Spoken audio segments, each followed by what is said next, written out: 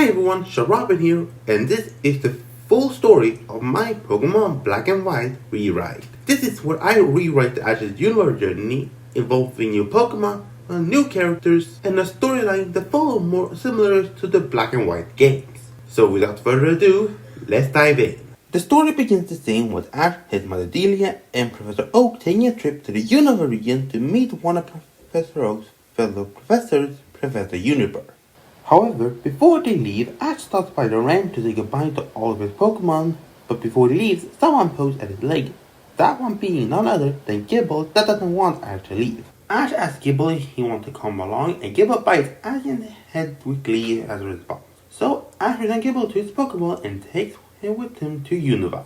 One flight later, Ash lands in Unova and starts looking around for more Pokemon, right before a thunderstorm came out of nowhere. Ash and Pikachu are surrounded by pillars of lightning, but before they can do anything, a mysterious stone flows down. But the very moment Ash touches it, the storm just disappears, with no trace of it ever being there. Just then, Ash's mother, Professor Oak, and Professor Uniper shows up to see if he's okay, and when Ash tells them what happened, Professor Uniper is quite interested of the stone that Ash had got. She asks Ash if it's alright that he does some testing on the stone, which Ash has no problem with, and with that, they all make their way toward Professor Uniper's lab. Once at the lab, Ash sees two trainers that seem to be waiting for Professor Uniper. He introduces them as Sharon and Bianca and tells Ash that they are two new Pokemon trainers who get their first Pokemon today. Bianca is friendly, but Sharon is cold and distant, not seeing Ash as something special. Once that's over, Professor Uniper releases the 3 starter Pokemon of the Unova region, Snivy, Tepig, and Oshawott. Being the first one to arrive, Sharon decides to pick first, and he chooses Snivy. While Bianca thinks it's unnecessary to mention that Sharon got here first, she still ends up choosing Tepig. Oshawott, seeing it was the only one who didn't get chosen, gets a bit sad. However, Ash comforts the little water type, saying that it's gonna find a great trainer soon. There shows Oshawott, who gets a pretty good picture of Ash. When the adults get into the lab and Professor Uniper takes the stone and goes to do some experiments on it, Bianca gets excited and wants to have a battle against Sharon, seeing that now they have Pokemon, they can finally have their own battle. However, Sharon wants to battle Ash. Seeing how he's a Pokemon trainer from a different region, he's sure that he has far more Pokemon that he's never seen before, and believes it will be far more interesting. Ash, never being one to say no to a Pokemon battle, agrees, and so they immediately begin their first official battle. Sharon sends out Snivy and Ash go with Pikachu. Sharon thinks that Ash must be joking. Sending out the electric type against the grass type, that is ridiculous. However, he immediately realizes that the Pikachu is far from any normal electric type. So unlike in canon, when Pikachu lost to a Snivy, which didn't make any sense, he instead wins this one, meaning Sharon now sees Ash in a different light, and now sees him as a strong trainer, but one that he eventually is going to overcome. Bianca is fascinated by it, and then immediately wants to challenge Ash to a battle too. But Sharon then points out that Pikachu already battled and Ash doesn't have any other Pokemon.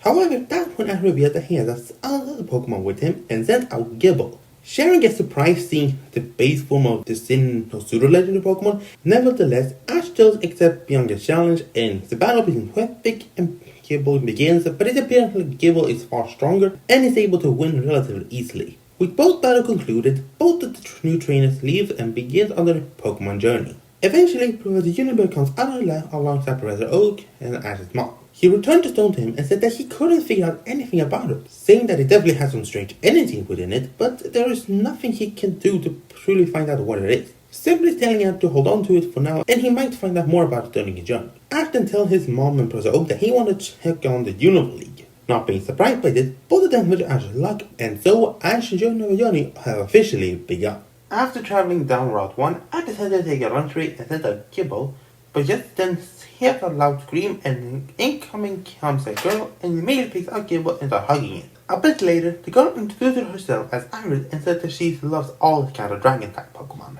After they talk for a bit, Iris wants to battle Gible and Ash agrees to have a battle. This is a 2-on-2 battle, and first Ash uses Pikachu against Iris Dino. The battle is intense from the beginning. While Dino is tough, Pikachu has a lot of experience. Eventually, it comes down to a collision between Iron Tail and Headbutt, and Pikachu comes out on top. Next, Ash sends out her second Pokemon, Axew. With that, Ash decides to return Pikachu and send in Gible. The battle between the two Dragon Tigers is far more even. While Ash and Gible are a great team, Iris and Axew are no pushover even. Using Ashew's smaller stature, is easily able to dodge Motogear's attack and are able to deliver some pretty good hits. As Iris starts getting confident, she immediately tells Ash to go in close for a dual shot. However, just then Ash tells Gible to bite onto it, which surprises Iris, and yet then Ash tells it to launch a Draco Meteor. This completely shocked Iris. How can such a little dragon type know such a strong dragon type move? However, at the time she could react, it was too late, and Ashley was launched up in the air and got caught in the explosion and fell down along with the meteors, landing on the ground unconscious. I returned to Ashley and said they did an incredible job. He had come up to her and congratulated him on having such a great and powerful dragon type. It is then when Ash learned that Iris is also planning to take it on in the Unova League, and that means that Ash has another rival. So Iris leaves and promises that they're gonna meet again and have another battle. A while later, Ash eventually stumbles upon a different sort of scene when he sees a boy, a girl, and a Rufflet battling against a little deerling. After Rufflet seems to weaken the deerling, the boy tries to throw a Pokeball, however the deerling manages to break out and runs away, which caused the boy to grunt in disappointment at the girl trying to comfort him. Ash then walks up to them and immediately the boy recognizes him as Ash from the Lily of the Valley conference. The two introduce themselves as Hilbert and his sister Hilda, who are from Stralton City. After the three begin to talk, Hilda reveals that she has a dream of becoming a performer in the Pokemon musical in the Buzzer City, as well as spreading the knowledge she gets there into other regions so the Pokemon musical becomes more well known. Hilbert is pretty similar to that in wanting to challenge the Unova League. However, he does not believe he's ready for it since he hasn't even been able to get a single Pokemon, so he believes he's going to only do it after a few years of being on the road. I try to encourage him, saying that the amount of time you spend on the road is not what determines a great trainer, it's the bond you forge with your Pokemon. Hilbert considering these words. However, before he can continue thinking about it, suddenly they get interrupted by the appearance of none other than Team Rocket, once again claiming they're going to capture Pikachu and Ash refusing to allow them. The battle immediately begins with Ash using Pikachu and Gible, however Jessie sends out her Survivor and Mega, as well as the new Pokemon she had gotten, Woobat. In the meantime, Jameson's iconic Vine and Meowth joins in to battle Hilbert and Hilda as they send in Rufflet and Volibile. At the beginning, the two new trainers struggles a bit, however seeing this, Ash shouts on her words of encouragement. This inspires the duo as they immediately become on the offensive and is able to actually pushing the two Pokemon back. Back with Ash, this unfortunately goes for a turn for the worse. While Pikachu and Gible are able to push them back for a while, eventually he decides to go with a simple strategy of brute force and gaining up on one Pokemon. And first they go in for Gible. And even with a powerful combination of Poison Tail, Sonic Boom, and Air Slash, is unfortunately enough to take the young dragon out. At the attempt to do the same with Pikachu, however, just then something hits Woobat and it gets knocked out. We revealed to be a water gun from none other than Oshawott. Recognizing it as the Pokemon from Universe Lab, and asking if he had followed him, which he confirmed. Immediately, the battle immediately takes a shift, as Oshawott be able to transform in water and Pikachu's electric attack becoming far more effective. Then eventually, Team Rocket decided to fall back, as Ash, Hilbert, and Hilda celebrating that they were able to win. One quick trip to the Pokemon Center, Ash thanks Oshawott for helping them. A quick call to Professor Universe later, Professor Universe agreed to allow Ash to have Oshawott accompany him on the journey. Being more than happy, Oshawott happily joined Ash's team, becoming his very Unovan Pokemon. Furthermore, both Hilbert and Hilda are incredibly impressed by Ash, and Hilbert decides to ask Ash if he is allowed to accompany him, with Hilbert telling Ash that he's not sure if he can truly become strong enough to take part in the Unova League. However, he believes that with Ash helping him, he should at least have a good shot. Not being one to turn the request down, Ash agrees to it, and the three of them become traveling companions for a foreseeable future. Eventually the gang get to Accumula Town, but then they notice there to be some sort of protest going on, so they decide to look into it. That's when they see a bunch of strangely dressed people and a man calling himself Getsin. He introduces himself and his follower as Team Plasma, and that basically does the same speech as at the end of the game. It's about how Pokemon should be related to people, and they are not meant to coexist with humans. This Durham make reactions on the ground, but they eventually leave and let people to ponder on their words. Ash is downright outraged with what they said. He doesn't believe anything they just told him. Hilbert and Hilda are pretty much in agreement with Ash, saying that they love their Pokemon and it doesn't feel right to separate. But just then, a certain green-haired man comes up to them and introduces himself as N, saying that he understands and actually agrees with what Team Plasma said. This caused some tension between him and Ash, and when N tried to approach Pikachu and ask what he thinks, Pikachu is full on with Ash here. and can't believe it, and he seems to be somewhat angry with it. Saying that he wants to hear the inner voice of Ash's Pokemon more, he challenges Ash to a battle. As Ash uses Oshawott, and calls upon a Purloin nearby and asks it to help him in battle, which he does. Eventually, Ash and Oshawott are able to push Purloin back, and End calls a stop to the battle, saying that he doesn't want his friend to get hurt more. With that, he leaves, and Ash has a strange feeling that he's gonna run into this End character again, and their ideals are gonna clash once more. The story continues, and the event of when Ash first encounters Sandal goes pretty much the same as it in the canon, since Hilbert and him, they're replacing Iris, didn't really change much. The episode when the gang reaches the Battle Club also goes pretty similar to the canon. The only difference here is that thanks to roughly, Hilbert is the first one to find Tepig, meaning Tepig mainly belongs to him, and Hilbert asks Tepig if he will come with him on the journey. Tepig will agree, but only if Hilbert managed to beat him in a battle. So Hilbert does so, battling Tepig with his Rufflet, and eventually is able to capture it. So the game eventually moves on, with Hilbert adding a second Pokemon to his team. Eventually, the gang managed to reach Strangler City, and Ash is starting to take part in its first official Unova League gym battle. On their way, they run into Silent, and he explains his dream of being a Pokemon connoisseur, pretty much inside canon, and eventually brings him to the gym, where he introduces himself as one of the gym leaders alongside his brother, Shilly and Cress. When Ash challenges them to a gym battle, they explain that they actually hold the battle in triple battles, a format Ash is not familiar with. However, being Ash, he's never seen no to a challenge, and he agrees to take part. The battle goes on the way, and the brothers use the trio of Pansage, Pansear, and Pampor, while Ash uses the trio of Pikachu, Gible, and Oshawott.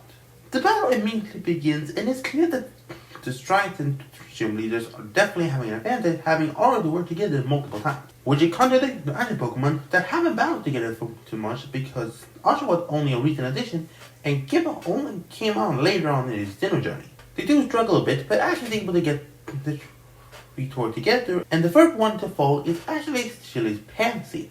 Upon seeing that Gible is a stronger threat, Crest and Silent combine their attack and actually is able to take it out. However, at that point, Pampor is taking a lot of damage, and a quick Thunderbolt from Pikachu is able to take it out, meaning now it's a 2-on-1, but Pansear still pulls pretty hard. However, it eventually comes to an end when Pikachu and Oshawott lands a dual strike of Iron Tail and Wraith Shell, which caused Pansear to fall, and meaning Ash wins his first Unova gym badge. Silent explained to Hilbert that they're gonna have to wait until tomorrow because their Pokemon are exhausted, but Hilbert realizes that he only has 2 Pokemon, so he can't take part in a triple battle even if he wanted to. When the king reaches the Pokemon Center, Hilbert tries to figure out how he can take part in a triple battle with only 2 Pokemon, with Hilbert suggesting that Hilbert go out and catch a new Pokemon. However, before they can attempt that, they notice that some mysterious pink mist shows up outside. When they rush outside, they run into Dr. Venom, who explains that something mysterious had gone on at Dream Zone, with the gang immediately offered to go investigate. But when they arrive, they immediately notice that their spotted Team Plasma Girl surrounding the place, and they immediately notice that they are surrounding a poor Munna. They demand to release it, but Team Plasma refuses, saying that they're going to use Munna's dream power to force people that have dreams about releasing the Pokemon against their wills. This infuriates the group, and they immediately begins to battle, with Ash using Gible, Hilbert using Tepig, and Hilda sending out a Pokemon she hadn't used before, Aldina. The Plasma Girls immediately send out a barrage of their own Pokemon. However, Ash and the gang are doing pretty well, with Gible serving as a front attacker, Tepig going in and providing backup when Gible needs it, and Aldino serving as support. We then come to when Hilbert battling the Team Plasma Girls that caused Munna, and immediately using Tepig against the Patrat. Hilbert is able to defeat the Patrat eventually, and able to free Munna from Team Plasma Crusher. Not long later, Officer Jenny shows up and is able to rid all of the ground, with only reinforcement that Team Plasma is definitely up to no good. When it's all over, Hilbert tells Munna she can go back now. However, Munna doesn't want to. He wants to stay with Hilbert, being more than happy to, Hilbert carrying Munna and having a third Pokemon on his team. When the gang go back to the Pokemon Center, they spend the rest of the day and a bit of the following day training and helping Hilbert getting more accustomed to a triple battle. When they felt all good and ready, Hilbert returned to the gym and challenged the 3 gym leaders to a battle. The gym leaders used the same 3 Pokemon as before, as Hilbert using all of his 3 Pokemon, Rufflet, Tepig, and Munna. When the battle started, Hilda noticed that Hilbert is actually using the same strategy they used when he fought against Team Plasma. Tepig serving as the frontal attacker, Rufflet falling close behind him, backup if needed, and Munna serving as support. It's an effective strategy, and in the end, they are able to take out tour very early on. However, that unfortunately pushed Chili and Silent to push even harder. Noticing how Moona served as a great supporter, they immediately focused all their attack on Moona, which eventually caused it to get done quickly. Hilbert at that point started to panic, but some encouragement from both Ida and Hilda, Hilbert was able to get back into it, having actually roughly to fly around with Tepig so they can easily move around and dodge attack, and actually provides some great aerial attacks. Eventually, it's enough to take down Panzer. However, Tepig is already quite exhausted, so a quick solar beam from Panzer is able to take it out, leading it to a one-on-one with Panzer and Rufflet. The battle is a back and forth, but eventually Type Measure wins, and Rufflet is the one left standing, and Hilbert is also able to earn the trio badge. The three traveling companions celebrate their success and eventually get on the road again to continue their journey. However, the following night, a mysterious movement is detected in the Dream Yard. It's none other than Team Rocket as they start gathering up Moona and Mushana's dream energy for a future project. Things pretty much go to Cannon Court for a while, with Ash still end up catching Snivy. But at this point, I'd ask Hilbert and Hilda to tell him a bit more about themselves, and this is where we're gonna get some of their backstory. Hilbert and Hilda both grew up in Mistral City, where they both got to spend a lot of time around flying type Pokemon, especially with Miles, the city's gym leader. It was by watching him, Hilbert started growing interested in Pokemon battles and wanting to become a strong trainer. Later on, when Miles retired and his granddaughter Scarlet took over the gym, Hilbert started to watch more of their battles and might even give Hilbert some tips, as well as giving both him and Hilda their starter Pokemon, Rufflet and Lullaby. We also get a scene when Hilda promised Skylar that one day he's gonna return, and when he does, he's gonna send her to a battle, with Skylar promising Hilbert that he's gonna accept the challenge and they're gonna have an awesome battle. We then have a scene with a younger Hilda along with her family going to the Plaza City and watching the Pokemon musical for the first time. This is where Hilda started getting involved in the Pokemon musical and wanted to participate herself. Lastly, they have a moment where they talk about what Hilda was training Lullaby for a performance when Ardino showed up and actually got interested in the performance. But then when Hilda got injured during their practice, Ardino was right there to heal her. So Ardino decided to go with Hilda to both help when they come to performing and also heal Hilda in case she gets injured. As they continue the journey, they eventually ending up at another battle club where they run into Sharon a second time. This is when Aaron introduces Sharon to Hilbert and Hilda and vice versa. And Sharon tells that he has gotten stronger and wants to see how he fares against him in battle. However, before Aaron can accept, Hilbert walked forward and said that he wanted to battle Sharon. Being surprised by this, Sharon does eventually agree, saying he wants to know how someone that's been traveling with Ash would actually fare in battle. So he agrees to the battle, and the two will eventually take part on the battlefield. They send in the first Pokemon with Jaren sending in Purloin as Hilbert sending in Moona. Immediately it's apparent that Hilbert is clearly outmatched, as Purloin is both fat and has a type advantage, while Moona doesn't actually have any attack that can actually hit it.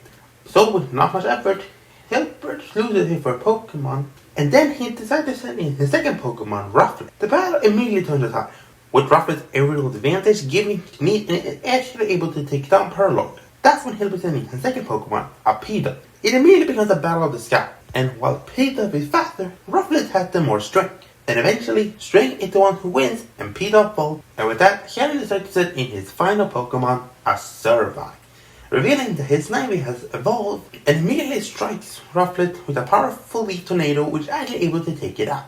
With that, Hilbert sends in his final Pokemon, Tepig, and while it seems that Hilbert has the advantage, Sharon is definitely no pushover. With Servine's power, is able to easily counteract the type advantage Tepig has. And eventually, Tepig is the one who falls, meaning that Sharon has won. Sharon dismisses Hilbert as not a strong trainer, however, Hilbert immediately tells him that he's gonna become stronger, eventually he's gonna beat him next time. Sharon doesn't really believe it, and they decide to go since his Pokemon are exhausted, he cannot battle Ash at their current state. So immediately, Hilbert has made his first official rival, and he's gonna prove to Sharon that he's far more capable than he believed. After a few days, Ash and the gang eventually reach a daycare, and one of the workers there asks if they can allow the children there to play with their Pokemon. However, all of a sudden, Team Plasma shows up and demands that the kids releasing all their Pokemon. And immediately, the gang spring into action, with Ash and Hilbert battling the Team Plasma Grunt and Hilda trying to protect their children.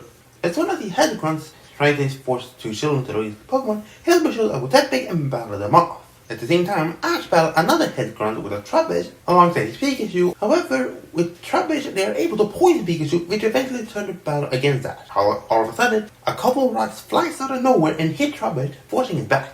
It turned out to be none other than Santa with glasses, who had actually shown to follow Ash and Pikachu, coming to respect Pikachu's strength and wanting to battle him again. But seeing all the trouble, he decided to help them for the day. So Pikachu and Santa immediately combine the two powers and is able to take down the grunts they were facing. With nothing left to do, Santa leaves, but Ash has a feeling that Santa is eventually gonna show up again. At the end of the daycare workers thank the gang for helping, and one of them gives Hilbert a Pokemon egg for protecting the children. Hilbert is happy about this, and Ash helps him getting his very first Pokemon egg. Our next stop on the journey is as Ash, Hilbert, and Hilda travel. Eventually, they run into Bianca once again. Ash introduces Bianca to Hilbert and Hilda, and vice versa. And that's when they learned Bianca is currently looking for a machine that he's been trying to capture for a few days. The gang decide to help her find it, and eventually they find it, and Bianca chooses to use her newly evolved Pignite to battle and eventually catch him.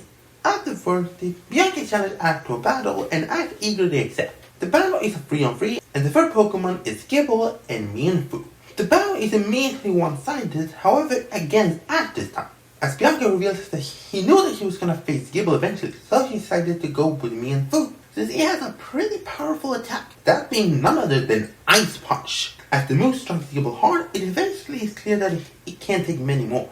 However, Ash and Gible still fight it off, not allowing Mienfoo to defeat him easily. But eventually, a powerful Ice Punch uppercut is able to take down Gible, meaning that Bianca managed to defeat the Pokemon that defeated her last time. After that, Ash descends in Snivy, and with her clever use of Attract, they're able to defeat Mienfoo relatively easily. Bianca then sends in her Machino, and the battle immediately begins. Since none of them can truly utilize Attract, it becomes a battle of all their other moves.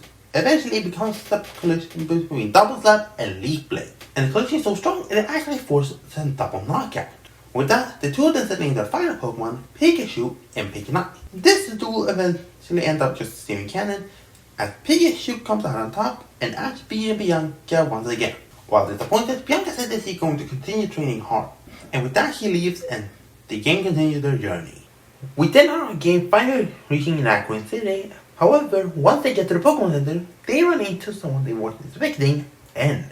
N asks Ash if he can have a moment of his time, and Ash eventually agrees. N again explains his idea of having Pokemon separated from humans, and this caused Ash to get angry. He's saying that Pokemon human are fighting hunting kid after so long and forcing him apart is just cruel. However, N just smiles, saying that he appreciates Ash's strong ideals, but says that in order to face his ideal, N is going to have to use his own truth.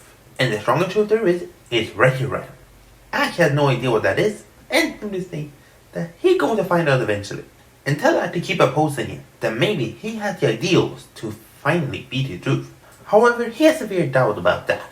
When Ed leaves, Ash reunites with Hilbert and Hilda, and he explains what El told them. Being a bit confused by this, they suggest that they go to the Nacrene Museum, seeing that it has a library where they could probably learn more about it and talk about it. While there, they start reading and eventually find a book about two legendary Pokemon of the Unova region, Zekrom and Reshiram.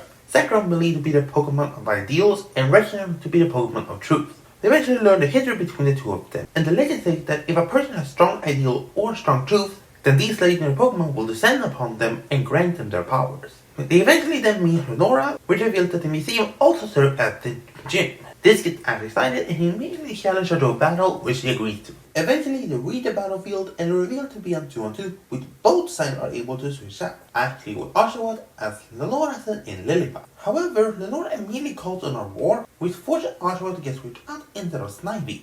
Then Lenora switches out and said in a Watchog, we completely throw her at the river a bit. Lenora then have Watchog using Confusion to cause Snivy to be unable to move around as much, which really throws Ash back. However, that is when Ash decided to pull out the little strategy of his own in Attract.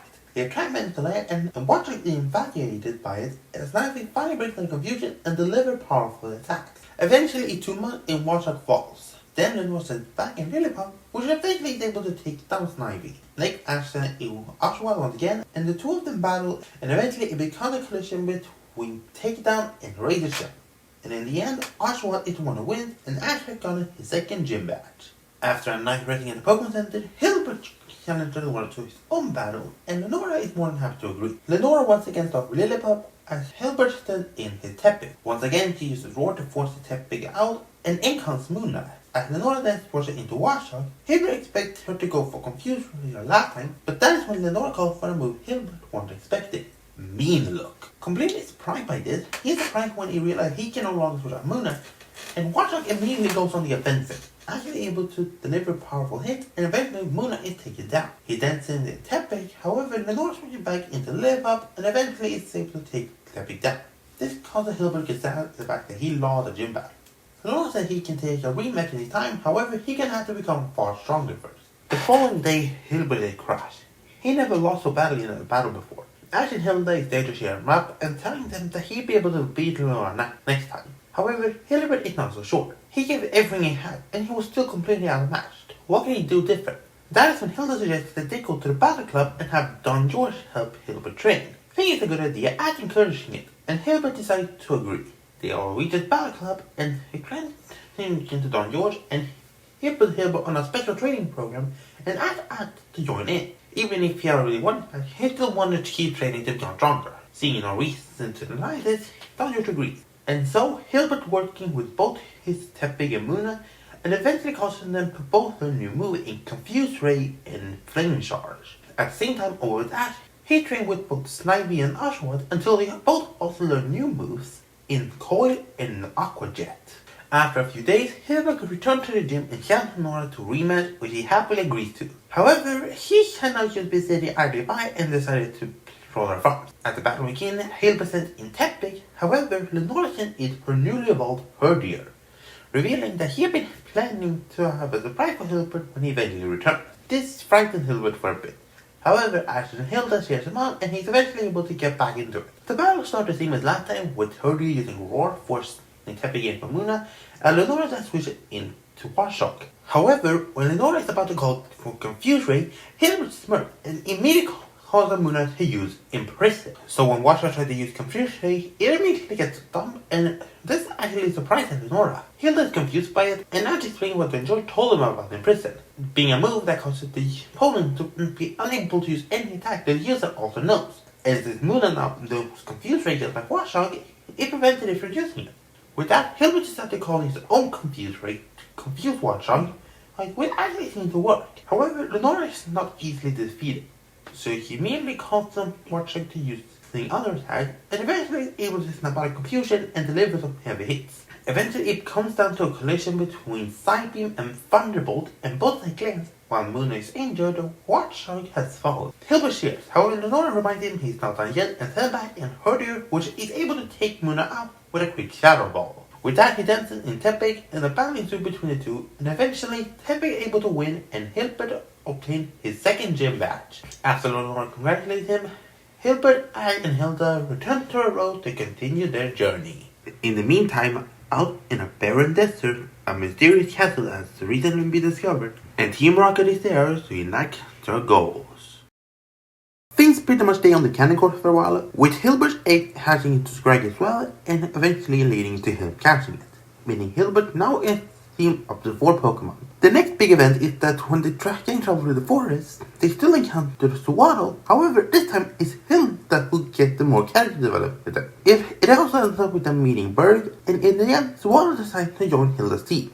Our hero arrives in Castelia City, however, while walking around, they get a call from the Uniper telling them to meet her at the Pokemon Center. Once they get there, they meet up with the Uniper, however, they also see another person with her. That being none other than Looker of the International Police. Ashley greets Looker and introduces him to Hilbert and Hilda, but then Looker explains that he's here on an urgent mission. Team Rocket have appeared and is gonna be attempting to raid the Relic Castle. Not sure what it is, President Universe started explaining the lore about the Relic Castle and about an ancient Unova legend.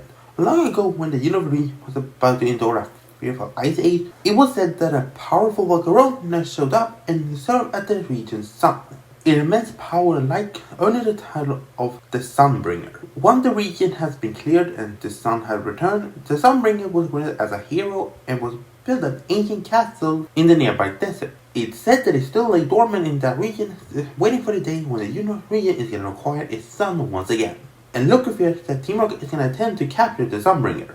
Not wanting to allow that to happen, Ash, Hilbert, and Hilda are motivated to help, and they all head toward the Relic Castle. Once there, the place is already crawling with Team Rocket grunts.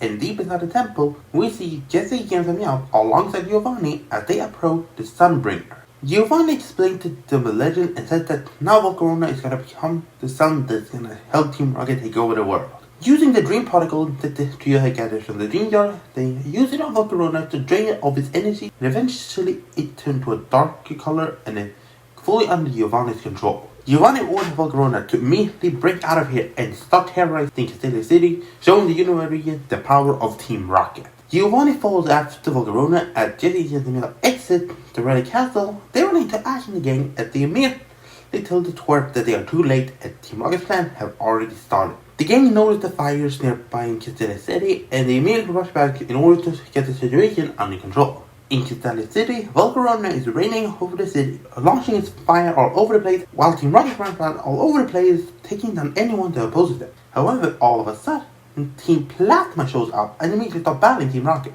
saying that Team Rocket is exact opposite of what they stand for and they are not going to allow it. So the grunts begin to battle one another as Ash and the gang sees that they knows that they're gonna have to get past all the grunts to get to Volcarona. As Ash battles a few of the grunts with Pikachu, they eventually overwhelm him. However, all of a sudden, a powerful flame flow shows up and it comes from none other than a Darmanitan. Confused, wondering who his trainer is, he then hears a voice saying that it's not his Pokemon, but just a friend. That voice belongs to none other than N. N explained that he heard the Sunbringer's call for distress and not going to allow such horrible people to do what they want. While Ash is reluctant, he knows that he can't win this battle alone, so he and N team up and manage to take on the grunts he's facing just now. With the entire region at stake, Ash, Hilbert, and Hilda team up with Team Plasma and N in order to combat Team Rocket. The grunts battle linking all the Team Rocket grunts. Hilbert and Hilda battle against JC and James, using Rock and the Lullaby against Woobat and James' newly caught Yawmask. A bit further away, N and Darmanitan are battling together and taking on Metori alongside a Golbat.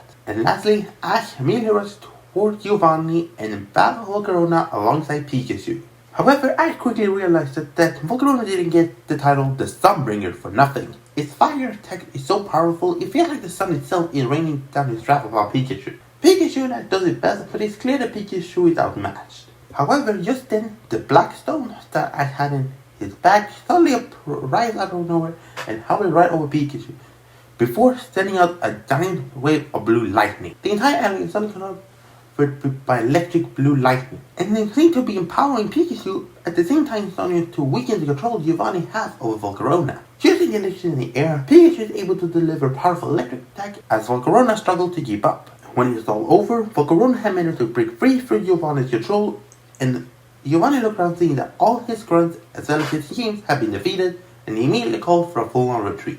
The stone immediately floats back to Ash wondering how in the world this stone was able to do it. The Team Plasma Ground have also started retreating, but then we also see N slowly walking away, saying that he has finally found the one whose ideal will rival his truth. As Hilbert and Hilda joins back with Ash asks Volcarona if it's okay. Volcarona gives a quiet nod, however just then, a golden light starts surrounding it, and Volcarona is sealed up inside a golden cocoon. Ash wonders if Volcarona is okay, however, Volcarona then sends out a golden wave towards Ash, and he hears Volcarona's voice through telepathy. Volcarona explains to Ash that the amount of energy it used to get out of Team Rocket's control and the amount of energy Team Rocket had to control had not rendered Volcarona weakened, and it will not be able to sustain itself much longer in its current form. But he also reveals that thanks to ancient time, Volcarona had the ability to sense the inconsiderate, and he knows that soon an event that's going to shape the entire universe is going to take place, and he believes Ash has the ability to stop it with the power of Zekrom. Ash is not sure what exactly the power of Zekrom means, but Volcarona explains that he wishes to aid Ash in his quest and any other endeavor he's embarking on. So Volcarona asks Ash if he can join him on his team, and Ash is more than happy to accept. And with that, the cocoon starts to break and out crawls the Volcarona. However, it's now a smaller Pokemon, Larvesta. Using its last power it has, it reveals that in order to sustain itself, it needed to convert to a form that would take less energy, so a pre-evolved form was the best option. And it's more than happy to add Larvesta to the team, and with that, Ash now has his third Unova Pokemon. Later, Ash and the gang meet Professor Juniper and Looker at the Pokemon Center as they talk about the situation that happened. The thing that surprised them the most was that Team Plasma actually decided to join forces with them to stop Team Rocket, which is confusing since in other reports they have been shown to attack and attempt to harm Pokemon, but now they fought against villains which use Pokemon to harm people. This caused a lot of confusion in the group because it started to become unclear if Team Plasma are good guys or if they really are bad guys. Looker said that he is going to look closer into it and see what Team Plasma's true goal truly lies. Later on, Ash explained to Professor Juniper what happened with the stone, and he's surprised to hear that, but she's still quite unsure. But she tells that her father, Professor Cedric Juniper, might know more, and if they happen to see each other, he should tell him about the stone and see if he knows more. A few days after the Team Rocket attack on the city, Ash and the gang travel and eventually get to the Castelia gym to challenge Berg to a battle. However, once they get there, Hilbert actually surprises Ash and actually wishes to battle first. Being quite a surprise since in the previous battles, Ash had always gone first, but Hilbert said that he wanted to show that he can win without having Ash battling first. Ash, respecting that choice, agreed to it, and with that, the battle between Hilbert and Berg begins. Berg sends in Dwebble as Hilbert starts presenting against Scraggy. Having done some battle training with Ash's other Pokemon, Scraggy is gaining some battle experience. Unfortunately, Dwebble is far more strong and is way more knowledgeable when it comes to combat. So after a few hits, eventually Scraggy falls, meaning Hilbert had lost his first Pokemon. Being more resolute than before, Hilbert takes calm and sends in Rufflet as the next choice. This actually becomes better, since Rufflet can easily outspeed Dwebble and deliver some good hits. And eventually Rufflet is able to take Dwebble out, even the score out. Berg in his Whirlipede, and it immediately becomes a battle of speed. While both of them are fast, Rufflet has the advantage of being able to fly. And even if your Whirlipede can jump up in the air, it cannot move around while up there. So that gives Rufflet the ability to immediately delivering attacks far easier than Whirlipede does. So eventually it comes down to a collision between Steamroller and Pluck, and it actually causes in a double knockout. And so they send in the last Pokemon, with Berg going for Leavanny as Hilbert is in Tepig. This battle is back and forth. Eventually it comes down to a clash between Hyper Beam and Ember. However, with its strong drive, the Ember is actually transformed into a flamethrower. So it's able to break through the Hyper Beam and actually lands Leavanny, causing him to get knocked out. Meaning that Hilbert has finally gotten his first gym badge. The following day is now Ash's turn to battle, and Ash starts presenting as Snivy. However, Berg decides to go in for a different Pokemon in Karrablast. The battle between the two is ferocious. While Snivy is calm and collected, Karrablast is ferocious and wild. Even attract doesn't work since Karrablast is actually a female. However, in the end, the calm style wins, and Snivy is able to take down Karrablast relatively easily. Then Berg sending his second Pokemon Whirlipede, and with Snivy already being started from battling Karrablast, Snivy falls quickly. That is actually what surprises everyone except in Larvesta. And the battle immediately takes a shift. While Larvesta doesn't have the same amount of power as it did before, it's still a powerful Pokemon and has the type advantage. So in the end, a powerful Fire Spin is able to trap Whirlipede and eventually take it out. Next, Berg calls in Leavanny, and the battle between the bug types is immediately a noticeable change. While Larvesta has the type advantage, Leavanny has the speed and power, as well as having Protect to block against the more ferocious fire type attacks. So in the end, Leavanny is the one who comes out on top. With that, it comes down to a last fight between Leavanny and Pikachu. And just like in canon, Pikachu wins, meaning Ash getting his first gym back, and with all their objectives done in the city, they immediately move along towards their next destination. Things continue as normal until we get to the episode where Bianca meets up with them again and actually wants to attempt to capture an Emolga. The episode goes pretty much the same, except this time it's Hilda who finds Emolga first, and it's being attacked by three Watchdogs he had avenged before. Sending out Wallabite and Swaddle, he immediately tries to battle them up, and Emolga seeing this, decides to join in. While it's a 3-on-3, Emolga, Wallabite, and Swaddle unfortunately are matched. That is, however, when Swaddle is covered by a white light and evolved into Swadloon. Together, the three of them is able to fight off the Watchdog, and Emolga decides it wants to join Hilda's team. More than happy to, Hilda catches it, meaning Emolga is now added to her team. A few days later, our gang travels down the road. However, all of a sudden, they hear rushing in the bushes, and just then, an angry Druddigon comes out to them. As Ash tried to attempt to battle it off, they immediately hear a voice, and all of a sudden, Iris comes in rushing and tells Druddigon to calm down. When Iris notices Ash, they immediately start catching up, and Ash introduces Hilbert and Hilda to Iris, and vice versa. Iris explained that he had been traveling really hard and managed to obtain free badges. Ash said that he had also been able to take free. He then suggests that they have a battle, with Iris more than happy to agreeing to it. The battle is a 3-on-3, and first up is Oshawott versus Dino. It's immediate that Iris has become way stronger. As Dino's attack and brute force is more than enough to counter Oshawott's attack. Eventually, Dino lands a powerful headbutt and is able to take Oshawott down. Next is Pikachu, which is sort of a rematch from last time. With Dino over the weekend, Pikachu can easily finish it off, meaning Iris is now down one Pokemon. He then sends in a second Pokemon, Fracture, showing that her IQ has evolved. The battle between the two is intense. Pikachu is doing his best to point off Fracture's power, but it's not easy. Eventually, Fracture is able to take Pikachu down, but it's definitely weakened as a result. So then Ash sends his final Pokemon, Gible, who is able to deliver a powerful rock smash right to the gut, which is able to take down Fracture. Lastly, Iris sends in Druddigon, and the battle between Dragon commences. However, the size of Druddigon easily outpowers Gible. However, Gible refuses to lose his heat. So when Druddigon tries to land a powerful Dragon Claw, Gible's body is covered by a blinding light and evolves into a Gabite. But then Gib actually rushes right past Druddigon and delivers 2 quick slashes with green glowing claws, revealing it to have learned Dual Shock. It basically becomes a slugfest. While Druddigon is still bigger, it's definitely not faster, so Gabite is able to dodge most of the attack and deliver more. However, anytime Druddigon lands an attack, it easily makes up for it. Both of them exhausted, both Ash and Iris call for a Draco Meteor. Both of them launched the meteors up into the air, and both of them are immediately fell with 100 of meteor rocks. When the smoke clears, both Gabite and Druddigon are laying unconscious, making this battle a draw. Although angry that he didn't win, Iris still compliments Ash how strong he has become, and Ash doing the same. And with that, Iris leaves, and our heroes depart for their next destination. As the journey continues, we eventually get to the episode where Sandal and Ash have another battle, but then they get interrupted with the Tree of Ducklets. This pretty much goes the same with Pikachu still learning Electro Ball, and the Pikachu and Sandal having a battle, with ending Sandal evolving into Krokorok.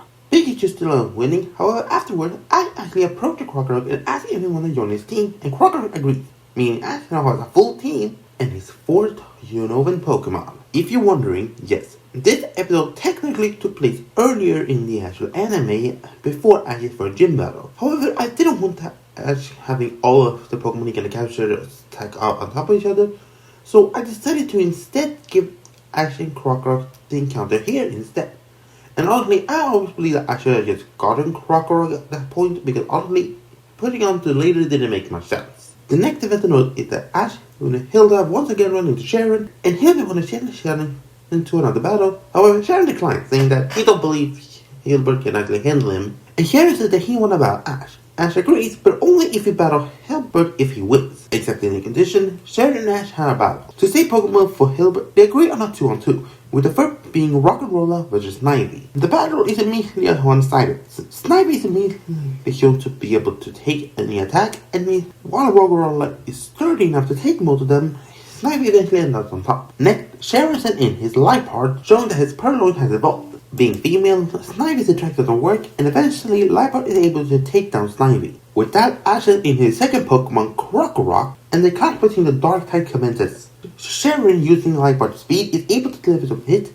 However, when he goes in for a slash, that is when Ash actually a Krokorok using Stone Edge, but actually keeps them spinning around him, forming a Stone Edge counter shield. Being completely caught off by it, Sharon can't do anything with Liepard is knocked away before Krokorok sends the stone toward it and is able to knock it out, meaning Ash has won against Sharon, showing Sharon that he still have a long way to go if he ever is going to battle Ash. With that, it's then time for Hilbert to battle Sharon, and they begin by sending in Tranquil and Rufflet, showing that Liepard is not the only one of Sharon's Pokemon that have evolved. Hilbert thinks this is gonna go similar to last time, however, Tranquil has gone way faster and stronger, and after a couple of clashes, is able to take Rufflet down. Next, Hilbert sent in Tepig, which is able to take down Tranquil after a few flame charges boosting his speed. Lastly, Sharon sent in Surviving to be able to mimic the winter last time. For the most part, it goes so, with Tepig being pushed back, with Survivor barely taking any damage. But just then, Tepig let out a powerful cry and evolved into Pignite. Hilbert is happy about it and calls for a flame charge. However, Pignite just rushes in with a glowing hands and actually delivers an arm thrust. But just then, everyone noticed something. Whenever Hilbert calls on a move, Pignite doesn't do it, and actually going for any attack it does it then. Sharon Ring can take advantage of that and calls for a lead tornado to keep it at bay. Hilbert tries to tell Pignite to dodge it and go in for a flame charge. However, Pignite just calls for a flamethrower instead to counter it. It's a fierce clash, however, Flamethrower is able to outpower the tornado and is able to land his survive, taking it out. Hilbert is happy that he won, but just then Pig Knight blasts him with a flamethrower and storms off. Hilbert not sure what happened. Sharon walks up to Hilbert saying that if that is how he trained his Pokemon, he's never going to be able to enter the universe. He may have won this time, however, that was just a dumb luck, not actual skill. With that, Sharon departs, and Hilbert looks for Pig Knight, wondering what happened to his friend.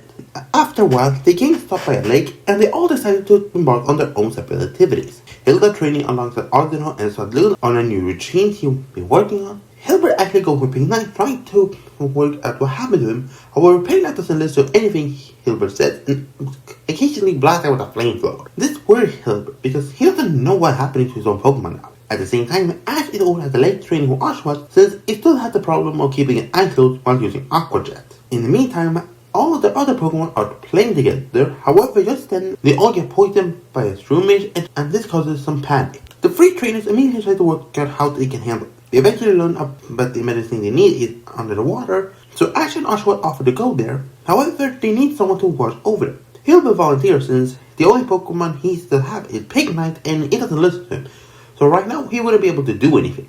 Understanding, Hilda leaves Ardeno with him to help Hilbert take care of the Pokemon, so Ash, Hilda, and Oshawott go toward the lake trying to obtain the medicine they need. However, before they can get the medicine, suddenly the water splashes up around them and out of it comes a fearsome Pokemon, Seismitoad. Clear that it will not allow them to enter the lake, so then immediately becomes time for a battle. So Ash and Oshawott do their best to actually battle against the big water type. Luckily, being small gives it the advantage, and they're able to deliver a good couple of hits. However, when it looks like Seismitoad is about to pass out, it suddenly seems rejuvenated. Confused by this, all of a sudden they notice another Pokemon next to it, an Alomomola. Right, they are actually working together, Seismitoad being the attacker while Alomomola serving as healing. Seeing this, Hilda offers to take Alomomola as Oshawott still handles Seismitoad. The battle between Alomomola and Swadloon comes on, and Hilda is getting the upper hand. Eventually, Alomomola gets hit by a powerful energy ball, which actually causes faint, and Hilda is actually capturing it, making it her 5th Pokemon. At the same time, Ash battling against Seismitoad got on pretty much the same, however Seismitoad is able to deliver some powerful hits. Just then, Oshawott uses Aqua Gel to actually avoid and is able to keep his eyes open and actually be able to land a good hit. However, when the Aqua Gel goes off, Oshawott is suddenly covered by a blinding light, and when it dies down, now sees a different Pokemon, Duwat. Actually excited by this, and Duwat using his twin razor shells is able to skillfully block most Seismitoad attack, but at the same time delivering some good hits. All of a sudden, Seismitoad stops the attack, but instead it bounces, respecting Duwat's strength and allows it to get the medicine. When it's all said and done, the game continues onward with some new team members and evolution on their side. A few days later, President Juniper asks Ash and his friends towards Pacific Lab. However, when they come there, they are surprised to see Iris there as well, seeing that she also got an invite. With that, President Juniper presents them with 2 fossils, a plume fossil and a covered fossil. Explains that he's going to be attempting to restore these Pokemon, and all of them are excited. After the process is complete, all of a sudden he presents 2 fossil Pokemon, Arcan and Tortuga. Everyone is fascinated by them. However, before they can do anything, Team Rocket shows up and attempt to steal the Pokemon for themselves. Not gonna allow it to happen, and the game immediately battles. But in the commotions, Yes is able to corner Arcan with Omega, however Iris shows up beside it and battle alongside it. At the same time, James and Yamask is trying to get Tortuga, however Hilbert is alongside it and keep it safe. Eventually, King is able to afford Team Rocket back, and seeing how well they work together, President Juniper gives Arcan and Tortuga to Iris and Hilbert respectively. Both being happy about it, they welcome their new veterans to the team, and eventually they continue on their journey. A while later, our game manages to get to Boss Town, and they get here about a club battle that will be taking place. Being more than excited, Ash, Hilbert, and Hilda decide to all sign up. Once they get there, they also notice that Sharon, Bianca, and Iris are all there to also participate. After doing the registration, they eventually enter and get to see what battles they're gonna take part in. These are the matchups for round 1, and pretty much everyone our main character will move on, so let's not get too much into it. However, when Iris sees who's battling in the first battle, she gets a bit annoyed. Hilda seeing this asks Iris what happened, and Iris explains that the girl is named Georgia and is a Dragon Buster which have intended to battle her several times to defeat our Dragon type. He meant to defeat her, but now he's attempting to get in the Univity just to defeat Iris. Nevertheless, this is the match round 2, And Ash battling in Georgia, pretty much got the same as canon, and Hilda battling a trainer we do not know, we pretty also get back to. Next, we have the battle against Hilbert and Sharon. Sharon doesn't really mind too much since he believes he can easily beat Hilbert. Hilbert, on the other hand, is quite nervous. He has decided not to use Pig Knife for this since he still doesn't listen to what he says, so he's not sure battling with him right now will be a good idea. And so, when they send out their Pokemon, Sharon sent in a Frillish as Hilbert sent in Scraggy. Sharon thinks that Hilbert is just joking around. Unfortunately, Scraggy is immediately getting bombarded with attacks. Pretty much not having anything EQ to get Frillish, Scraggy unfortunately get beaten. It seems to be over, and Sharon sends Frillish to go in close for a finishing move. However, just then, Scraggy's eyes burn with rage. As he gets hit by a close-up Shadow Ball, it then reels back in the fist and thrusts it forward, covering a dark energy, which strikes Frillish hard, which knocks it right back. Surprised by this, Hilbert looked in the Pokédex and learned that Scraggy had learned the move Payback. Seeing a lucky break, Hilbert continued to using Payback over and over, as Frillish does it best to avoid and delivering attacks. Having used Confuse Ray to even confuse Scraggy, Hilbert tested to use a Payback trying to finish it quickly. But just then, Scraggy actually charged in with a headbutt instead. Sharon believes now he has in the back and just wait for it to get close. However, when Scraggy closed, Hilbert tells her to use Payback now. And just in the time, Scraggy changes his headbutt to Payback and is able to land the attack, knocking out Frillish, meaning Hilbert had beaten Sharon. This time around, Sharon said that the battle was won out of pure luck and actually confident Hilbert on winning. But he says that if he doesn't get Payback under control, he's not going to be able to win the next battle. Hilbert nodded it, knowing that Sharon does have a point. The next match is Iris versus Bianca. Bianca uses Litwick as Iris uses Dino, and Dino is able to quickly get rid of Litwick because of a type advantage. With that, we then get into the semifinal as Ash battling Hilbert as Iris taking on Hilda. In Hilbert versus Ash uses Krokorok as Hilbert uses Munna. Hilbert surprised everyone by using a non-damage move for the most, like using Confuse Ray to confuse Krokorok and uses other moves to pretty much block any Krokorok's attacks. Hilbert knew that Krokorok may be used here, so he knew how Munna practiced using non-damaging attack as much as he could in order to get the upper hand. However, while it's good in theory, in action it's not so simple. Ash, having battled many trainers who used a non-damaging move as much as they could, but he's able to outmaneuver Hilbert and eventually taking Munna out. Hilbert is disappointed, but Ash compliments him on using a well-thought strategy and believes that with some more training he can go far. They then leave the battlefield, and next is Hilda versus Iris. Knowing that she doesn't have much to counter Dragon, Hilda uses Audino as Iris going with Fracture. The two of them battle hard, but Fracture eventually gets the win against Audino and Iris moves on. When it's time for the final, it's now Ash versus Iris. With that, Ash sends in Pikachu as Iris sends in Druddigon. Both have saved these two Pokemon for the final battle. The battle is intense. While Druddigon has power, Pikachu has the speed. The battle is a pretty strong back and forth until they both rush in with a final attack of Iron Tail for Pikachu and Dragon Claw for Druddigon. When the attack ends, they both stand strong for a bit. However, in the end, Pikachu is the one who falls, meaning Iris is the winner of the Claw battle, and Ash goes up to congratulate her. With the battle now all over, Ash and the game continue onward to Nimbasa City and Ash and Hilbert's next gym battle.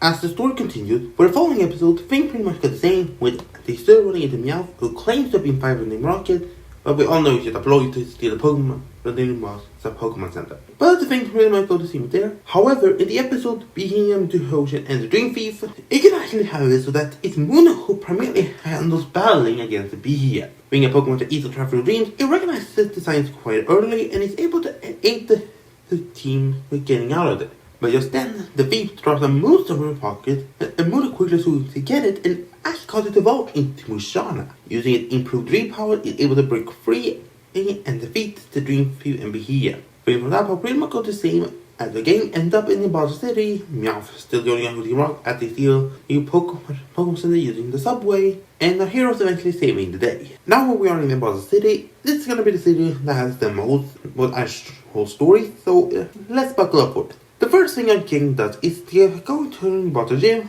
so Ash and Hilbert can have their gym battle. Hilbert, being worried about Pig Knight, allows Ash this time to go first. While in there, they meet Elisa, and having taken somewhat of a mentor role, well, Ash doesn't just go in with a single Pokemon, and him actually having more than one ground type allows him to pretty much run the opposite team with 3 Pokemon. It's a 3-on-3 like cannon, and the first matchup is a striker versus Gabite. The battle is intense, since the striker is a pretty heavy hitter. However, Gabite is still strong and is able to get the first win. Next is Emolga, and using its flying ability and track, is able to get Gabite vacated and fortunately is enough to take it out.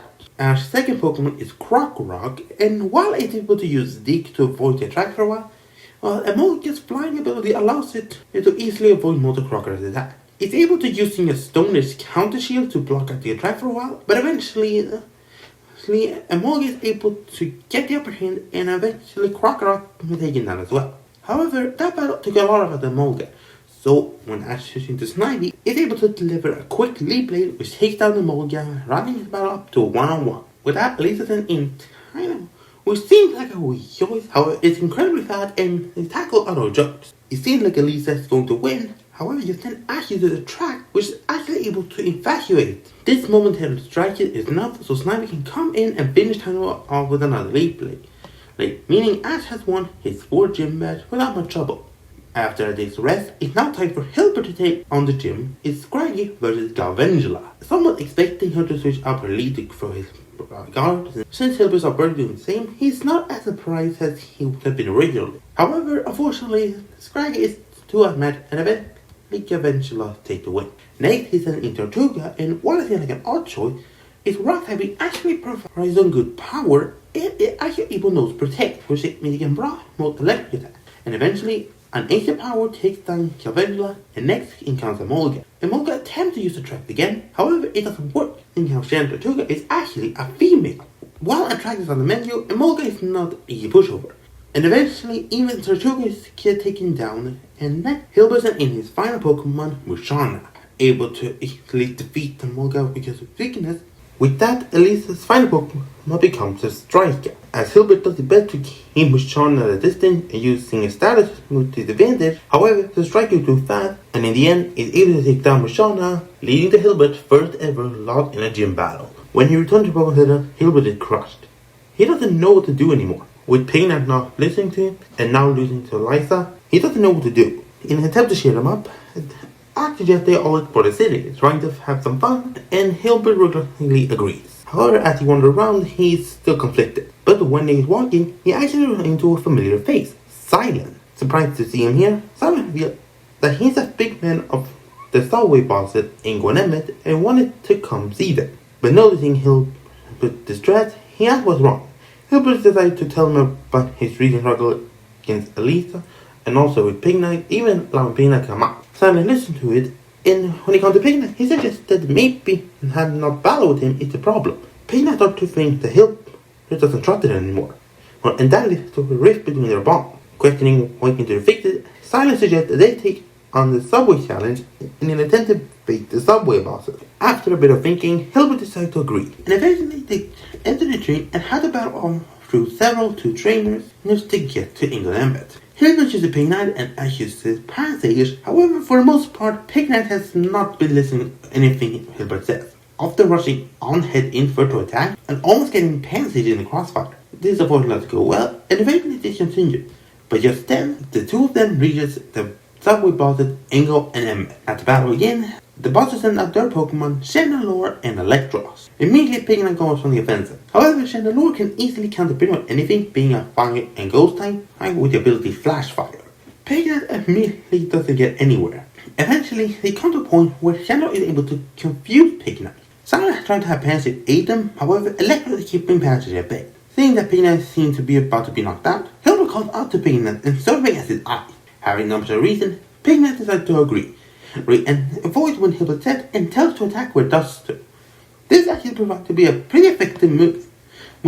Not having to rely on his eyesight, his concentration is improving, and eventually he can open his eyes again, but he still does what Hilbert says. Being happy by this is Hilbert keep pushing the attack. However, that's when the subway boss delivers a combination attack and unfortunately take both Pignat and Passage out. The subway boss congratulates them and says that they have a long way to go, but they can definitely get there. Once outside, Hilbert thanks Silent to battling with them, saying that he believes he's now finally be able to keep going alongside Pignat. Over with Hilda, she's over at the Pokemon musical and is excited to see another musical and hopefully be able to recommend herself. Just then, Hiro and the director saying that they have a problem since the director that will be working today is unfortunately calling sick. Hilda offers to aid and decides to do so. Hilda, working a lot with her own Pokemon as well as some of the Pokemon that are in the studio, she's able to put up a performance to dazzle the audience. The owner thanks Hilda and all well done, and suggests that she has a bright future and offered to have her stay here and keep working with her. While happy about it, Hilda said that she's currently on a training alongside her brother and a friend, so she may have to take off another day. Being understandable, the man agrees, and so Hilda returns to the Poké Center to meet up with Ash and Hilbert. Lastly, we're ready to Ash, who is currently at the amusement park with Pikachu, trying to on some of the attractions. However, once he gets to the Ferris wheel, he actually encounters N. When N sees him, he actually asks Ash to come with him on a little ride, and Ash progressively agrees. This is where N reveals that he is in fact the king of Team Plasma, telling us that he's planning on using Resonance power to force people and Pokemon to be separated. Ash is fully against it. However, N then encouraging Ash to be against it, because according to the legend, the hero of truth and the hero of ideal are supposed to face off, determining Unova's future. And N believes that Ash may in fact be the hero of ideals, the one who is to face him and determining the future of people and Pokemon. Ash starting to realize the pressure now. If Team Plasma get what they want, Pokemon and people may just be forced to separate. However, he will not allow that. He will not allow people and Pokemon's bond to be severed just like that. And then revealed that there is another reason he came to Nimbus City, and that is because an old friend of his was bringing him to his father and to his village. And since him somewhat respect Ash, and invites Ash to come along. Not sure if he should trust him, but believing that it would be important to come along, Ash agrees. With that, the two of them go towards the Lockhorn Forest. Just then, something appears in front of N, and it's revealed to be a shiny Zoroark. This Zoroark looks towards Ash with disdain. However, N calls it down, saying that it's not gonna harm him now. But for now, it's time for Zoroark to bring him to his father. And so, the Zoroark agrees before using his illusion power and apparently opening a portal, or in fact, uncloaking an illusion. Once they enter, they see a valley full of Sora and Zoroark, and tell Ash that this is the Hidden Valley, a place where Sora and Zoroark live peacefully outside of any Pokemon or human detection. He also reveals that the Zoroark beside him is actually the son of the Elder, and now he's gonna ask the Elder for aid. Surprised by this, Ash asks N why he brought him with him if he's just gonna ask for help to take him down. But N just smiles, saying that while he's not against Ash personally, as the hero of truth, he needs to show that he truly is the right way to go.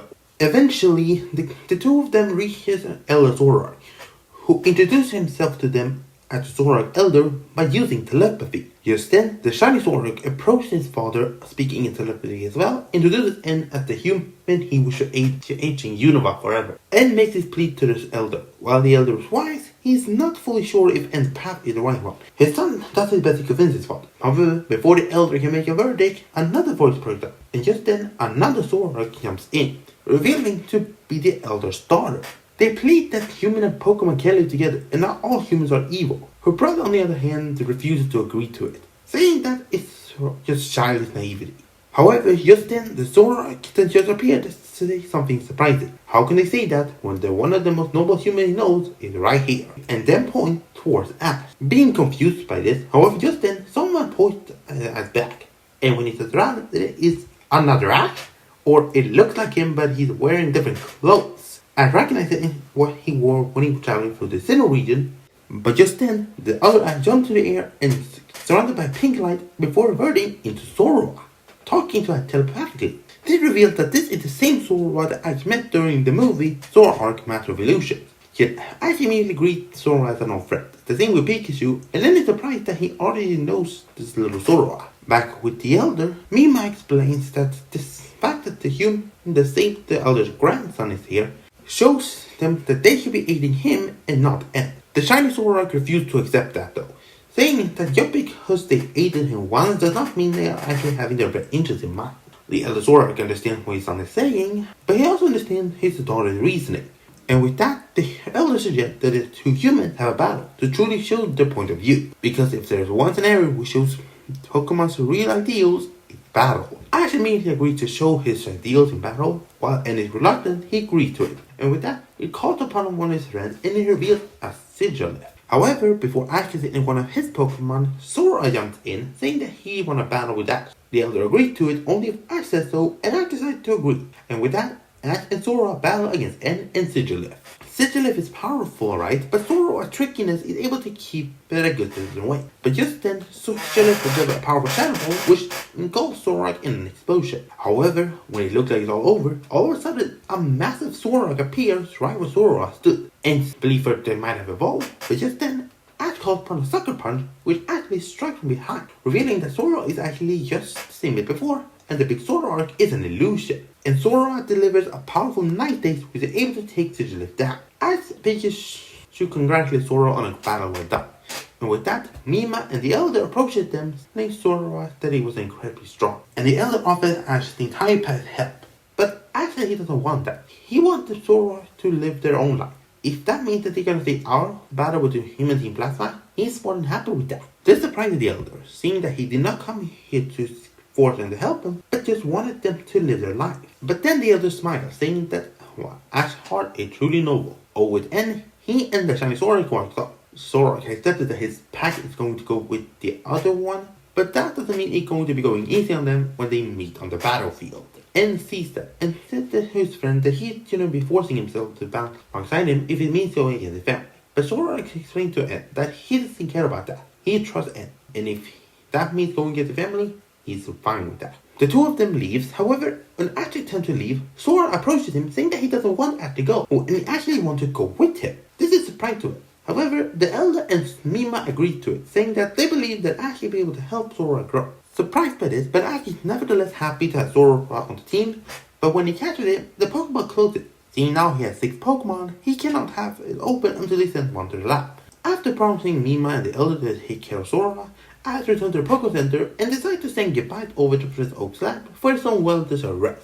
And with that, Ash now have his 5th Unova Pokemon. When the gang all meet up again, they tell them about each other's story, and Hilbert says that he believes he's now ready to take on Elesa once again. Hilda is a bit worried, but Ash encouraging Hilbert to go for it. So the following day, they return to the gym, and Hilbert challenged Elesa to a rematch, which she agrees to. The first matchup is Galvantula versus Musharna. Quite the opposite of the first match. While Galvantula had the bug typing, Musharna is able to use his hypnosis and confuse rate to disorient it long enough and land a close-up sidewing who takes it out. Next is Emolga, and using its superior beat is able to take Musharna out without much trouble. Then Hilbert sent in Tortuga, and being fresh, his rock type move is able to weaken Emolga a lot more. In the end, it comes to a collision between Electro Ball and Ancient Power, and when both lands, it reveals to be a double knockout. With that, Elesa sent in her final Pokemon Zebstrika, as Hilbert sent in his final Pokemon, and to the game's surprise, Pignite. He decided to put his faith in Pignite, but he get a bit worried first, because immediately when the battle begins, Pignite rushes in without listening. However, that gives Elesa the advantage. Zebstrika is able to deliver heavy hits before Zebstrika can do anything, before Pignite can actually counter. Hilbert convinced Pignite that if they're going to win, they need to work together. So in the end, Pignite decides to listen to Hilbert, and the two of them are able to work well. Eventually, after a couple of flame shots, Pignite is able to catch up to Zebstrika before barreling into the powerful flame shot, which are able to take Zebstrika out. Meaning Hilbert had won the rematch and now gotten his 4th gym badge. The last thing that happens while they're in Boston City is while they're attempting to leave, they run into Bianca. However, she's not alone because she's actually there with her father. Her dad tried to tell Bianca to return home because he is not ready to become a trainer. As Hilbert and Hilda tries to stand up for Bianca, telling her father that he's a great trainer and she shouldn't give up journey just because he says so. Eventually, he agrees if Bianca is able to defeat him in a battle, so she's allowed to continue her journey. However, if he loses, she has to return home with him right away. Being a bit nervous, however, having Ash Hilbert and Hilda supporting her, she agrees. Her dad tells her that they will have the battle tomorrow so she can prepare. She shouldn't get her hopes up because he's not going to be holding back. Once he leaves, Bianca tells more about her father. He had always been against her going on a journey. Even when she befriended a Pokemon when she was little, he took it away. But now she's going to prove to her father that she is more than ready to embark on a journey. The following day, the two of them meet up on a battlefield and it's time for them to have a battle. Bianca then said that they can have a best out of 3 match. Bianca agrees, and the first matchup is Sock versus Pignite. While Sock is definitely powerful, Pignite has power and defense. Using a roller to increase his speed, is actually able to outmaneuver Sock and deliver some heavy hits. Eventually, it comes down to a clash between Brick Breaks and Pig Knight comes out on top. Next up is Darmanitan versus Mienfoo. The Darmanitans have power, however Mienfoo is agile to his dodge and delivers some great hit. However, when he looks at Mienfoo at the other hand, Darmanitan switches into Zen mode. Using its improved psychic ability, it's actually able to take down Mienfoo relatively quickly. With that, it's left to 1-on-1. Bianca then tries to convince Bianca to give up, says that she's not going to win. However, Bianca refuses to lose. She's gonna win. Is she gonna be doing it with the one Pokemon he denied her? Just then, Bianca sends in a Simipour as Bianca sends in a Petal. Seeing this, Bianca is surprised. Bianca then reveals this is the same Petal she befriended when she was young. Petal had been waiting for Bianca all this time so when she became a trainer to join her. The two of them is in perfect sync. Sync is able to easily outmaneuver and deliver heavy damage to Simipour. Eventually, it fires off a powerful energy ball and Simipour falls. When Bianca has defeated her father and is allowed to continue her journey. Her dad then walks up to her, telling that he's sorry and that he only wanted her to be safe. But now he sees that Bianca is more than able to take care of herself. The two of them make up, with Bianca thanking a friend for supporting her. With that, Bianca and her dad leave for the Pokemon Center to do some more catching up. And with that out of the way, Ash, Hilbert, and Hilda continue onward toward their next destination. Our story continues where Ash, Hilbert, and Hilda are on their way to Drakeway City for Ash and Hilbert's 5th gym battle. However, on their way, they run into Sharon once again, who is telling them that the junior champion Alder is nearby. As they look around, they eventually find Alder talking to an officer Jenny, where they hear that they are actually talking about Team Plasma. Right before Alder started off flirting with her and he storms off. When Alder sees them, he recognizes Ash from the description he got and believes that Ash is the same person who has been dealing with Team Plasma the recent time they caused trouble, with Ash confirming this as well. Ash tells Alder about his discovering that N is the king of Team Plasma, and Alder nods, saying that he's gonna be working with the International Police to handle it, and actually focus on his gym challenge. With that, Ash actually wants to battle Alder, however Sharon says that he's the one who's going to do it. With both of them wanting to, Alder suggested two of them have a battle, and whoever wins gets to battle him. With both boys agreeing, they agreed to have a 3-on-3 battle. The first matchup is Frillish versus Zoroark. While Sora has the type advantage, Sharon and Frillish have been working together ever since they lost against Hilbert and Scraggy. So now Frillish is far more adept at handling Dark-type Pokemon, while Sora's illusion is able to keep them confused for a while. Eventually, a Clone Wing Water Pulse is enough to take Sora out. Next up, Ash goes in with Pikachu and is able to take down Frillish relatively quickly. Next, Sharon sends in the second Pokemon, Boldore, and while Sharon expects Boldore to be able to take any of Pikachu's attack, Pikachu's electric attack is too powerful, and a powerful iron attack is enough to take Boulder out. And with that, Sharon sends in his final Pokemon, Superior, revealing his Servine has fully evolved. The battle between the two is intense. While Pikachu does his best, it unfortunately gets knocked out, meaning now it's down to a 1-on-1. However, Ash refuses to give up, and as for his final Pokemon, he goes in with Snivy, surprising Sharon and Alder by using the first stage to battle the final stage. While Snivy is fast, Superior is way quicker and is able to deliver some heavy hits. While Snivy is coiled for a bit to try to wear out Servine, in an effort to try and wear out Superior, it unfortunately doesn't work. The battle seems lost, however, Snivy refuses to give up, and as it rises, it enveloped in a blue light and evolved into Servine. The battle immediately becomes far even.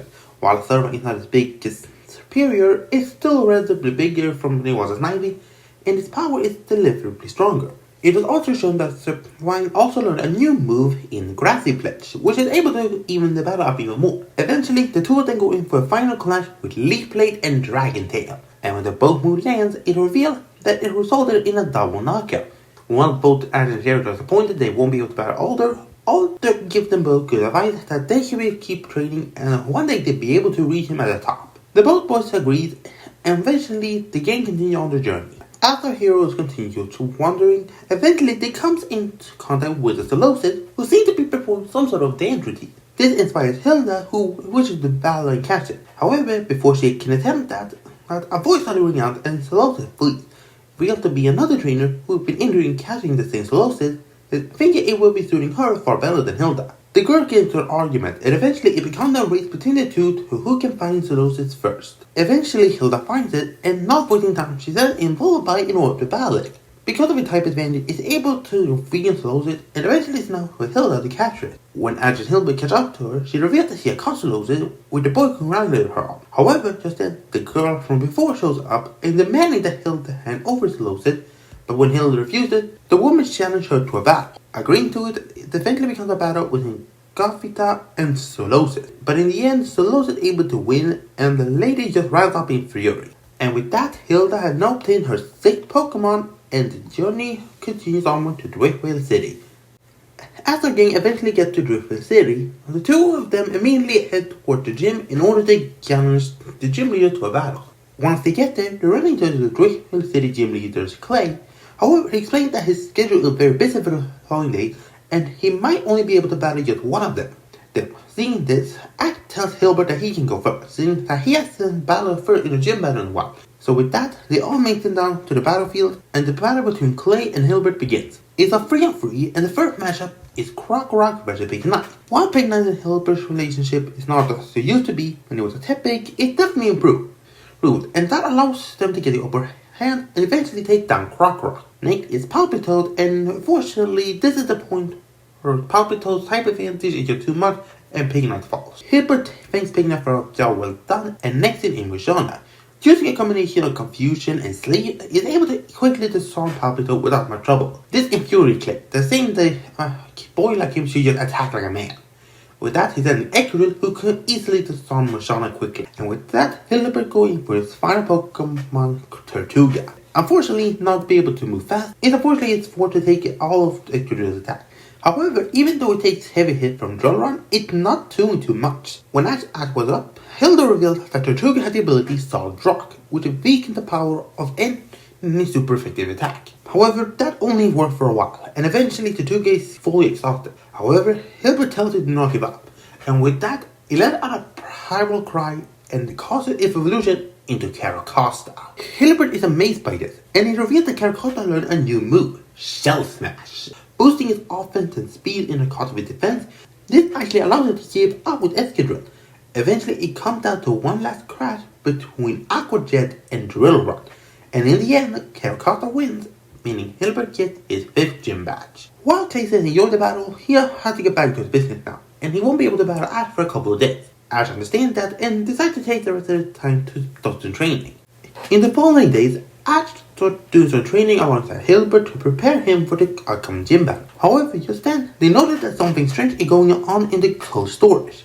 As they head there, they actually see a bunch of strange kind of people with the Team Plasma logo, revealing them to be members of Team Plasma. However, their different outfits is confusing them. Nevertheless, they follow in and realize that Team Plasma is apparently plundering the crates. This is quite different from the usual goal, as they are attempting to liberate Pokemon, but this just seems like straight up criminal activity. When they're going to notice them, they immediately go on the offensive, as Ash, Hilbert, and Hilda immediately defend themselves in order to take them down. Hilbert and Hilda pretty much handle majority grunts. In the meantime, Ash goes further and he encounters a few grunts which can easily take down. However, eventually he then runs into a strange man in a lab coat. The man reveals him to be Colress, being Team Plasma's main scientist. Ash asks what you're doing here and how the heck this is involving liberating Pokemon. However, Colress just laughs, saying that Ash doesn't truly realize what's happening in the world, but telling him not to worry, that he eventually is going to learn. Without warning, Colress sends in his Klinklang and Ash going for Pikachu, and the battle between the two begins. Colress' battle style is pretty much that of a scientist, accurate and calculated, but also fearsome and brutal. However, Ash's unpredictable battle is able to confuse Colress long enough for Pikachu delivering a powerful Thunderbolt, was able to take down Klinklang. Eventually, all the grunts have been defeated, and Colress immediately calls on a retreat. When Ash meets up with Hilbert and Hilda again, they talk about how weird it is that Team Plasma not only dressed differently this time, but also that they do something different, rather than just being straight up criminals. This just raises more questions than the answer, since N doesn't seem like the guy to involve himself in criminals like this, but they're not sure what truly goes on. Eventually, our trio return to the gym as Ash attempts to challenge Clay to a gym battle this time. However, Clay said that he doesn't have time for that because a bunch of he needs not been delivered yet. Basically, this is the episode where Ash and the game run into the force of nature as they are being attacked by Team Rocket. However, this pretty much goes the same since Hilbert and Hilda being here instead of Silent Iris doesn't really change the overall plot. So things pretty much go exactly the same, and eventually they get the revival urge to return to Clay. Finally, they return to the gym, and it's finally time for Ash to have a gym battle against Clay. Not being stressed anymore, he's more than happy to take on Ash's challenge, and the same 3-on-3 rule applies. The first matchup is Crocodile versus Zorua. Ash decides to rely on Zorua's illusion tactic and sneak his battle style to actually get the upper hand on Crocodile.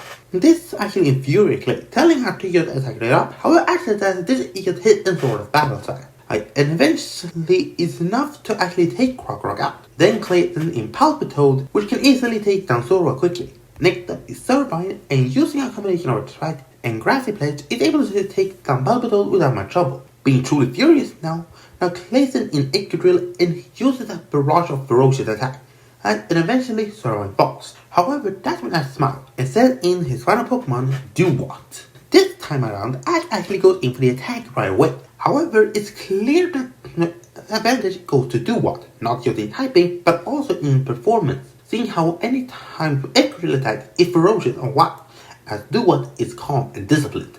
Clay's confused by why is that Duat can attack so easily, but that's when he realized all the sneaky tactic with Zorua's illusion and Turbine's attract, it was just to infuriate him, forcing him to go on the anger and offensive. He looks at it and thinks that this kid is actually a bit smarter than he believed. Ash just smiled, saying that he could only do it because he saw Clay battle before, and when he saw how he reacted on Hilbert Mishona using a non-damaging attack, he knew that could be his key to victory. Eventually it comes down to a collision between Rock Smash and Razor Shell, and in the end, Duat is the winner. Clay goes up and gives the badge, saying that he is impressive, but he shouldn't just rely on those tricky battles like forever, but not to give up on what kind of trainer he is as well. With that, the game decides to leave Driftwell and heading on to the next challenge. However, far away in a mysterious location, we see N talking to Getz, and asks Getz about this report about Team Plasma doing criminal activities, although he specifically ordered that they were not to commit any crimes. Getz simply tells him that they are mere rumors, merely petty thugs who use the Team Plasma name in order to justify their goals, and telling N not to worry. N notices that and to immediately go back to what he was doing before. However, he doesn't notice that Getz is right behind him, just smirking. Our story continues onward as Ash and the gang are heading towards Charlton Cave, since Professor Juniper had contacted them that her father, Professor Cedric Juniper, is nearby and could probably tell Ash something about the stone. However, on their way, they run into a Joltik who is crawling on the ground very weak. As they help it does some gesture indicating that something wrong in Charlton Cave.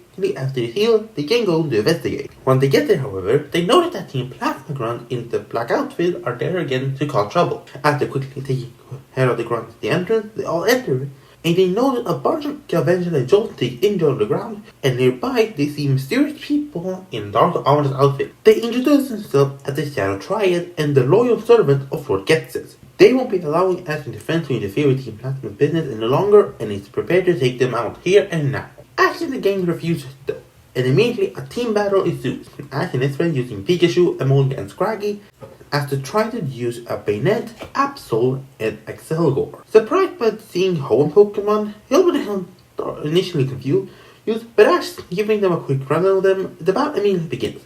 Being in an electric cave does give Emolga and Pikachu some advantage, seeing that they are battling pretty much on their home turf. However, noticing this, they immediately show off their brutal battling style and immediately single all of their attack in on one target, in beginning with Scraggy. Being bombarded by 3 powerful attacks is unfortunately too much for this little fighting type. However, when Excelgor goes in for a finishing blow, all of a sudden it gets knocked back by a Thundershock, revealing to be none other than Joltik. Seeing as he wants to help defending his home, the 3 electric type launch a combination attack and is actually able to weaken the Shadow Pokemon severely. Realizing they are outmatched, they immediately return to Pokemon and immediately flees the area. Once they get on the other side, they notice Professor Juniper, who apparently been held captive by Team Plasma. But after the Shadow tried to disappear, they were able to break her free, and he thanked them for helping her. However, just then, Joltik actually crawls out of the cave and approaches Hilbert, indicating that he doesn't want Hilbert to leave. So with that, Hilbert catching it, making Joltik his 6th Pokemon added to his team. After the entire attack within Class Commander Shadowfire, Ash, Hilbert and Hilda talk to Princess Juniper and saying that her father is a bit late. However, just then, they also notice that Sharon and Bianca are there because they're gonna be doing a Pokemon trade thanks to Princess Juniper. However, before then, they're gonna do a little battle with the Pokemon. As Sharon uses Carablade, as Bianca uses Shelmet. Shelmet is immediately withdrawn and using a defensive style, as Carablade is highly aggressive and fast. Once the battle is concluded, they both agree to initiate the trade, and with the trade completed, they send out their new Pokemon and immediately watches the evolution, as Shelmet evolved into Excelgor, as Carablade evolved into Escavalier. The battle style is immediately becoming very different. Excelgor is still defensive, using his much improved speed to avoid attack before delivering counter-attack. Escavalier is the same as Carablade, being a fast and reckless attacker, rushing straight in. Eventually, they both rush in with an attack and they end in a draw. With the trade complete, the two thank for the unit for the trade before embarking on the continued journey. But just then, a voice rings out and that's when they notice President Univer's father, President Cedric Universe, appearing. He introduces himself to Ash in the game and he explains about what he had found out about the stone, apparently called the Dark Stone. And he apparently has a great connection to the legend of the region, Zekrom. Ash explains about and talks about how he's planning on releasing Reshiram in order for people Pokemon to separate, and Cedric reveals that there are similar legends about Reshiram involving something called the Light Stone. According to the legend, if a person has one of these two stones and either shows a strong ideal or a strong truth, the stone will summon the legendary Pokemon to the fielder's side. Being surprised to hear that, Ash wonders if he now having the stone will eventually lead to Zekrom coming. Cedric Universe explains that it's a possibility and tells Ash to keep holding on to it and do whatever they can to continue on his ideals. With that out of the way, Ash and the gang decide to continue on their journey. Eventually, after a long time, our gang finally managed to reach Metropolitan City, and Hilbert and Hilda being excited seeing they are now finally back home. After showing Ash around for a bit, they decide to head toward the gym. However, when they are there, they notice a large crowd, and in the middle of it is Skyla. However, she is doing something unusual, air battle. Simply by sending out her Pokemon and then seeing her challenger Pokemon, she only uses that to determine if the challenger can a astronaut. This action infuriates Ash, saying that is not how it should be. When he confronts Skyla, however, Skyla simply approaches Hilbert and Hilda, seeing how he's happy they are back, but dismisses Ash claims about having a raid gym battle. As he is attempting to leave, Hilbert then approaches Skyla and telling that they are going to have a battle. A reminder of the promise they made when he left, that when he returns and challenges her to a battle, they're gonna have a real battle. Skyla agrees to it. However, still offers Hilbert to have a quick air battle just so he can see if he's gonna win or not. However, Hilbert straight up refuses, telling them they're gonna have a real gym battle without knowing each other's Pokemon team at all. The following day, Hilbert and Skyla eventually approach the battlefield with a lot of spectators showing up, saying that Skyla is gonna have an actual gym battle, with even Skyla's grandfather showing up to be the ref. Hilbert takes a deep breath, having trained with Ash and Hilda beforehand, and he feels now ready to take on Skyla. The battle begins, and the first matchup is Swoobat versus Joltik. Skyla thinks he has the in the bag and immediately goes on the attack. However, using his string shot, Joltik is easily able to evade all the attacks, but then also uses it to tie all the flying objects on the battlefield together, forming a gigantic spider web. As Skyla tries to swoop a dart weapon as she could, eventually it gets trapped. Before then, Joltik delivers a powerful thunder shot web, which actually causes the entire thing to get electrocuted, creating a gigantic electro web. And being caught in it, Swoobat received the full force of the attack and before falling to the ground unconscious. Skyla is surprised. She had not expected that sort of maneuver at all, but she tried to keep her cool, saying that it was merely a fluke. With that, she has seen her second Pokemon, Unfezant, and the battle between the two is immediately a shit. Using Air Slash is easily able to destroy the web and eventually deliver a powerful attack which is able to take down Joltik. Next, Hilbert in Rufflet. However, the battle is immediately in Skyla's favor, having Unfezant being faster and bigger than Rufflet, and unfortunately taking a lot of damage, and Hilbert decides to return it for now, before sending in his final Pokemon, Caracosta. Having his Bolt being able to overpower Unfezant, is able to take it quickly, and lastly, Skyla sent in her final Pokemon, Swanna. The battle between the two water types is very back and forth. While Hilbert had the type advantage because of rock typing, Swanna can easily heal itself with Aqua Ring, which immediately turned the battle against Hilbert. Even trying to use Shell Smash eventually backfired, seeing how it made any attack Caracosta take become even more damaging. Eventually, Swanna delivered a powerful Hurricane, which hit Caracosta hard and eventually is able to knock it out. With that, Hilbert sent in his final Pokemon, Rufflet, and the battle between the two flying type immediately commences. However, Swanna is faster and bigger and pretty much like a beat down Rufflet, eventually even knocking it toward the ground with the Hurricane. Skylar said that she definitely won, and knowing that her Earth battle was going to be winning, he attempted to leave.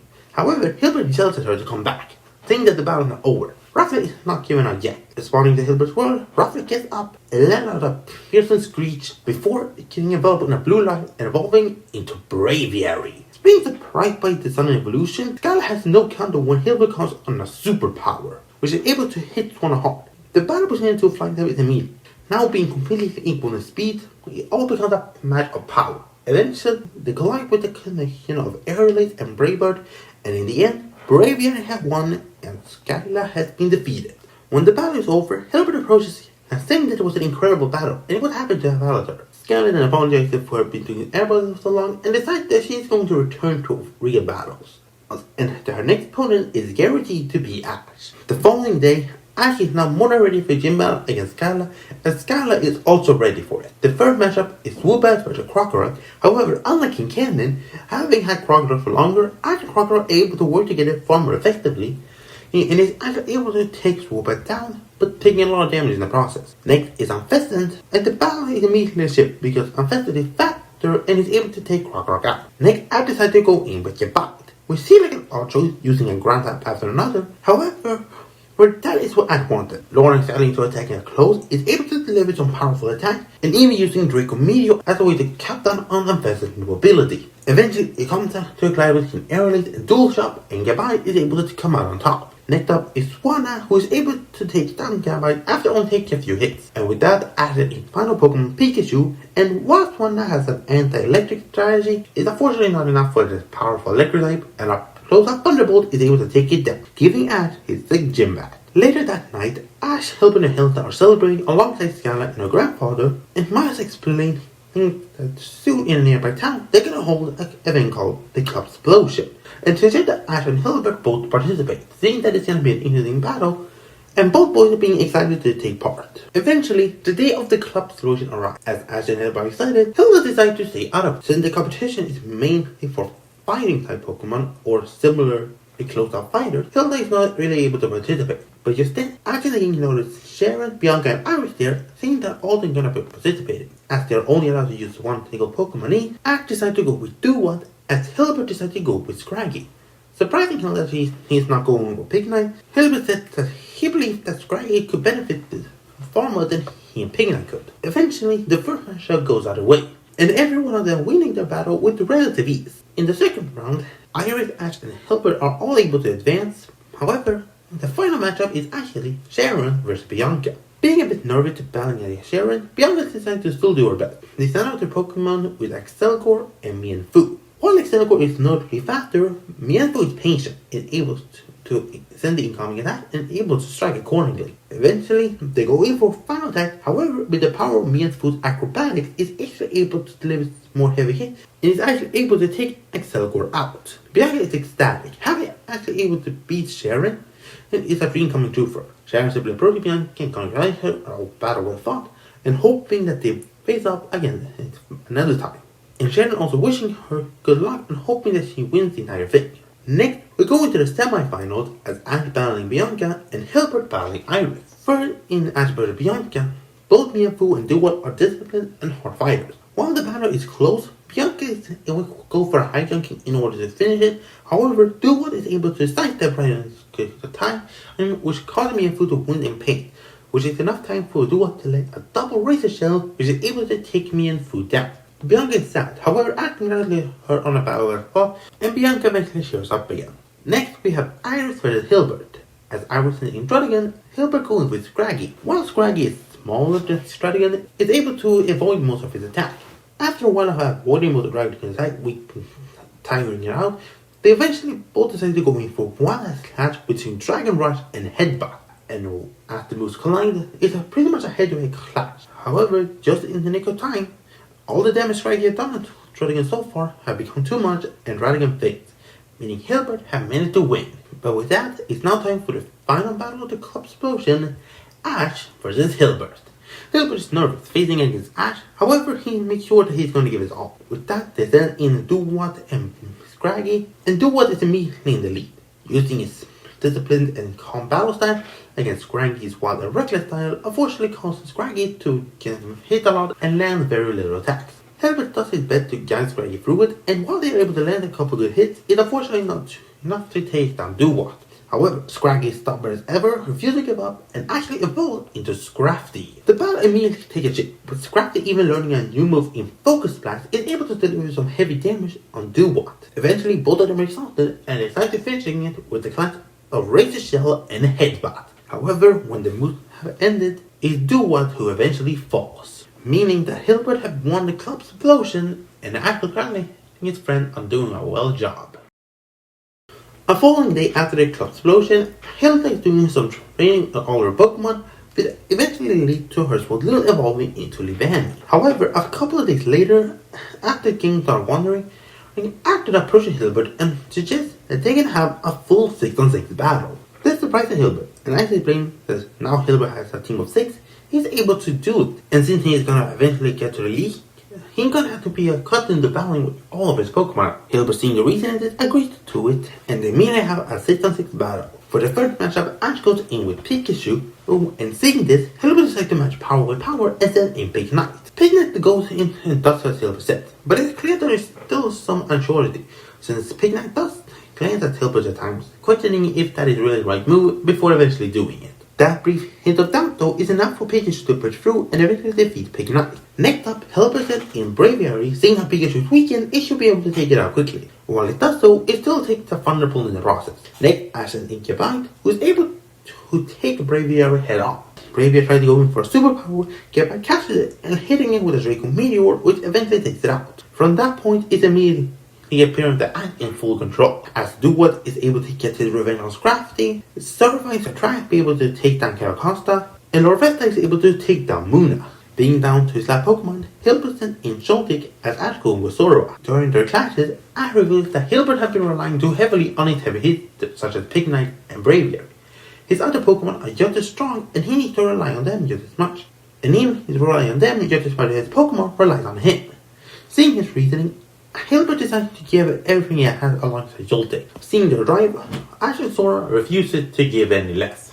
Eventually, they log in a fearsome clash, however that causes actually both of them to evolve, with Joltik becoming Galvantula and Sora becoming Zoroark.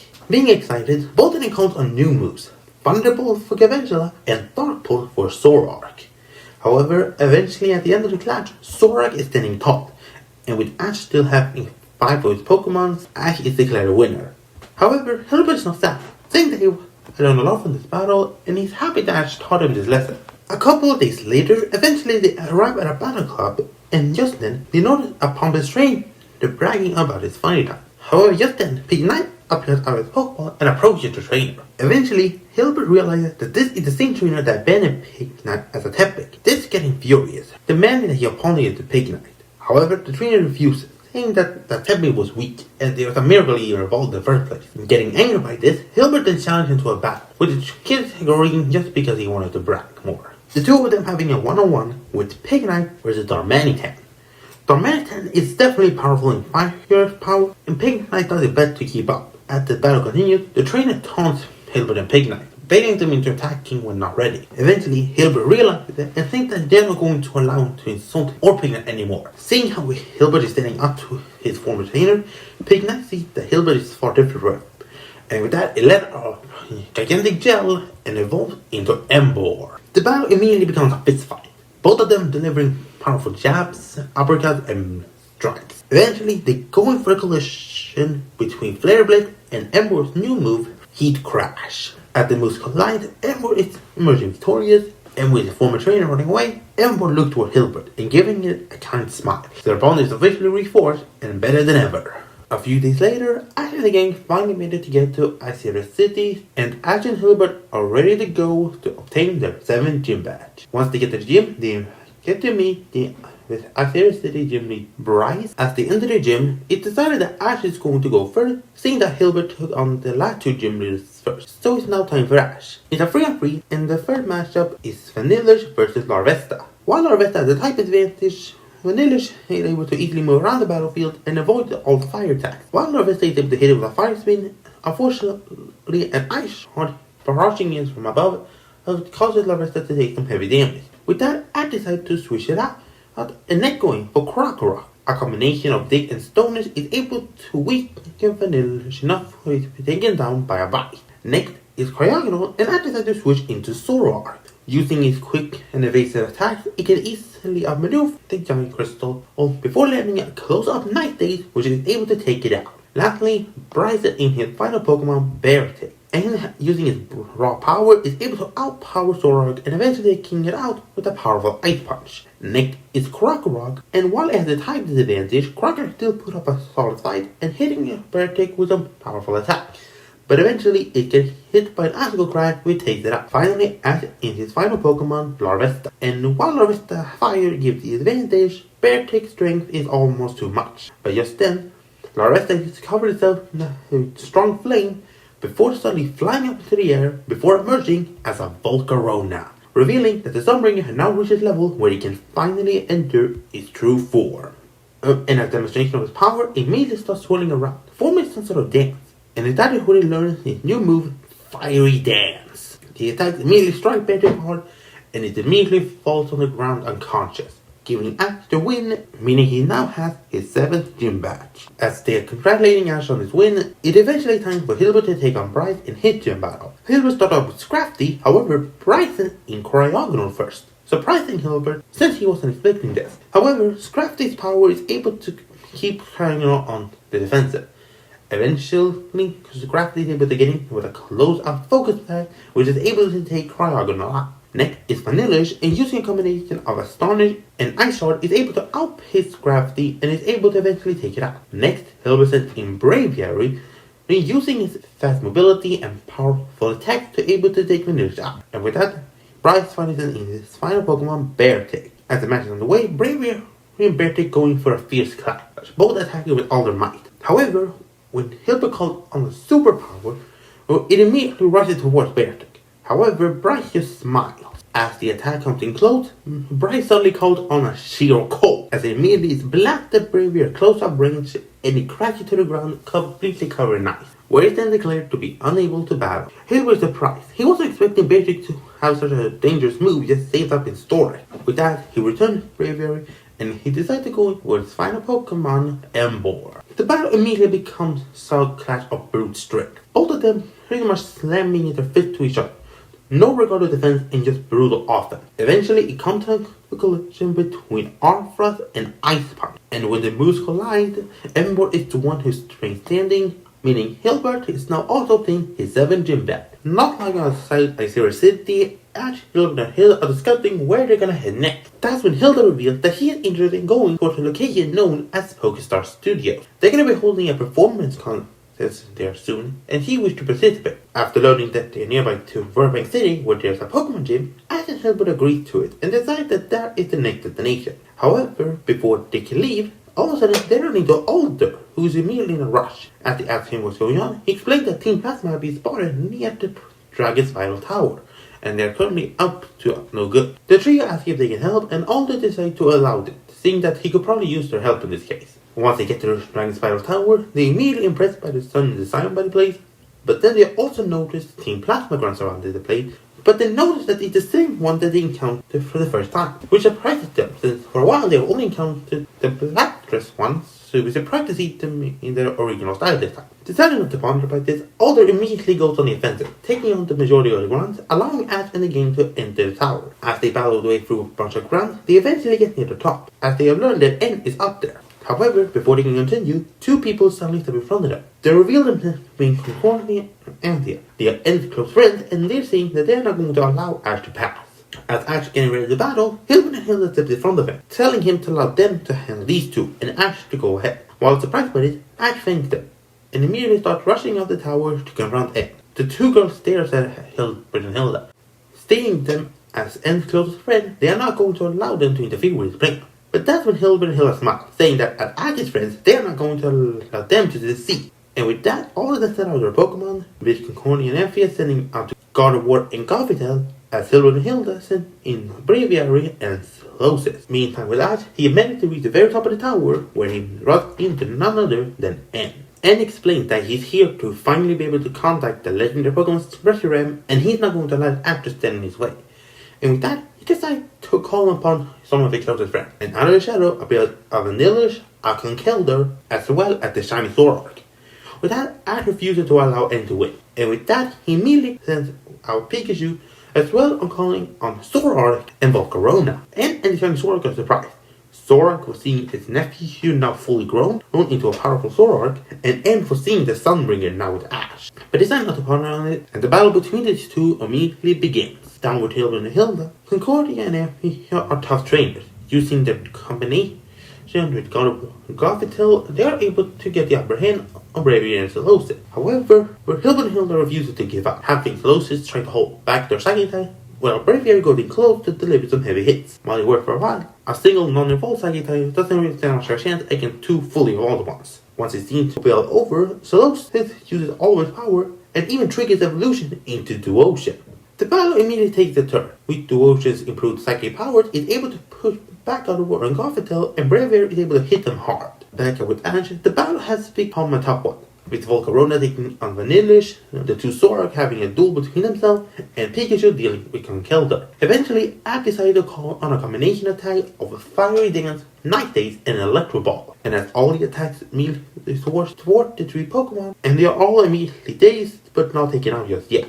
But it's clear that they won't be able to take more. However, just then, something behind N glows up, and he smiles, telling that this battle has allowed the Russian to see his truth, and now it will now appear. As the light fills the room, out of it appears a mighty white dragon, none other than Reshiram. As Reshiram primal cry, all of a sudden something at the background glows, and when Ash looks in to find what it is actually the Darkstone, and smiles, seeing that Reshiram's presence has alerted Zekrom. But Zekrom has not awoken yet, and then goes upon Reshiram's back, telling Ash that the final rotation between Reshiram and Zekrom and the two of them is going to take place soon. So unless Ash is able to awaken Zekrom with the power of the deals, he will fail. With that, N believes Reshiram, and Ash is standing there alone and surprised. When our trio meets outside with Alder, they actually surprised to see Professor Cedric Universe, and Alder explained that he called him, trying to explain what the situation is about. After they all share their story, Professor Cedric Universe is surprised and also concerned, seeing how Reshiram is now awake and aiding Team Plasma. They're gonna have to need the power of Zekrom, and currently, the only one who may actually know how to truly awaken him is Drayden. He then reveals that Drayden is the gym leader of Opelucid City, and if anyone can help Ash awaken Zekrom, it will be him. This saddens Hilda though, seeing that means they're going to have to go in a different direction from Pokemon Studio, and she won't be able to attend the contest. She understands that this is far more important, and decides to keep it to herself. Hilbert is also a bit sad, seeing how his sister can no longer compete, and it may take longer for them to obtain their final gym back. However, Ashton turns to them, telling them to go ahead to Werebank and Pokestop Studio, that he can go to Opolis on his own. This surprises them, trying to tell them that it's not right that they had to go on their own. They should stay together all the way. Ash appreciates that they think that, however, he's telling them that this is his battle. He's the one who had to awaken Zekrom, so in order to do that, he needs to go to Opolis City.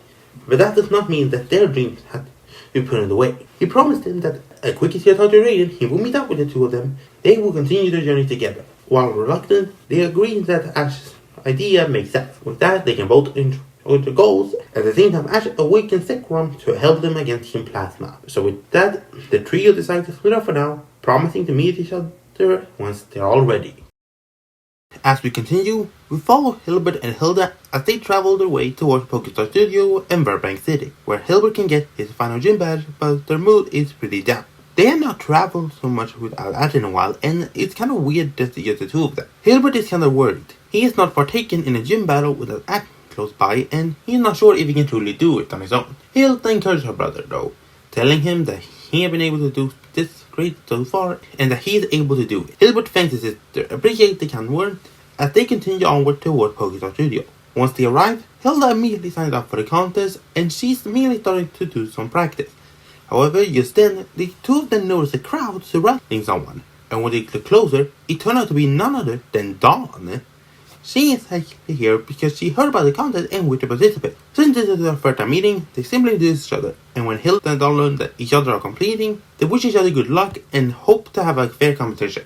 Eventually, it's time for the contest to begin. Each contestant doing a performance on their own, and the best one, decided by the audience, moves on.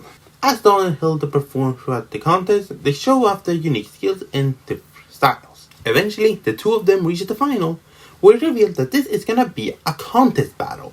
Being a bit nervous seeing how Dawn is a coordinator, so she's far more experienced, however, Hilda's not gonna allow that to stop her. And with that, the two of them send out their Pokemon, with Dawn sending out Quilava and Hilda sending out the Vullaby. Dawn and Quilava dominate the battle for a team. Using their experience to their advantage, Quilava is able to deliver heavy hits on Vullaby while getting very little hits in return.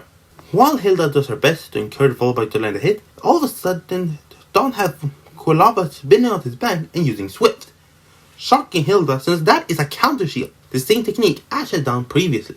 It did catch her off guard long enough for Vullaby to take a severe hit. While it looks like it's all over, Hilda encourages Vullaby to keep going. Here, her trainer's call, Vullaby does it better to rise up before getting involved in a blue light, evolving to Mandibuzz. The battle immediately takes a turn, as Mandibuzz immediately fires off a new move, Dark Pulse. As Mandibuzz and Quilava go head on, as they are about to charge up their final attack, the timer goes off. And when they look at the screen, the one who has the most at the end is revealed to be Dawn, meaning he officially won the contest, and everyone in the audience cheered for the battle they had. The two girls walk up to each other, congratulating each other on a well-fought performance, and Dawn encourages Hilda to keep going. One side, however, Hilbert comments on Dawn using a counter shield, saying that it's exactly what Ash would have done. Surprised hearing the name, Dawn asks the two if they know Ash, which they confirm. Surprised by this, he asks him what Ash is, but they tell him that they had to go separate ways for a while, but they're going to meet up eventually. Being excited to see her old friend again, Dawn asks if he can come with them, saying that he would love to meet Ash again. The siblings agree to it, and with that, the three set up towards Burbank City. Eventually, Hilbert, Hilda, and Dawn finally arrive at Burbank City, and Hilbert starts preparing for its final gym badge in the Unova region.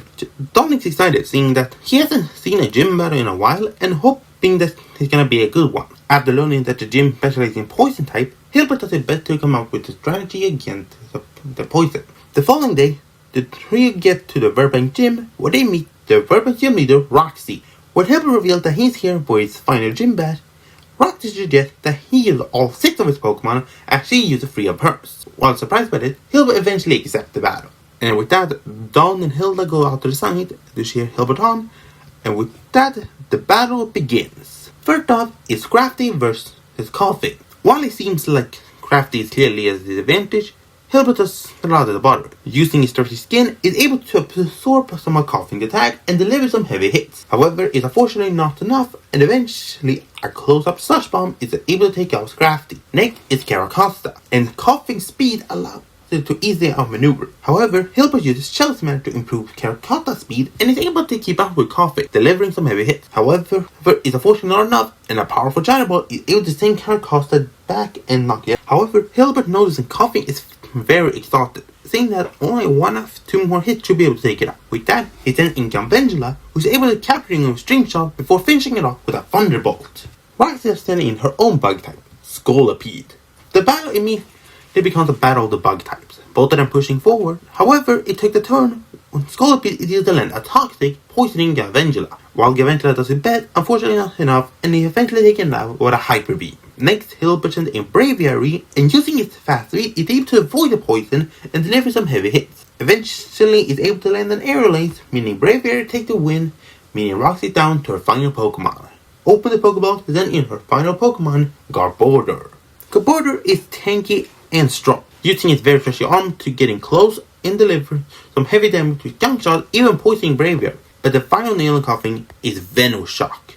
Be able to increase the power of poison, then in Braviary's body, it unfortunately becomes too much and the bird falls. Next is Emboar. Hilbert goes in for a brutal assault, pushing forward with all their might. While it seems like just like a reckless strategy, but doesn't stop at a cost. Even when Emboar gets poisoned, the two of them just keep going. Roxy is surprised, thinking that this will be sort of last-ditch attempt. Eventually, Garbodor lands a close-up Venoshock, which unfortunately is too much for Emboar as it falls. While it seems the battle is over, Garbodor has definitely taken a lot of damage, and it's starting to become quite tired.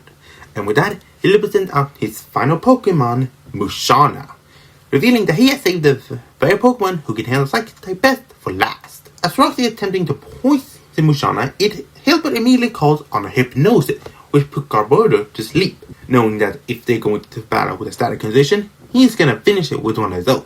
With that, Mushoku is able to deliver some heavy hitting attacks before finishing Garbodor off, meaning Hilbert had officially earned his final Unova Gym Badge. As the audience cheers, Hilbert looks at the gym badge.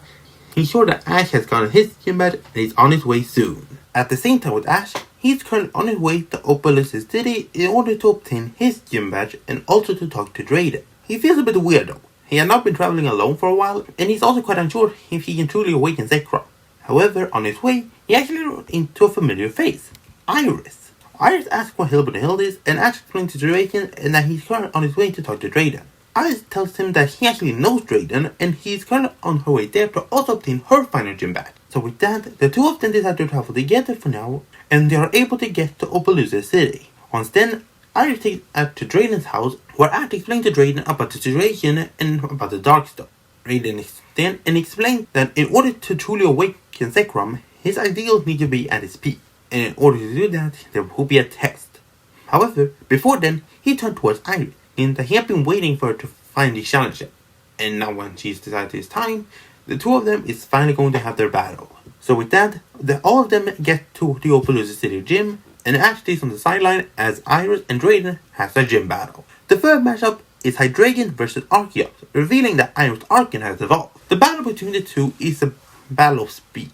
Both of them are incredibly fast, however Arceus is clearly faster, able to deliver some heavy attacks and able to get out of close range before Hydreigon is able to deliver a counterattack. Eventually, it comes out to collision between Dragon Claw and Dragon Rush, and Arceus comes out on top. Next is Druddigon, and while Arceus attempts to do the same thing, Druddigon is patient. It merely lays dormant waiting before delivering a powerful Night Slash, which forces Arceus back. However, just then, Arceus' attacks seem to have gotten weaker. Drayden explains that is Arceus' biggest weakness, the Fetus, an ability that makes Arceus' strength cut in half the moment its health had gotten low enough. This surprises Ash, seeing that he didn't know that such a powerful Pokemon like Arceus has such a powerful weakness. Unfortunately, that weakness was just what Druddigon needs, and Arceus falls eventually. Next, Iris sends out her second Pokemon, Alaron. Ash is surprised seeing Iris with an Hoenn Pokemon. Ash is telling her that she encountered this little guy in the Twist Mountain and have been preparing to using it for a while now. The two Pokemon have a head-to-head clash. While Druddigon is about attack, Alaron is about defense. And eventually, it comes down to a collision between Dragon Claw and Double Edge, and both Pokemon falls. With that, it comes down to a one-on-one with Iris sending out the Haxorus and Drayden sending out his own Haxorus, except his one being a shiny one. The battle between the two dragons are intense, blow for blow, no holding back, just a fearsome clash of dragons. When both of them seem to be at the last race, both of them calls on an outrage. And as the move collides, Iris Haxorus stands victorious, meaning she has officially gotten her final gym badge and she's finally able to enter the Unova League. Drayden was applauded this, complimenting her that she had grown a lot, and he couldn't be more proud. However, just then, it's time for Ashes to have his final try, and Drayden explained that try is going to be his gym battle, and unless he provides all his ideals with it, he won't win. The following day, Ash has his final gym battle against Drayden, and he promised himself that he's going to win and refuses to lose this. The first matchup is Hydreigon versus Volcarona. While Hydreigon is powerful, Volcarona is good as well, and it definitely earned the title of Sunbringer. Eventually, Volcarona is able to deliver a powerful fiery dance which is able to hurt Hydreigon long enough before it to be taken out. Next is Druddigon, and using its powerful and patient attack, is able to take down Volcarona without much trouble. Next, Ashes in Pikachu, and using its superior speed, is able to outmaneuver Druddigon long enough and deliver some heavy hits. Druddigon is not going that easy though, and delivers some heavy blows on his own, before Pikachu lands an Electro Ball, which takes out Druddigon. Finally, Drayden sent in his final Pokemon, Haxorus, who is able to take Pikachu out quickly. Next, Ash sent his final Pokemon, Gabite. The two dragons go head to head, Gabite doing his best, however, her Haxorus revealed that he definitely had the strength. Finally, as Gabite tries going for a finishing dual shot, Haxorus delivers a powerful outrage, which unfortunately takes Gabite down, meaning Ash has officially lost his final gym battle. Ash is in shock, doesn't know what to do. If he can't win against Drayden, how is he supposed to win against N? Drayden noticing it and telling Ash that unless his ideals at a peak, Zekrom will never respond. And until Ash learned that, he won't face Drayden again. Ash is back at the Pokemon Center. He's questioning what he should do. He went into the battle with all he had. However, it still wasn't enough. He thinks about the other Pokemon, thinking one of them might have made a difference, but he believed that no matter what Pokemon he used, he still wasn't able to win because he was lacking something else. But he doesn't know what. Iron was out there, telling him that he was able to do great, that most people doesn't even get to Haxorus. But Ash doesn't really mind of that. He doesn't know how he's supposed to be able to face Hilbert and Hilda that or stop N at this stage. Before Iris can tell him that it's not true, Nurse shows up and telling that Ash had gotten a video message. Confused by this, he walks over to the computer and to his surprise, he sees a message from Hilbert and Hilda and Dawn. He's surprised to see Dawn with Hilbert and Hilda at all, but the three of them explain that they are now in Verbeck City and that Hilbert's going to begin the gym battle tomorrow. This message was taken the very day before his final gym battle. Hilbert said that he's going to win, and Ash had to make sure that he also wins, because he believes in it. When the message ended, Ash just smiled. His friend believes so much in him, and that he's not going to let them down. And with that, he then asked Iris if she's willing to train with him, which she agrees, and the two of them immediately begin to train. The following day, Ash returns to the gym, telling Drayden that he's now ready for his rematch. Drayden is surprised to see Ash back so early.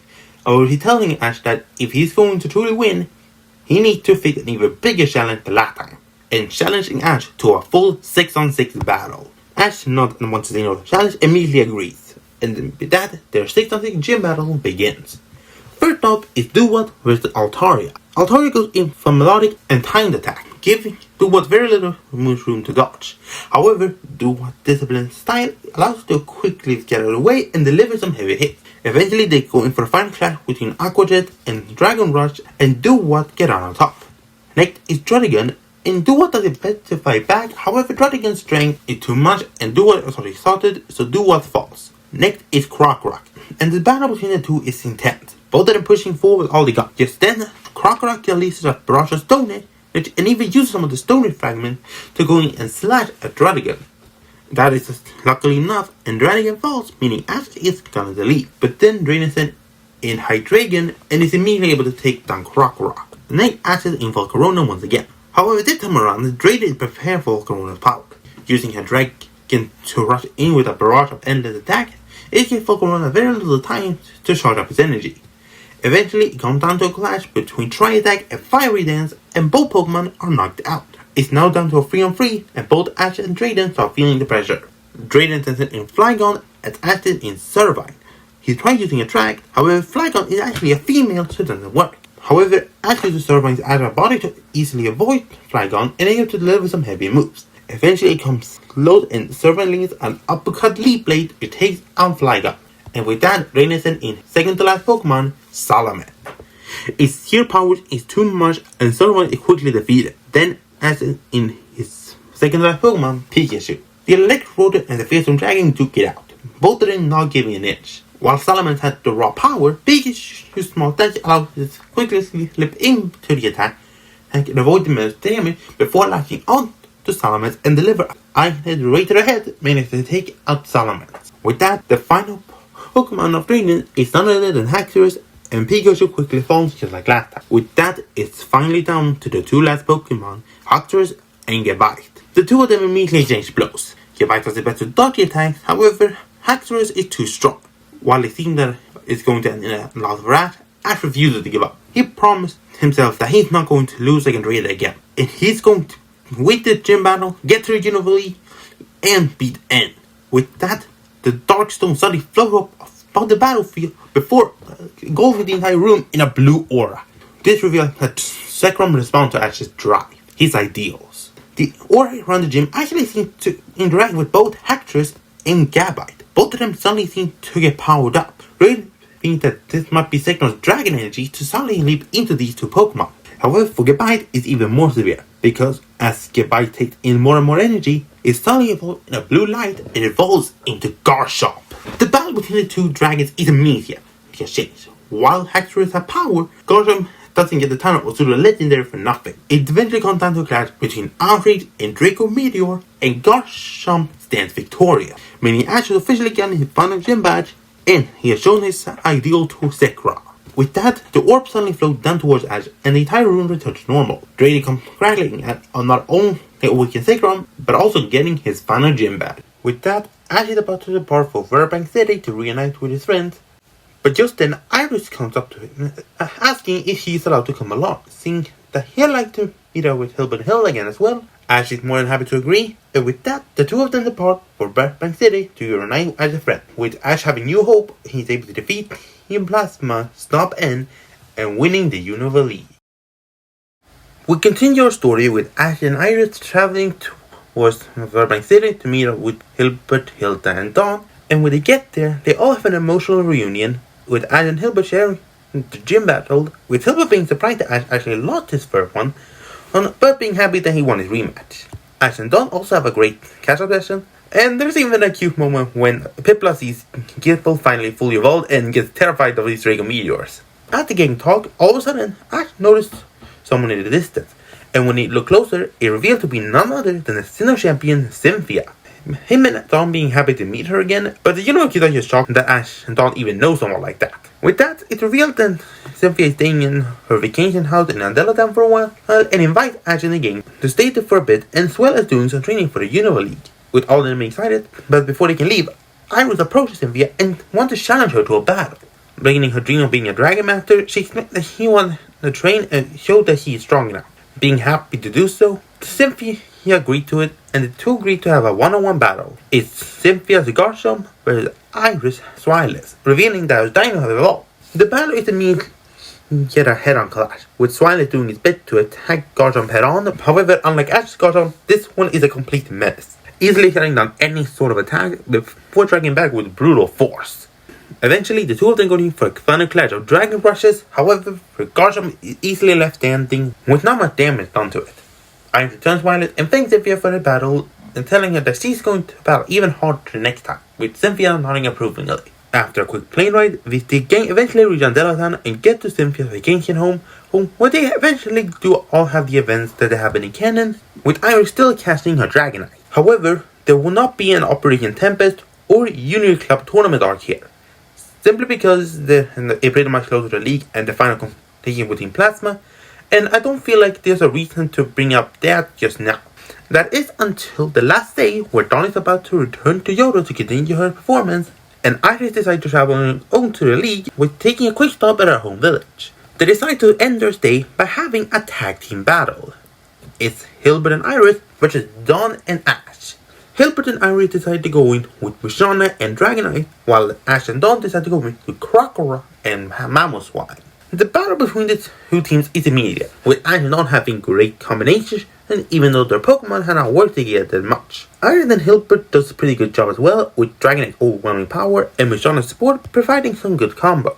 Eventually, Dragonite threw them out wails on Krokorok, almost beating it to a pulp. However, Krokorok refused to give up, and in a fit of determination, evolved into Crocodile and learns Dragon Claw. That immediately took the time of the battle. With Mamoswine pushing Musharna back, the two of them are able to combine Ice Shot and Stone Edge, forming a move that they choose to call Icicle Stone Edge. This move immediately soared into their opponent, which completely knocked both of them out. With Ash and Dawn doing their signature high five and celebration, Iris and Hilbert realizes that they're going to have to work even harder if they're ever going to beat Ash. With that, our friend decides it's time to leave Cynthia's vacation home and thanking her for allowing her to stay there. With that, they arrive at the airport, where Dawn takes the next flight to Johto to continue performance before giving Ash a high five and saying good luck. And lastly, it's time for Iris in the game to say goodbye, since she's heading back to the village before the league, as Ash, Hilbert, and Hilda are heading straight for the league, promising a meeting there and hopefully be able to meet each other in battle. After a long time wandering and having a couple of side adventures, eventually the gang reach Virtuous City, the home of the Virtuous Conference, where Ash and Hilbert are going toe-to-toe with all the trainers who obtained 8 gym badges. As they start looking around, Hilbert is nervous that he has finally managed to get the league, but also nervous that he's going to have to face Ash as well as all the other rivals they met along the way. However, Ash compliments Hilbert, telling him that he's going to do great and just focus on the one battle in front of him. These words encourage Hilbert, and he promised Ash to do well. The gang continue looking around, even running into Sharon, Bianca, and Iris once again, talking about how they are all ready for the league and hoping they'll be able to face each other. After reconvention, it's finally time for their battles, and revealed to be triple battles. Ash battled with her, and he used his Pikachu, Zorak, and Servine, and the three of them are working together effectively to completely destroy their opponent. Next is Hilbert, and he's able to use Emperor Bravier and Musharna as a symbol of his very first triple battle during the Striaton Gym. with the three of them working together effectively, they're able to quickly getting the upper hand and getting the win. Next is Kieran, which uses a combination of Excelgor, Gigalith, and Jellicent to fight effectively, with Excelgor going close, Gigalith turning the defender, and Jellicent attacking from a distance. Next is Bianca, and using a combination of Leligand, Chandelure, and Mian Shao, she's able to quickly get the upper hand and demolish her opponent without much trouble. Finally is Iris, and she uses Drodigan, Aggron, and Archeops, fighting to get with Ferocity of Dragons and just heavy hitters, and she's able to get the win as well. The couple of rounds pretty much goes forward, eventually beginning to the top 16. The battle of 3-on-3, with everyone doing their very best. He was able to win his match with Scrafty being his last Pokemon, Sharon's able to beat his with only Light Part left, and Bianca is able to win with her Cinccino, and I was able to win with her newly evolved Hydreigon. Lastly is Ash, and he's challenged by Marlin of Humility City, which reveals that he's a gym leader. However, he decided to take on the lead to show that he has the strength of becoming even more. Seeing that he had been able to use Pokemon from other Unova, Ash knows that he's not going to be messing around. With that, they send out their third Pokemon with the Wailord and Pikachu. Pikachu, using his speed and his smaller size, they were able to easily outmaneuver Wailord and deliver some heavy hits. However, Wailord is bulky and able to take multiple attacks, and whenever it hits an attack, it's with tremendous force. Seeing this, I decided he needs to switch, and he switched out Pikachu for Duwat. Duwat, using his agile movement, is able to quickly avoid and deliver heavy hits, and eventually is enough to take Wailord out. Next is Jellicent, which is able to use its skillful maneuvers to easily outpace Duwat before delivering a powerful Shadow Ball up close, which unfortunately is enough to take Duwat out. Pikachu is then back in and using his speed and agility is able to land a Thunderbolt. However, that causes Curse Body to activate, but luckily the electric attack is enough to take Jellicent out. Finally, it's Mantine, and Pikachu no longer be able to use Thunderbolt, is able to quickly outmaneuver and land a deciding Whirlpool to take Pikachu out. With that action in his final Pokemon, Volcarona. Surprising the audience that he's using a fire bug type to battle a water flying type. While it seems weak, Ash then calls on the Sunbringer through power and calls on a Sunny Day. This both weaken the power of water type move, but boost the power of Volcarona's fiery dance. But Marlin does not allow that to go easy, using his Death Around flying type being to get the upper hand, Volcarona is getting weakened quickly. When it looks like it's over, Ash just smiles and calls on a Solar Beam.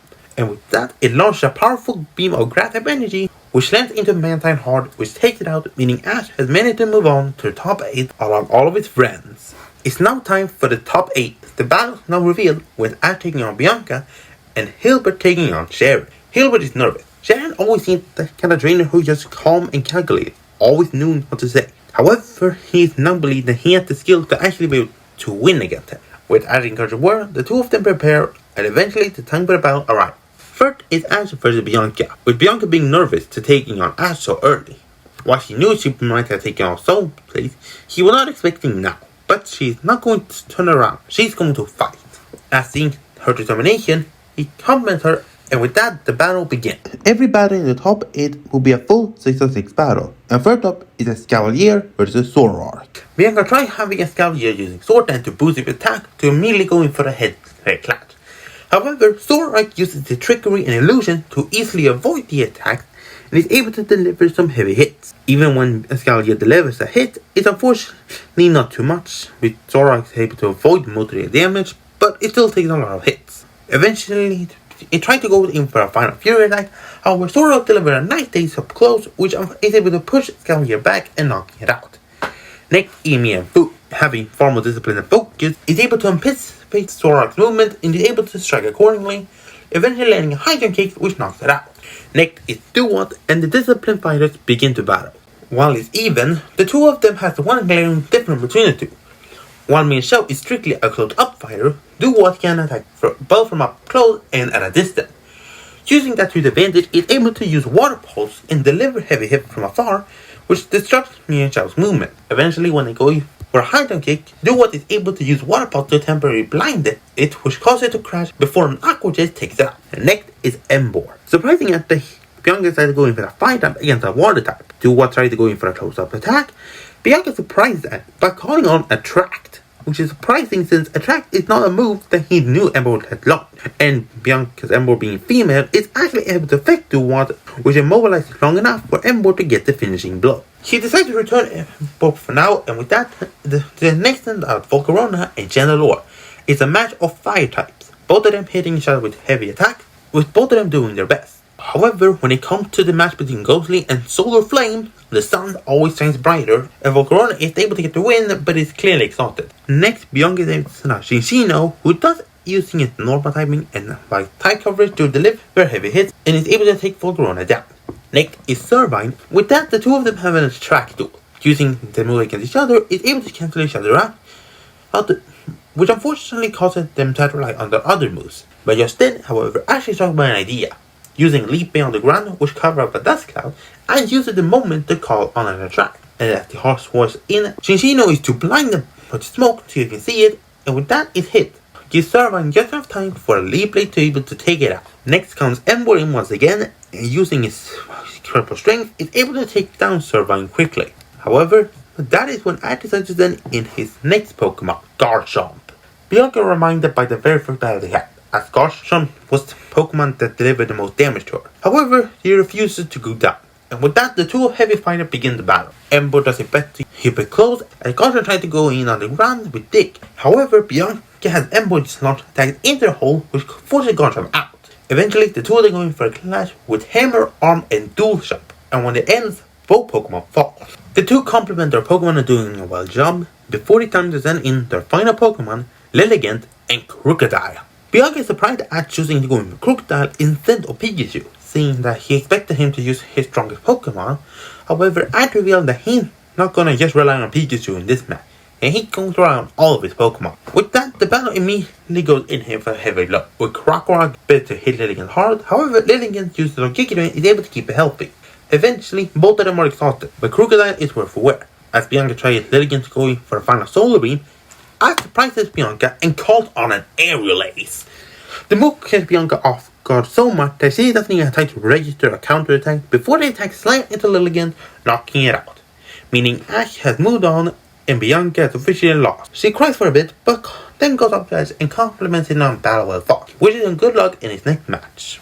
Next up, Hilbert vs Sharon. The two of them stare at each other with mutual respect and wishing each other good luck in this battle. Both of them agreeing that they're going to hit each other with everything they have. The battle begins with Liepard versus Carracosta. Liepard has the speed, but Carracosta's bulkiness is allowing it to take multiple hits. Eventually, when Liepard's speed becomes too much, Hilbert calls on a Shell Smash, which improves Carracosta's speed and also improves the attack power. With that, Carracosta is able to keep up with Liepard better and is able to deliver heavy hits. Eventually, Carracosta goes in for a powerful ancient power which takes out Liepard. Next is Excelgor, and while Shell Smash improves its speed better, Excelgor's speed is far too much. And with the drawback of also lowering its defense, Carracosta doesn't have much defense left, which unfortunately allows Excelgor to take it out relatively quickly. Next is Musharna. However, that's when Hilbert smiles and calls on a surprise move, Trick Room. The move catches Sharon completely off guard. As the material covered the battlefield, it totally turned to down the battle. With Excelgor's main speed advantage now being gone, Musharna is able to deliver a barrage of powerful attack. With a close-up Shadow Ball, it's able to seal the deal, means Hilbert now leads in the battle. This surprises Sharon. He did not expect Hilbert to come out to him with such an impressive strategy.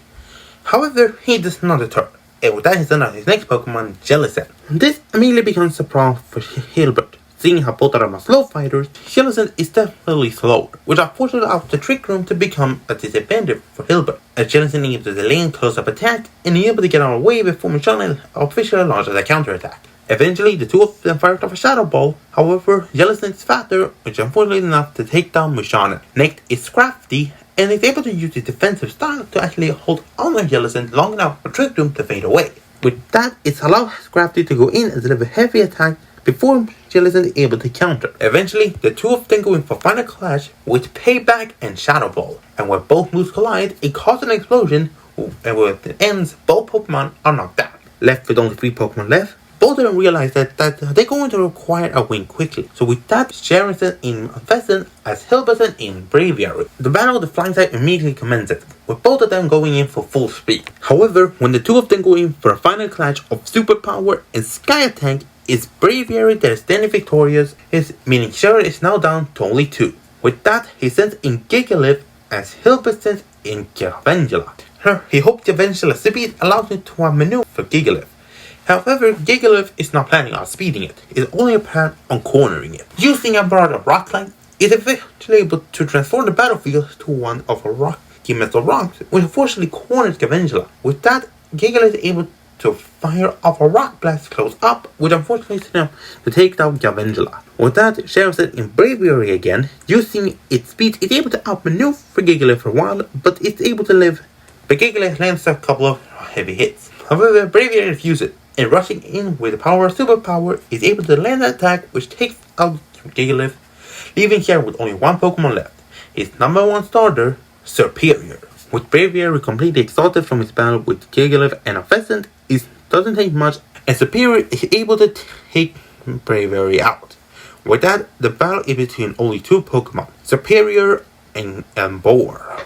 The two of them immediately go for a clash, both of them hitting each other with everything they have. However, Serperior's speed allows it to stay ahead of Emboar all the time, and Hilbert started worrying, believing that he may just lose this one. However, just then Emboar yells at him, and when Hilbert looks at Emboar's eyes, it's eyes of full trust. Emboar trusts in Hilbert, and Hilbert knows he's gonna have to put just as much trust in Emboar. With that, Emboar's flame becomes stronger, revealing that he has activated Blaze. And with that, the two immediately rush towards each other, hitting each other with everything they have. Eventually, it's enough to even get Serperior's Overgrowth activated, before they try going for a finishing clash with Leaf Tornado and Heat Crash. At the Mucolite is a fearsome explosion. However, the flames of Heat Crash is able to outpower the tornado and eventually land a hit which causes Serperior to go down, meaning Hilbert has won and have moved on to the top 4. Sharon is surprised, however he smiles, saying that he is impressed by Hilbert's strength and he wishes him luck on the next battle, which eventually is revealed, but both trainers are being surprised, and everyone is surprised when the next match is revealed to be Ash versus Hilbert. The two trainers look at each other. Ash and Hilbert have been traveling together throughout all Unova, and now they're gonna have to battle one another. They always knew this was gonna happen eventually, and now they're gonna face each other, not as teacher and student, but as two equal rivals. The battle immediately begins with Galvangela versus Zoroark, using the same two Pokemon that ended their last 6-on-6 battle. The two of them goes forward all they got. However, using Galvangela's Electro Whip on the ground, it cut down Zoroark's movement. It eventually is able to get in close, and a powerful Bug Buzz is powerful enough to take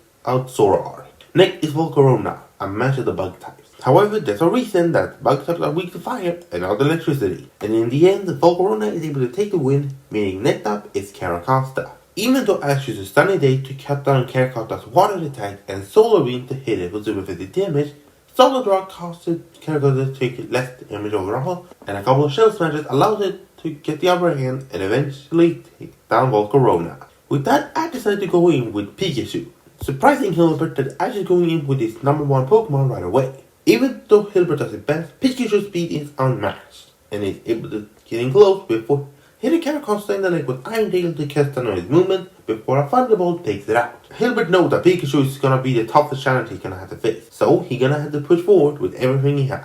And with that, he's in Emboar, and using his power, is able to actually push Pikachu back before letting a Heat Crash, which takes down Pikachu.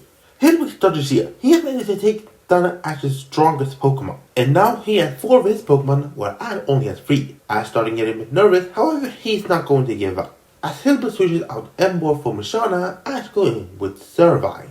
The two battle each other hard. Both of them has a unique strategy of their hand. Musharna uses Hypnosis, while Servine uses Attract. However, Servine is able to use Vine Whip on itself to keep itself awake before getting close and delivering a powerful Leaf Blade which takes out Musharna. Next is Braviary, and while Servine does it better to avoid it, unfortunately Braviary's speed is too much and Servine eventually falls. Next is Crocodile, and the two battlers go against each other head to head, hitting each other with Brutal Attack after Brutal Attack. Eventually, Braviary will go with Superpower, however Crocodile creates a Stonish Counter Shield which blocks out the attacks and takes down Braviary. Next is Scrafty, the two Dark types hitting each other with all they have, not giving an inch to each other as they push forward. However, Scrafty's fighting timing does give it the edge, and as Crocodile is going for Air Release, Scrafty does a close-up Focus Blast which takes Crocodile down, meaning Ash is only down to one last Pokemon. And with that, he opens it up as in his final Pokemon, Duat. As the two of them hit each other with everything they have Duat managed to use his skill shot to block Scrafty's attack before using the second one to deliver close-up moves. Eventually, Scrafty fought back enough so Ash can hit it with a combination of Razor Shell and Aqua Jet. And with the smoke clears, Scrafty has been taken down, meaning Hilbert is now down to his last Pokemon, Emboar. The battle is immediate. Ash tried to have Duat using a water pulse, however just then, Hilbert surprised them by having Emboar spin on his back and releasing a flamethrower, creating a fire counter shield. Ash is surprised seeing Hilbert actually using a counter shield against him. Hilbert telling Ash that he'd been practicing that move just in case Emboar and Duat would ever face up, knowing that that's gonna be just the key he needs to finally win against Ash. And the two hitting each other with everything had, Hammer on with the Razor Shell. He grabbed for the Aqua Jet. However, Emboar's superior size allows it to outpower Duat in most of those categories. While it seems like Duat is going to fall, Ash deals an encouraging word, and with that, Duat starts to rise before all of a sudden water starts surrounding it. However, when the water anticipates, it's not Duat that's the answer, but Samurott. While surprised by this, Hilbert refuses to give up, and Emboar remains shutting in with another Hammer. While it lands, Duat releases one of its skill shots with an orange glow and strikes back, revealing its newly learned move, Revenge.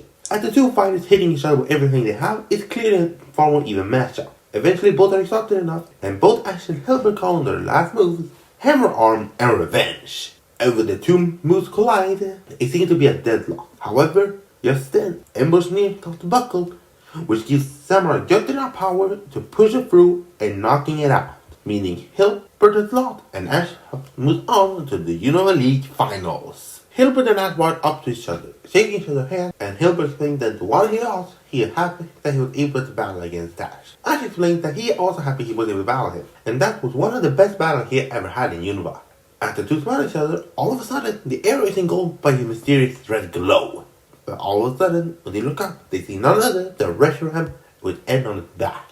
N is saying that the Pokemon League is wrong, and he's going to put an end to it right now, and calls on Team Plasma's castle to rise. All of a sudden, Team Plasma Castle rises around the city, engulfing the entire city in the mysterious shadow of the castle. And the Reshiram flies toward the castle, explaining that the one who has Zekrom with him is free to challenge him, but everyone else are locked down.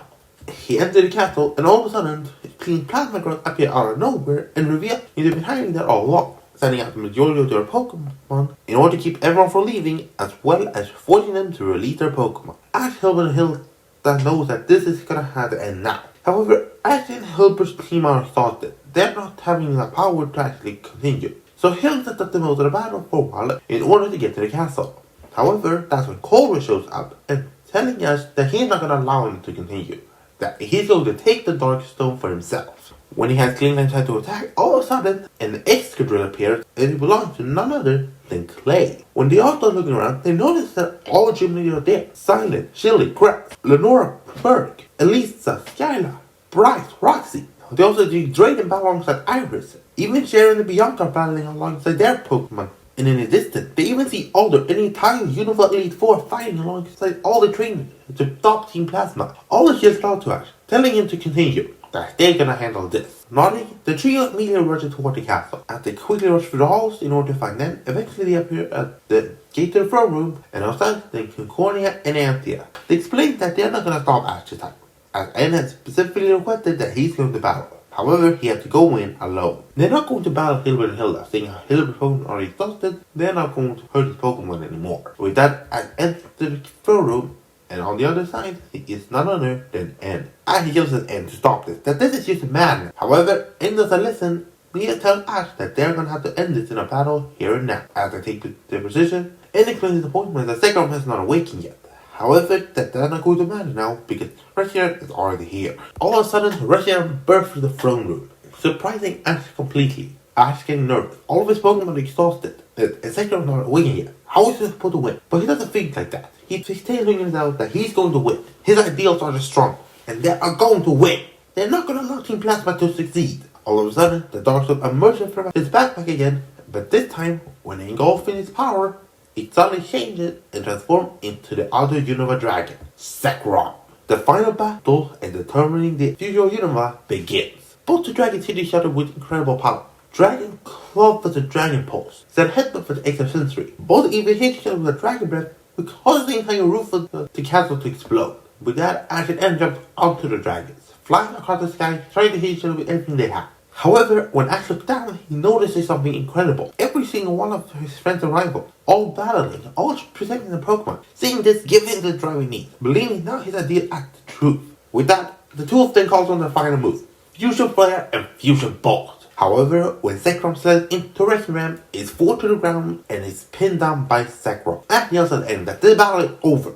They call off the army now. And it's in shock. He has a lot. He believed that his truth was the real one. But Ash's idea was stronger. As Anne is about to call off the army, all of a sudden they hear a commotion outside and rush to the Rogodon wall to see what happened. That's when they see that Sephiroth and Team Plasma ripped out their costume and suddenly replaced by the Black Ones. And now they're immediately going in to attack the trainers with new ferocity, even pushing most of them back. Outside the room, however, Hilbert, Lolaka, Corny, and Avia are actually being confronted by the Shadow Triad. Ash yells at Anne, telling that the battle was over. However, Anne is just shocked. He had no idea what's going on. All of a sudden, a roar is heard behind them, and Zekrom and Reshiram are knocked out. When they look to see what's happening, they see none other than Ghetsis. Anne tells his father that the battle is over. He lost. But Ghetsis just left, telling Anne that the battle was never about Joseph's idea. He just wanted Anne to finally bring out Reshiram so he can use it to take over Unova. However, the hero of the ideas also serves his part, because now he has control over both Unova legends. And Team Plasma can now take over Unova with Ghetsis himself as the king. With that, he rips off his clothes and reveals an ominous new outfit with a creepy scepter, revealing that he's now going to get rid of them since they're the only ones who can stand in his way. Ash refuses to kill though. He then turns around to act the battle alongside him. In order to beat Ghetsis, they need to work together, and is surprised to see that Ash from the battle with him after everything, but agreed to do it to stop his father. With that, Ash goes in with Pikachu as Anne calls on Zoroark. However, that's when Ghetsis smiles and calls him his powerful Pokemon, Hydreigon. The battle is immediate. While Zoroark is not much of a battler, Pikachu is already exhausted from the final battle he had. The Hydreigon uses it to protect them with all they have. When it seems to be hopeless, Zoroark let out a powerful roar. They don't know what's happening, but all of a sudden, a commotion is heard outside. When they look outside, they see Sora and Zoroark attacking, revealing that Zora's family from the Hidden Village has appeared and helping them take on Team Plasma. However, that's not the only thing they notice. Some of the other Team Plasma guns still wear their original uniform, even battling alongside the gym leaders to take down the evil Team Plasma, revealing that some of their followers was loyal to him and not Ghetsis. Meanwhile, outside the throne room, the Elder and Mima are actually battling the Shadow Triad in order to protect Hilbert, Hildyke, Corny, and Avia. When they see it, Ash and are filled with new hope, and with that, Pikachu unleashes the Thunderbolt against the two dragons, which causes them to wake up. Ghetsis get angry, telling Hydreigon to finish them all off with a Hyper Beam. As they rush up the attack, all of them calls on their final moves. Zoroark with Dark Pulse, Pikachu with Thunderbolt, Zekrom with Fusion Bolt, and Reshiram with Fusion Flare. The four will collide into one giant force, and when the move slams into Hydreigon, it's quickly knocked out, and Ghetsis is defeated. Shocked by this, he doesn't have enough energy to run, and outside, the international police start arresting Team Plasma, and the Team Plasma that knows the end agreed to go with them willingly, believing that they're not gonna answer for all their crimes. Up in the throne room, Ash thanks the dragons for helping them. With that, the two Unovan dragons start flying off, revealing that they are now serve their purpose. Ash and Anne start looking at each other in wonder, wondering what is going to happen now. Anne explains to Ash that ever since he met him, he'd been an enigma, since Pikachu revealed that he liked him. He never seen that Pokemon and trainer actually like each other that much, but he believes now he finally noticed the truth, telling Ash that now he's going to go and fix all the mess his father and himself has caused, but hoping that they'll be able to meet each other again. Ash likes that, and telling Anne that now he sees him as a close friend, with Anne not helping but smiling to that. And with that, Anne leaves the throne room, meaning Team Plasma has officially come to his end. The final of the Unova League finally arrived. Seeing how Team Plasma's battle did not actually cause that much damage to the original stadium, the battle is still underway. And with that, it revealed that the final battle is Ash versus Iris. As the two staring out at the field, the two of them smile at each other, revealing that they are not going to hold anything back in this last battle. So with that, they need to call out their Pokemon in order to get the battle underway. First is Arceus versus Zoroark. Ash, knowing about defeated, uses Zoroark's deep movement to avoid both attacks and chipping away at Arceus slowly. Eventually, it comes down to the defeated range, which allows Zoroark to pounce on it and defeat Arceus. With that, Sora curses Mima and the Elder sharing in the crowd, revealing that the two of them have stayed behind in order to shield Zoroark. But Riven knows that the battle is not over yet. Next, Iris is in Druddigon, and while Sora does use the illusion to confuse him for a while, eventually Druddigon decides to just charge straight in for the illusion, which actually allows it to hit Zoroark before taking it out with a Dragon Claw. Next is Samra, and the two fighters hit each other with everything they have. However, Samura's disciplined side allows it to quickly sidestep when Druddigon lands an attack before hitting it with a revenge which takes it out. Next is Hydreigon. Samura does it best to fight back. However, Hydreigon is both fast and powerful, so Samura tried to shake it out with the Aqua Jet. However, that is what I wanted, and Hydreigon is able to using his side head to actually bite onto Samura, which captured long enough for the middle head to fire off a hyper beam straight to the face. That amount of force forces Samura to hit the ground hard and knocks it out. Next is Garchomp. The battle of pseudo legendaries begins. Both of them hitting each other with a brutal onslaught. Eventually, both are exhausted and they both call on a finishing Draco Meteor. As the meteor starts slamming into the two of them, we reveal that it's enough to knock the two of them out. Next is Servine versus Aggron. While Servine's attack does work for a while, Aggron's defense is too much, and eventually Aggron is able to slam in with a double edge which knocks Servine out. However, Servine has definitely put in the work. Next is Krookodile, and using a quick dig is able to avoid Aggron's attack and then delivers a powerful blow which knocks it out. Next is Dragonite. Dragonite wanting revenge on Krookodile for beating him last time, and the two hitting each other with everything they have. Eventually, it comes down to a clash between Dragon Claw and Dragon Rush, and in the end, Krookodile falls. While Dragonite hears, it clearly exhausted. So Pikachu quickly comes in and delivers a quick Iron Tail which knocks it out. That means it's now down to the final match with Pikachu versus Haxorus. Both of them immediately charging each other with everything they have. Iron Tail versus Dual Shocks, Thunderbolt and Dragon Pulse, Electro Ball and Outrage. Both of them not giving a single inch at each other. Eventually, both Pikachu and Haxorus are completely exhausted. With that, the two of the trainers calls on their final move, Electro Ball and Dragon Pulse. The moves sword at each other, colliding hard. All of a sudden, the Electro Ball explodes and the Dragon Ball soars past it and slams into Pikachu, and when it lands on the ground, unconscious. Meaning Iron have officially won the Virtuous Conference and officially earned the right to challenge the Universe Champion for the title. Ash walks up to Pikachu, telling it that it's a great job. While Ash is sad that he didn't win, he knows he did his absolute best, and he congratulates Iris on a battle well fought. Later that night, everyone thought to celebrate Iris as the official winner of the Unova League, and she couldn't be happier. With Ash helping to help that, they start wondering what she should do next. With Hilbert and Jelly, they returned to Mr. City for a while to do some rest, and all of them agree. With that, they start traveling to Mr. City, now when the Unova League has come to its end. It has been 2 months after the Unova League, and things have changed a lot around here. Bianca decided to return to Nevada Town and decided to take on as a research assistant for her as a universe. With Sharon, Lenora revealed that she's gonna step down as a gym leader to focus on her archaeology work. So Sharon will be taking up the mantle as the normal gym leader in Unova, but taking up in Asperger City to help with new trainers that are gonna be starting over there. Anne and the reform team Plasma has currently been working with Looker and the International Police, restoring all the damage that they did during their time as an evil group. And now Team Plasma is recognized as not an evil organization, but a group of people who work on improving the relationship between people and Pokemon. With our heroes, Ash, Hilbert and Hilda are in Metropolitan City, where they have been for the past month, doing some resting, training, and planning on where they're going to go next. Ash thinks of returning back to Kanto to rest up at home and talking to his mother and all of his other Pokemon. However, that is when Hilbert gets a call on his X receiver, and when he looks it up, it reveals to be Professor Universe. She explains that due to Ash and Hilbert's great performance in the league, they have been eligible to participate in the Pokemon World Tournament, a tournament that is going to take place in Driftfield City, which is going to featuring high-level trainers from various regions, including gym leaders from all regions from Kanto to Unova. Being more than excited about it, Ash agreed to participate and Hilbert does the same. With their new goals in mind, they all head to Driftfield City and eventually get to the dome where they're gonna have all their battle. While there, they also run into some other familiar faces: Bianca, Sharon, and Iris. All of them wearing completely new outfits. Bianca said that she's merely here to observe Pokemon from other regions, thinking that it could help her research. But she also tells them that he's also here for a special request from the universe. While they ask what it's about, she doesn't say, telling them that it's a bit of a secret for now.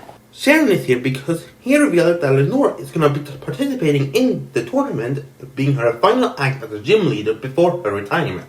And Sharon will participate to test metal against her as well as other gym leaders from other regions. Iris is here because she decided that he wanted to test herself before she decided to officially take on Alder. And if he can defeat gym leaders from other regions, she believes that taking on the Elite Four will be far easier. As they talk, Ash wonders what Pokemon he's going to use, but that is when he learns that he's allowed to register any and all Pokemon that he has owned. Hearing that, Ash gets excited, saying that it can be a great opportunity to reunite with some of his older friends. Everyone is surprised and kind of intrigued by this, seeing that other than Pikachu and Garchomp, Ash only has used Unova Pokemon, and they're wondering what other Pokemon he has had. After being registered, Ash, Hilbert, Iris, and Sharon stand alongside all various champions, including various gym leaders Ash is quite familiar with. On the stage, it revealed that Alder is the one who organized this event and hoped for all fair battles. With that out of the way, Alder decided it's finally time to explain the rules. All of the training is going to be separated into 16 different groups, where the winner of each group gets to move on to the final round, where they're going to have a classic tournament bracket to determine who is the winner. The battle in the groups, as well as the one in the top 16, is going to be completely randomized between a 3v3 single battle, 2-on-2 double battle, 3-on-3 triple battle, and a 3-on-3 rotation battle. Every battle from the top 8 to the final will be a full 6-on-6 battle.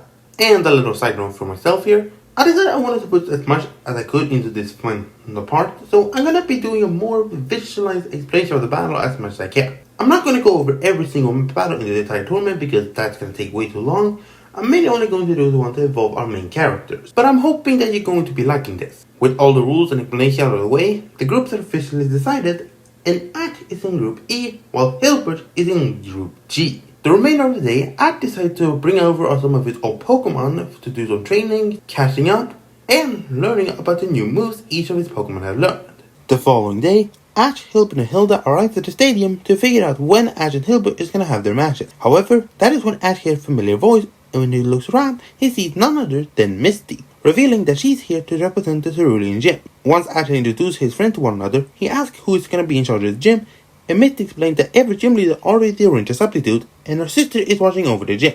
Misty reveals that she's in Group J, meaning that neither Ash nor Hilbert can have to face her until the final round. Once they are gonna look at who their opponent is gonna be, it is then revealed that the battles in the group battles is gonna take place on 4 different battlefields: grass, ice, rock, and water. Being excited by this, Ash immediately starts looking around to find out who his opponent, as well as Hilbert and Misty. It is then revealed that Hilbert is going to take on Fantina on the grass field in a rotation battle, Misty is going to take on Brawly on the ice field in a double battle, and Ash is going to take on Forrest on the rock field in a single 3-on-3 battle. Ash and Misty are surprised seeing Brock's younger brother there, but just then, Forrest actually walks up to them, explaining that he's happy to see the two of them again. He explained that now he is officially recognized as the Pewter City gym leader, and he's wanted to take on the challenge in order to prove everyone that he's worthy of being a gym leader.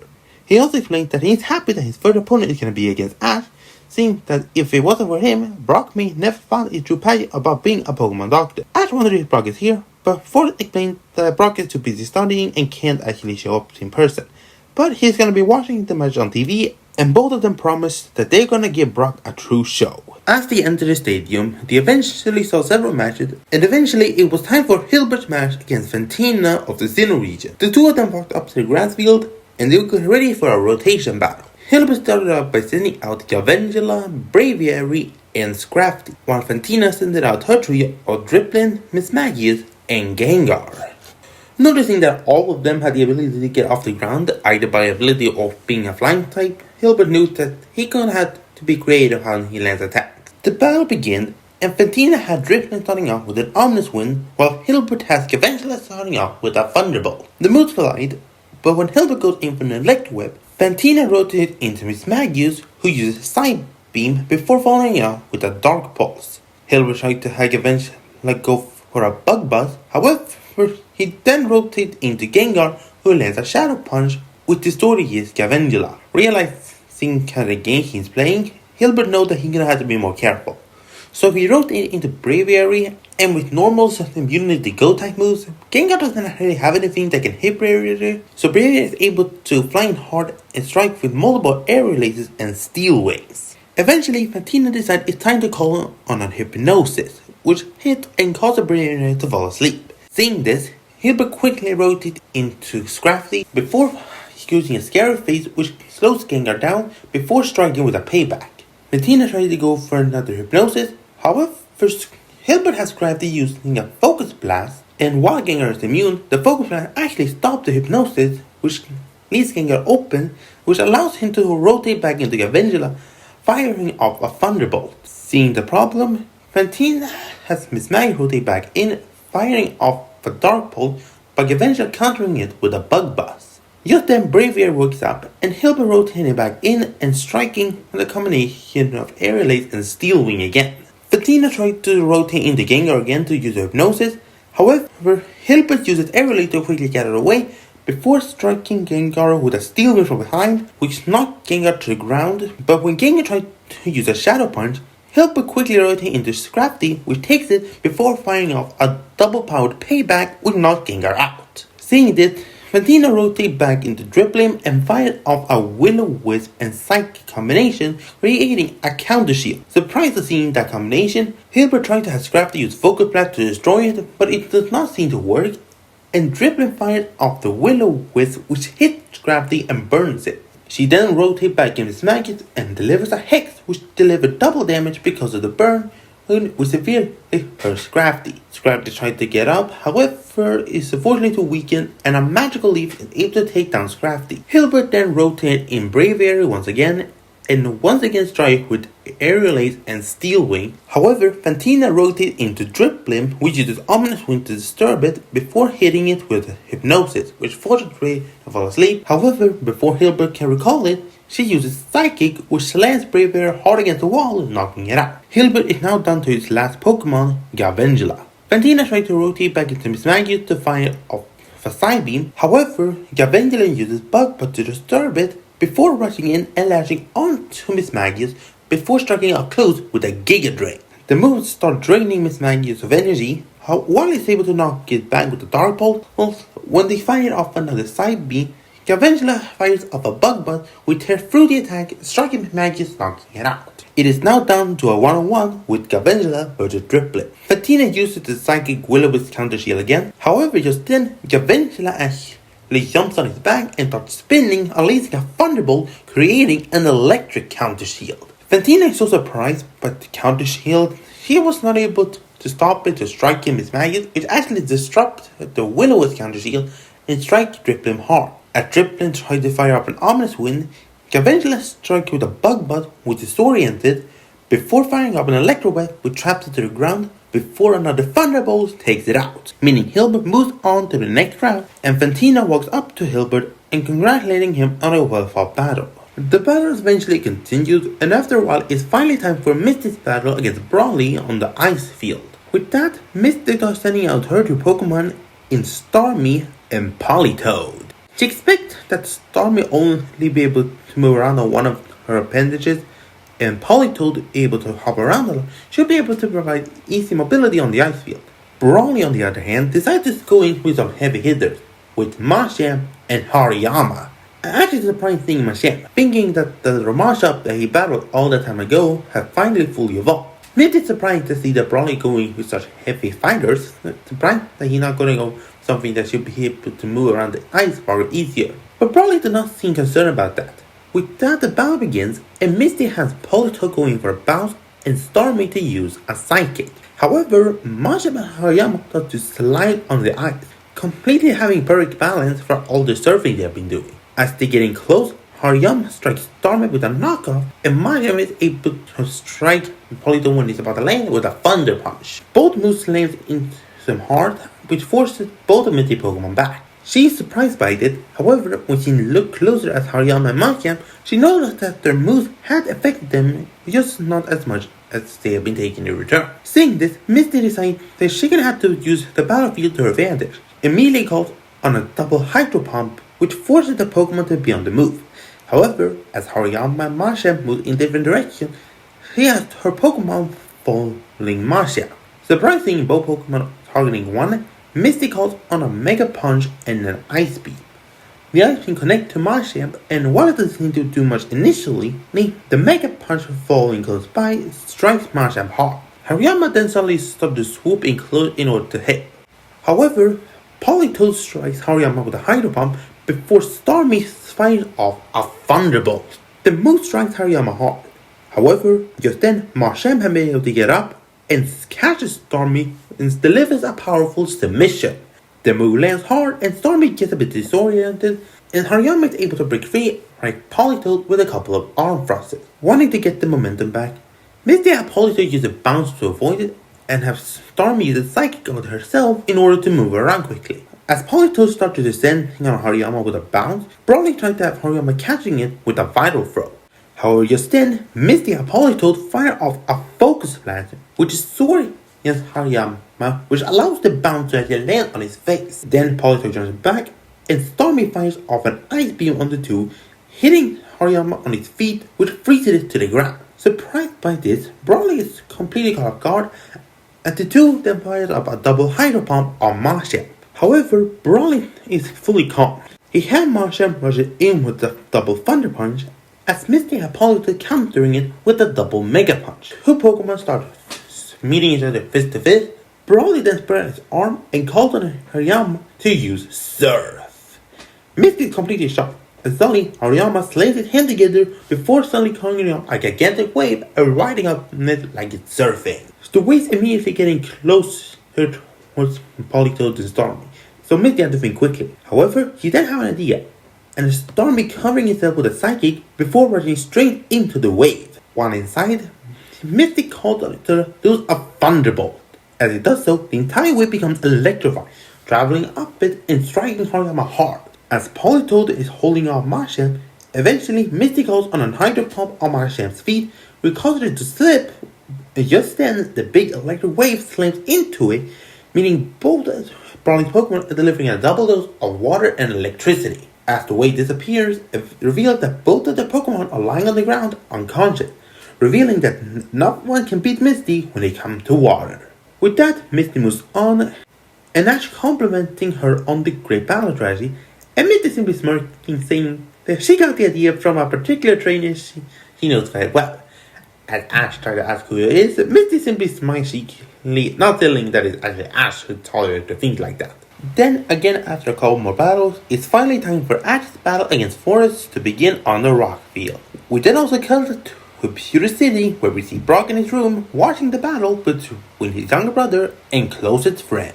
The battle is a 3-on-3 single match, and they start off by sending out Onix and Totodile. Ash commenting that using Onix is kind of fitting, since that was the Pokemon he had to face when he battled Brock for the first time. With that, the battle immediately begins, as Onix going for a Stone Edge. However, Totodile is able to avoid it before charging in with a Waterfall. The move slams into Onix's heart. However, just then Onix goes for an Iron Tail, which knocked Totodile back. As Totodile is able to get back up again, it then calls on a Water Pledge, which travels towards Onix before it's countering it with a quick Stone Edge. It seems like Forest has a perfect defense against Water-type Pokemon, and Ash knows this battle is gonna get hot. Just then, Forest decides to call upon Sandstorm.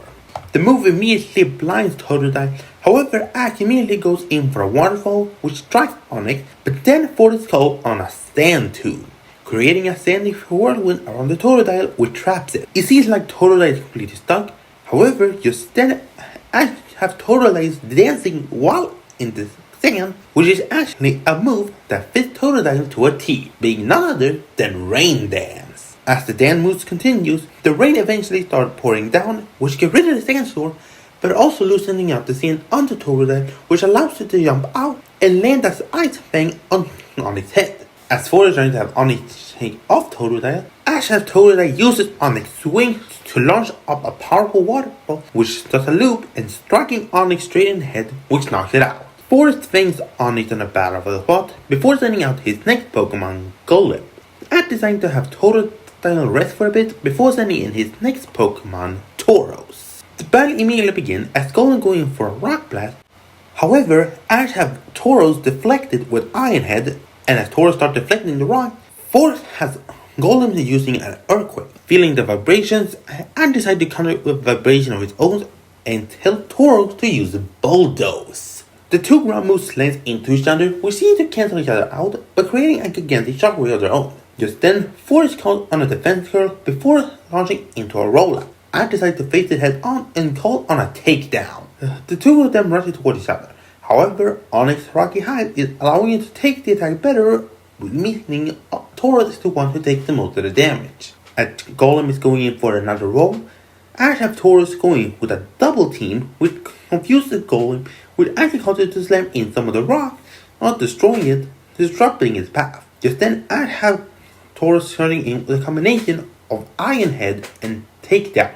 And this time around, this is actually able to hit Golem, which actually knocks it out of rollout, before I have Tauros delivering another Bulldoze, which lands into Golem hard. Forrest tried to go in for another rollout, however this time Golem seemed to be slower, revealing the second effect of Bulldoze, lowering the opponent's speed, had kicked in.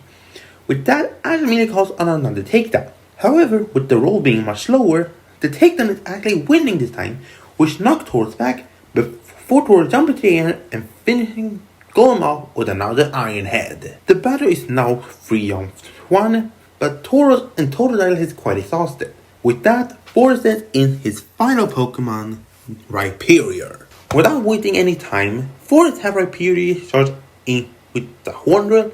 However, while Golem tried to go in with an Iron Head, it appears that Tauros is way too exhausted, and the Horn Drill slides into it, knocking it out, meaning it's actually about down to 2 Pokemon. I decide to send in Totodile again, as rain has finally seemed to stop letting up. Forrest expects Ash to set out the rain again, however Ash immediately calls on a water pledge. Seeing it, Forrest had Rhyperior started quickly with the dig, before appearing behind Totodile and firing off a Rock Breaker, which hit the little water type hard, knocking it out. With both trainers holding at 1 Pokemon left, Forrest compliments that Ash has done well, but said that he should have used the rain while he had the chance as best as he can. That even if his final Pokemon wasn't a water type, the extra damage Totodile could have given would have been plenty. But with Rhyperior's solid rock ability, any super effective damage is gonna be weakened.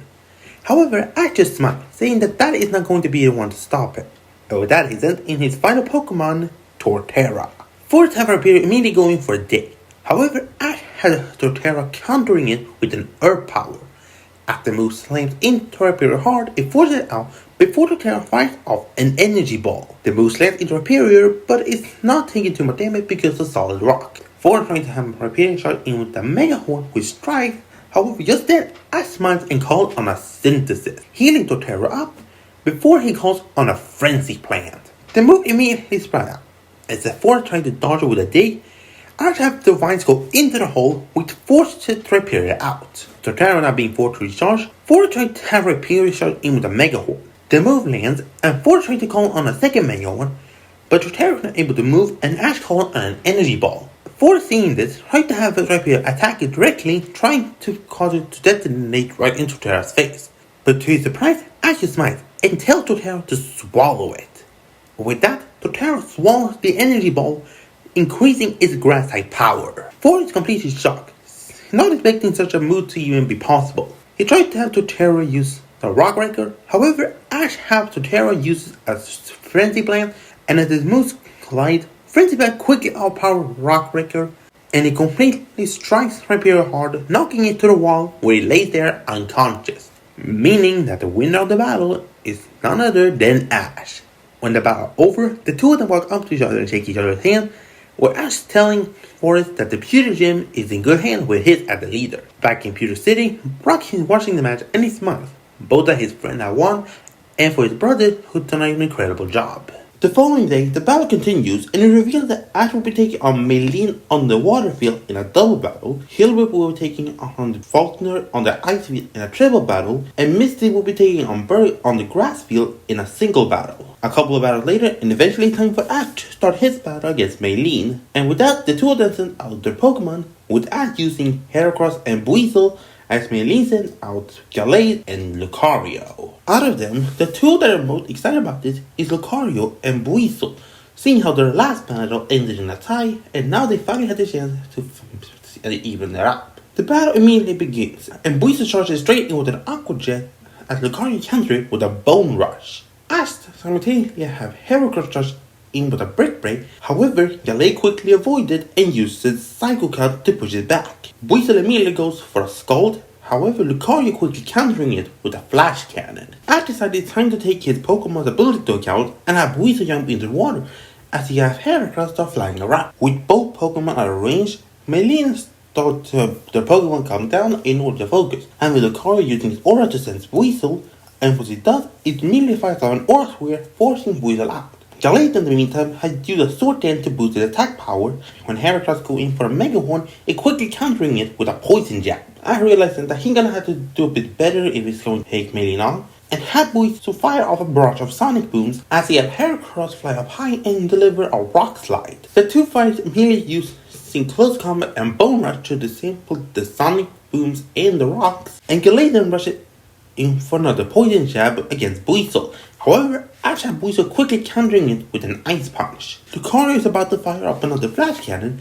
However, Heracross then swoops in and uses Mega Horn to cut through it, striking Lucario. While he didn't do much, as it forced it to be at close range, Heracross delivering a volley of Brick Breaks as Lucario started countering it with the Bone Rush. The two different colors of fight go very differently, as Ash has Buizel using a Scald up close, which forcing Gallade back and even ended up burning it. On the other hand, Maylene have Lucario use his aura to stunning the Heracross Brick Break and dodge it before striking with a Force Palm, which knocks it back and even paralyzes it. With both Pokemon having one of them with a static condition, it seemed to be a dead even match. However, just then, Heracross suddenly started to flare up and his eyes glowing red, revealing Heracross' guts have activated. Seeing this as the break, Ash had Heracross started into Gallade with a Mega Horn, as Maylene tried to use a close combat to counter.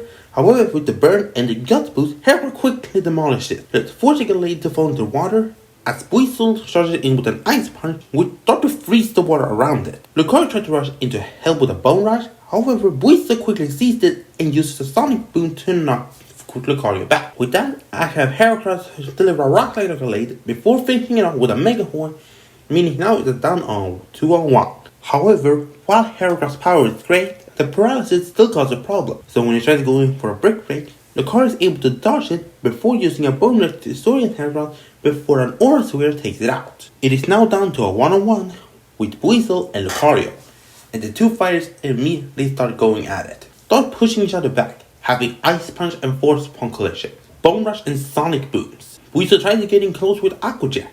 However, Lucario uses Flash Cannon to keep it at bay. They collide Scald and Aura Sphere, seems completely even. Seeing this, both of them decide it's time to charge in with all they have, having Buizel going in with a combination of Aqua Jet and Ice Punch, with Lucario going in with a combination of Aura Sphere and Force Palm. The moves collide in the middle, to create a gigantic shockwave. It seemed to be a dead even match. However, just then, Ash had Buizel use a Sonic Boom aimed toward the ground. The shockwave forced the Buizel to fly up, and Lucario to lose his footing, which is enough time for Buizel to deliver two quick Sonic Booms, which strike Lucario hard, knocking it out. Meaning Ash officially won against Maylene, and Buizel's revenge is time. A couple more battles later, but eventually it was finally time for Misty to have her next battle against Berg on the grass field. However, when she realizes that Berg is a Bug-type cheerleader, she can't help but to shake. Ash is a bit worried about her, but Misty decides to stand tall when she sends out her third Pokemon, Marill, revealing that her Azurill have evolved. Berg then sent in his third Pokemon, Crustle, which gives Misty a bit of relief, seeing that she now starts battling against a rock type. The battle begins, and Misty decides that she wanna end it quickly and calls on an Aqua Tail. However, Berg had Crustle use Protect to block the attack, before going in with a dig, while Misty tries to figure out where Crustle is coming from, and Crustle pops out of the ground and charges it off with an Egg Scissor. Marill does what he can to avoid it, but eventually he's struck down before Crustle he was jump back and prepare another Egg Scissor. Seeing this now, Misty has Marill use a bounce to jump up high. However, when he tries to land an attack, Crustle's hard shell is too strong and the bounce barely did anything. Misty tried to have Marill charging in with a bunch of Aqua Tails. However, Crustle's speed allows it to easily outmaneuver Marill, and seeing that, Misty decides to switch it up and calls on an Icy Wind. The Icy Wind strikes Crustle, while not doing much damage, it does have the added effect of slowing it down. But Berg doesn't realize it at first and continues to attack. However, he then decides it's time to finishing it by calling on a Rock Wrecker. However, at that point, the move had been slowed down enough so Meryl can easily use the bounce to jump above it before slamming an aqua tail from above, which forced the crystals to fall on the back of its shell and start to struggle in order to get out. Seeing that, Berg had Crystal abandon the shell to charge it with another X-Scissor. However, that is what Misty wanted. Now, while Crystal can move faster, he is now not able to protect the cell as well. So Misty immediately calls on an Icy Wind to freeze it in place before Meryl jumps high with bounce and slams into the back before knocking it back to his shell with an Aqua Tail. And when Crystal slams into his shell, it reveals that he's knocked out, meaning Misty has taken the lead. Once Berg returned Crystal, he then sent in his second Pokemon, Escavalier, revealing to be a Steel type this time. Misty is a bit worried, but decides to still call on Icy Wind and hope to slow it down. However, Escavalier quickly avoiding it before charging him with a Swords Dance and charging it with a Poison Jab, which strikes Meryl hard, knocking it out in one blow. While Crystal slammed its attack on the Meryl never had that much defense in the beginning, so unfortunately it was too much. Returning it, Misty then sent in her next Pokemon, Corsola. Berg, thinking that he had advantage here, immediately calls on an Iron Head. As the move slams in hard, Misty then decided to call on a Spike Cannon to force it back before using Recover. Berg, seeing this, he is starting to have Escavalier using Sword Dance to boost the attack power before charging in with more Iron Heads. Seeing this, Misty had Corsola disrupt the path with Bubble Beam and using Recover whenever it started getting low on health. Eventually, Escavalier taking a lot of damage, but Corsola doesn't have much time to use Recover anymore. And with the one last Sword Dance, Escavalier seems to be fully charged and Berg having charging it with a Mega Horn. As the moose is about to collide, Misty had Corsola use a Bubble Beam in the ground to launch it into the air before firing off a Spike Cannon to wash the ground around it, which actually collided right into Escavalier. So when the dust clears, Escavalier has been defeated, revealing that all the consecutive attacks from Corsola has been enough and Escavalier could not take anymore. But with that, Berg decided to send in his final Pokemon, Leavanny. Decided to take the chance quickly, he immediately called on a Leaf Storm, but Misty had Corsola using Mirror Coat, hoping that he'd be able to reflect the attack just enough so they can only get some damage in. However, while he's able to repel the attack for a bit, it's unfortunately too much and Corsola is taking it down, but the Miracle is flying towards Leavanny, but it's the only Grace decided to put on for a bit. It did not seem to be enough to actually land a proper blow. Misty, getting a bit disappointed, returned Corsola congratulating on job well done before deciding that she is done playing around and sent in her final Pokemon, Gyarados. The battle immediately begins as Berg has Leavanny shot in with X-Scissor, while Misty has Gyarados called on a Crush. The moves collide and seem to be dead even, but then Misty calls on a Hurricane while Berg has Leavanny block it with a Protect. As Gyarados tried to use a Hydro Pump, Berg had Leavanny use a Leaf Storm, which counteracts it. Berg then decided it's time to call on a Hyper Beam, which slams into Gyarados hard, which almost knocked it to the ground. However, Gyarados is able to get it back up, and Misty immediately calls on another Hydro Pump, which slams into Leavanny hard, forcing it back. Berg decided that he is done playing around and decided finally time to ending it with one last Leaf Storm. Seeing this, however, Misty smiles and decided finally time to call on Flamethrower. Berg is surprised seeing the move as Gyarados breathes out a hot scorching flame. It burns all the leaves up and strikes Leavanny hard.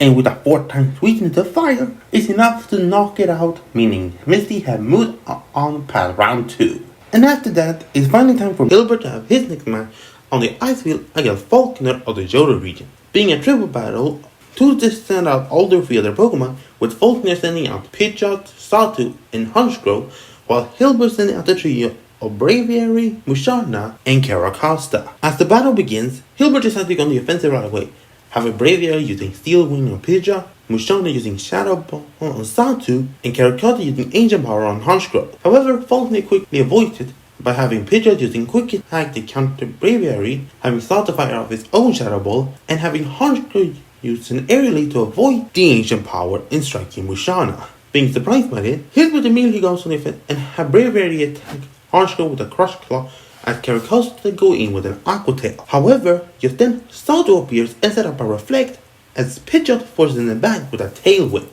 Now Falkner team has double their speed and also double defense. Just then Honchkrow flies quickly towards Braviary and fires off an icy wind with hit which starts slowing it down. While Hilbert is distracted, Pidgeot going for a wing attack on Musharna or sought to use a side shock on Caracosta. Realizing this, Hilbert realizes that he's gonna have to play smart, having Braviary land behind Caracosta and having Caracosta serving as a shield, as Musharna then went in the lead and set up a trick room. Surprising Faulkner thinking that is only going to make it work for the Braviary. But just then, Hilbert immediately goes on having Musharna being the main attacker, firing a Shadow Ball and Side Shock against all of Faulkner's Pokemon, and Faulkner does it better counter. Faulkner had Pidgeot going for a quick attack, seeing how priority mode does not get infected by Trick Room. However, when it gets close to Caracosta, Braviary appeared behind and slapped it away with a Steel Whip, serving that both Caracosta and Braviary are protecting each other as Musharna is cleaning house. Musharna and Sato then go into a head-to-head with Side Shock and Shadow Ball, but then Sato starting setting out Calm Mind to boost the power of Shadow Ball and Side Shock, will get Hilbert a bit worse. But just then he noticed something. The Trick Room is wearing off. Deciding to take the opportunity as he has Braviary recharge in with a superpower on Honchkrow as Caracosta uses Shell Smash. Faulkner thinks that Hilbert might have forgotten about his own Trick Room, but just then the Trick Room disappears and Braviary shoots forward with incredible speed and strikes Honchkrow before he can react. At the same time, Caracosta starts sliding on the ice to boost his speed before hitting Sato with an Iron Head, but with the reflex still up, Night Attack does too much. Decided to capitalize it, has Caracosta fire up an ancient power on Honchkrow, which severely injures it before a Crush Claw forces hitting an Iceberg, which takes Honchkrow out. However, Sato's power becomes so strong that one more Shadow Ball is able to take down Musharna. Before Hilbert does what to do, Faulkner has Pidgeot starting in with a Brave Bird, which strikes Braviary before a Side Shock knocks it out to the ground. Faulkner has both of his Pokemon shot over an attack on Braviary, but just then Caracosta suddenly hoops in sliding on the ice before grabbing an ice pillar and chunking it towards Sato. As Sato tries to blast it away with a Shadow Ball, that gives Braviary enough time to charge in with a Steel Wing and Air Release combo, which knocks it out. Seeing now it's now a 2-on-1, Faulkner does not give up and have Braviary chain a quick attack and wing attack, basically creating a barrage to hit Braviary over and over before slamming the head knocks it out. Meaning now it's down between Pidgeot and Caracosta. As Caracosta already used the Shell Smash to boost his defense, it's not going to take more damage from any attack moving forward. Hilbert considering just keep using Shell Smash, but decided against it. Decided to play on the defensive from now on. Faulkner has Pidgeot charging straight in with a barrage of quick attack, wing attacks, and the occasional Brave Bird. However, Caracosta stayed stoic, using Aqua Tail to block quick attack and a wing attack, and have Iron to cancel out Brave Bird. Both of them are getting exhausted. As Faulkner is on, he's gonna finish off with a Brave Bird. However, Hilbert is not doing anything. He simply waits. To the moment where Pidgeot is too close, he immediately had Caracosta use Shell Smash and dash out of the way, surprising Faulkner completely. That shock is just enough, and Caracosta fires out another ancient power which strikes Pidgeot from behind, taking it out. Meaning Hilbert has officially won his next battle. It is now the next day, and the next round of matchup is now revealed. And third is Hilbert on the rock field against Flannery in a double battle. And then it's Ash on the ice field against Watson in a rotation battle. That Misty is first up against Gardenia on the water field in a triple battle. However, before the battle, Ash, Misty, Hilbert and Hilda are walking around, and they eventually stumble onto Gardenia, yet to Ash and the game's surprise. As they are talking, Team Rocket actually revealed to also be there. They're still attempting to try to catch a Pikachu as usual, but Gardenia actually get excited and run over to James. Misty and the gang are surprised by it, but then Gardenia throws up a Pokeball and out pops a Cacturne, which upon seeing James, immediately starts hugging it, hurting him. That feeling is so familiar to James. When he looks closer, he realizes that Cacturne is actually his Cacnea. The two of them immediately hug each other, happy to see each other after so long. Misty is a bit confused by this, and Night explains that James had left his Cacnea with Gardenia so it could become stronger, and it appeared that it now had evolved into Cacturne. Jessie and Meow still want to attempt to capture Pikachu and their Pokemon, but James refuses, saying that now he only focuses on seeing his pal battle once again. After a couple more battles, it's finally time for Hilbert to battle, and his battle is against Flannery of the Hoenn region. The battle will take on the rock field, and it will be a double battle, and Hilbert decided to send out Caracosta and Emboar, his two power players. Flannery, on the other hand, decided to go in with two opposite Pokemon by sending in Torkoal and Ninetales, one tank and one speedster. But the moment the battle began, the intense sun started to show, and Flannery revealed this is because of Ninetales' ability, Drought, which not only put out the sun, which weakens Caracosta's water moves, but also improved the power of her fire type moves. With that, Flannery immediately called on a combination of Flamethrower and Heatwave. As the move soared toward them, Hilbert had Ember stand in front and taking it before launching a Flamethrower on his own, being superpowered by the sun as well. However, just then, Torkoal started to spin around, going for Gyro Ball, while Ninetales started to use Quick Attack. The two soared towards Ember, and while Ninetales strikes Ember, Torkoal goes from the side and goes to attack Caracosta. But when Hilbert seized it, he had Caracosta use Aqua Tail, and unfortunately because of the sun, it becomes weakened and it becomes a far even matchup. With that, Ninetales immediately hit Ember with the Confuse Ray, while Torkoal started firing off Sludge Bomb at Ember. Ember gets severely hit, while Hilbert had Caracosta use Ancient Power on Ninetales. While the attack lands, Ninetales is able to shake it off before firing off an energy ball at Caracosta, while Torkoal heads out with Flamethrower. Both moves land into Caracosta hard, but because Solid Rock is able to take it far better. Ember on the hand is still confused, so it becomes quite a problem. Flannery started getting overconfident and merely tells Ninetales to strike Ember multiple times with Quick Attack, while Torkoal starts launching Gyro Ball at Caracosta. Hilbert has Caracosta defend itself and is able to counteract the Gyro Ball with Iron Head. On Ember's side, however, while confused, Ninetales lands multiple Quick Attacks, but eventually it's enough to actually snap Ember out of confusion. So when Ninetales is going for another hit, Hilbert smiles and tells Ember to use Assurance. And with Dark type energy in his fist, it's able to strike Ninetales with double the power, knocking it back and striking it into a stone, severely weakening it. Just then, Flannery noticed that it decides gonna put everything in half and tell Torkoal to use Overheat. As the moose starts soaring towards Ember, Hilbert has Caracosta use Aqua Tail to stop it. While Aqua Tail is weakened, then it's able to create a ton of steam, which is able to halt the blow of Overheat. This worries Flannery, but then Hilbert decided to call on Hammer Arm to strike at Ninetales. While Ninetales gets hit once, it's able to then get away with a Quick Attack before circling around and striking Ember from behind. Wanting to push everything he had, Flannery calls on a combination of Heat Wave and Overheat. As the two fire moves combine with one another, it becomes a swirling blast of flame heading toward them both. Seeing the two moves charging in, Hilbert tries to have both of his Pokemon avoided, but they are not fast enough and they both get hit by the flame.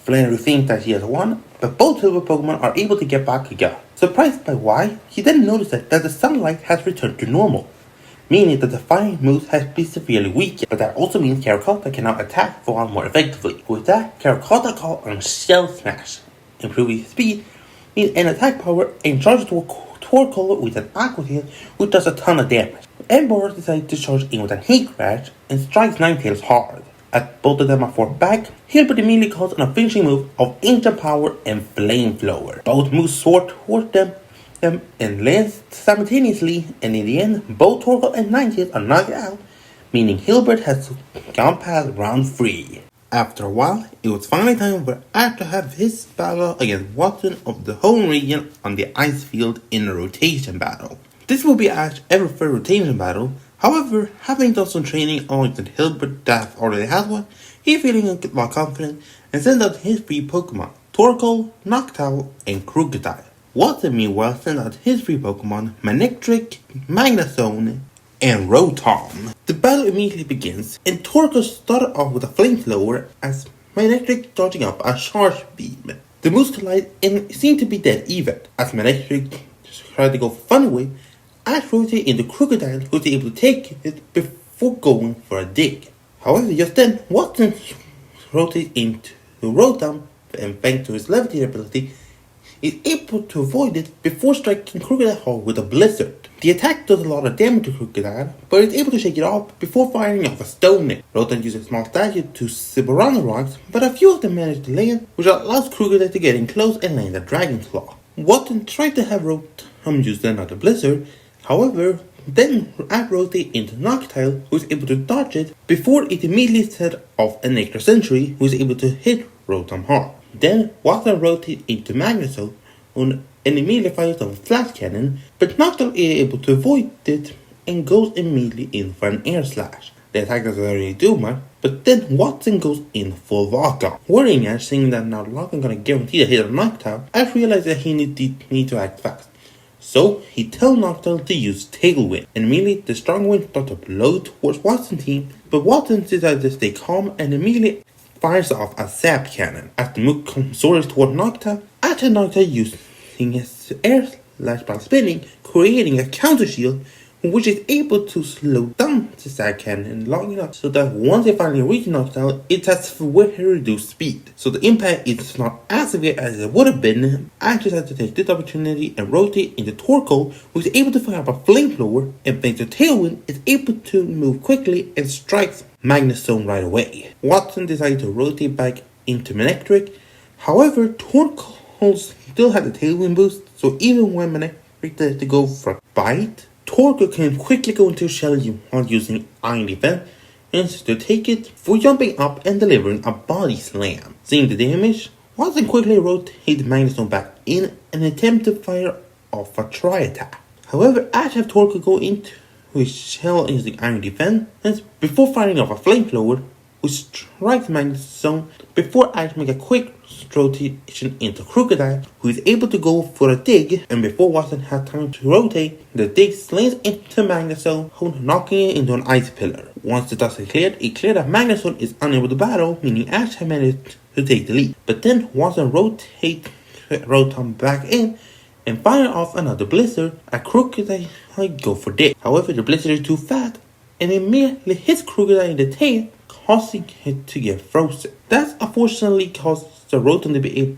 to strike with continuous Blizzard, so Krookodile is far from healthy at this point. With that, he quickly rotates Manectric back in before firing off a Flamethrower, which strikes Krookodile hard and knocking it out. Actually a bit worried, seeing that Krookodile was only really delivering super effective damage against his two remaining opponents. But just then, Ash noticed something. The area around where Krookodile was started to melt because of Flamethrower from Manectric. That gave Ash an idea, and he had Torkoal jump in and start firing off Flamethrowers on Watson's side of the battlefield. As the flames start to hit the field, it causes Watson's side to melt. This is causing a problem for his team. He quickly rotated into Rotom to fire a Blizzard at the water, freezing it once again. However, that is what Ash wanted, because now Rotom is distracted, so Torkoal can calmly store up power in his shell before firing off a Solar Beam. The move soared quickly towards Rotom and strikes it hard. It seemed to be on its last leg,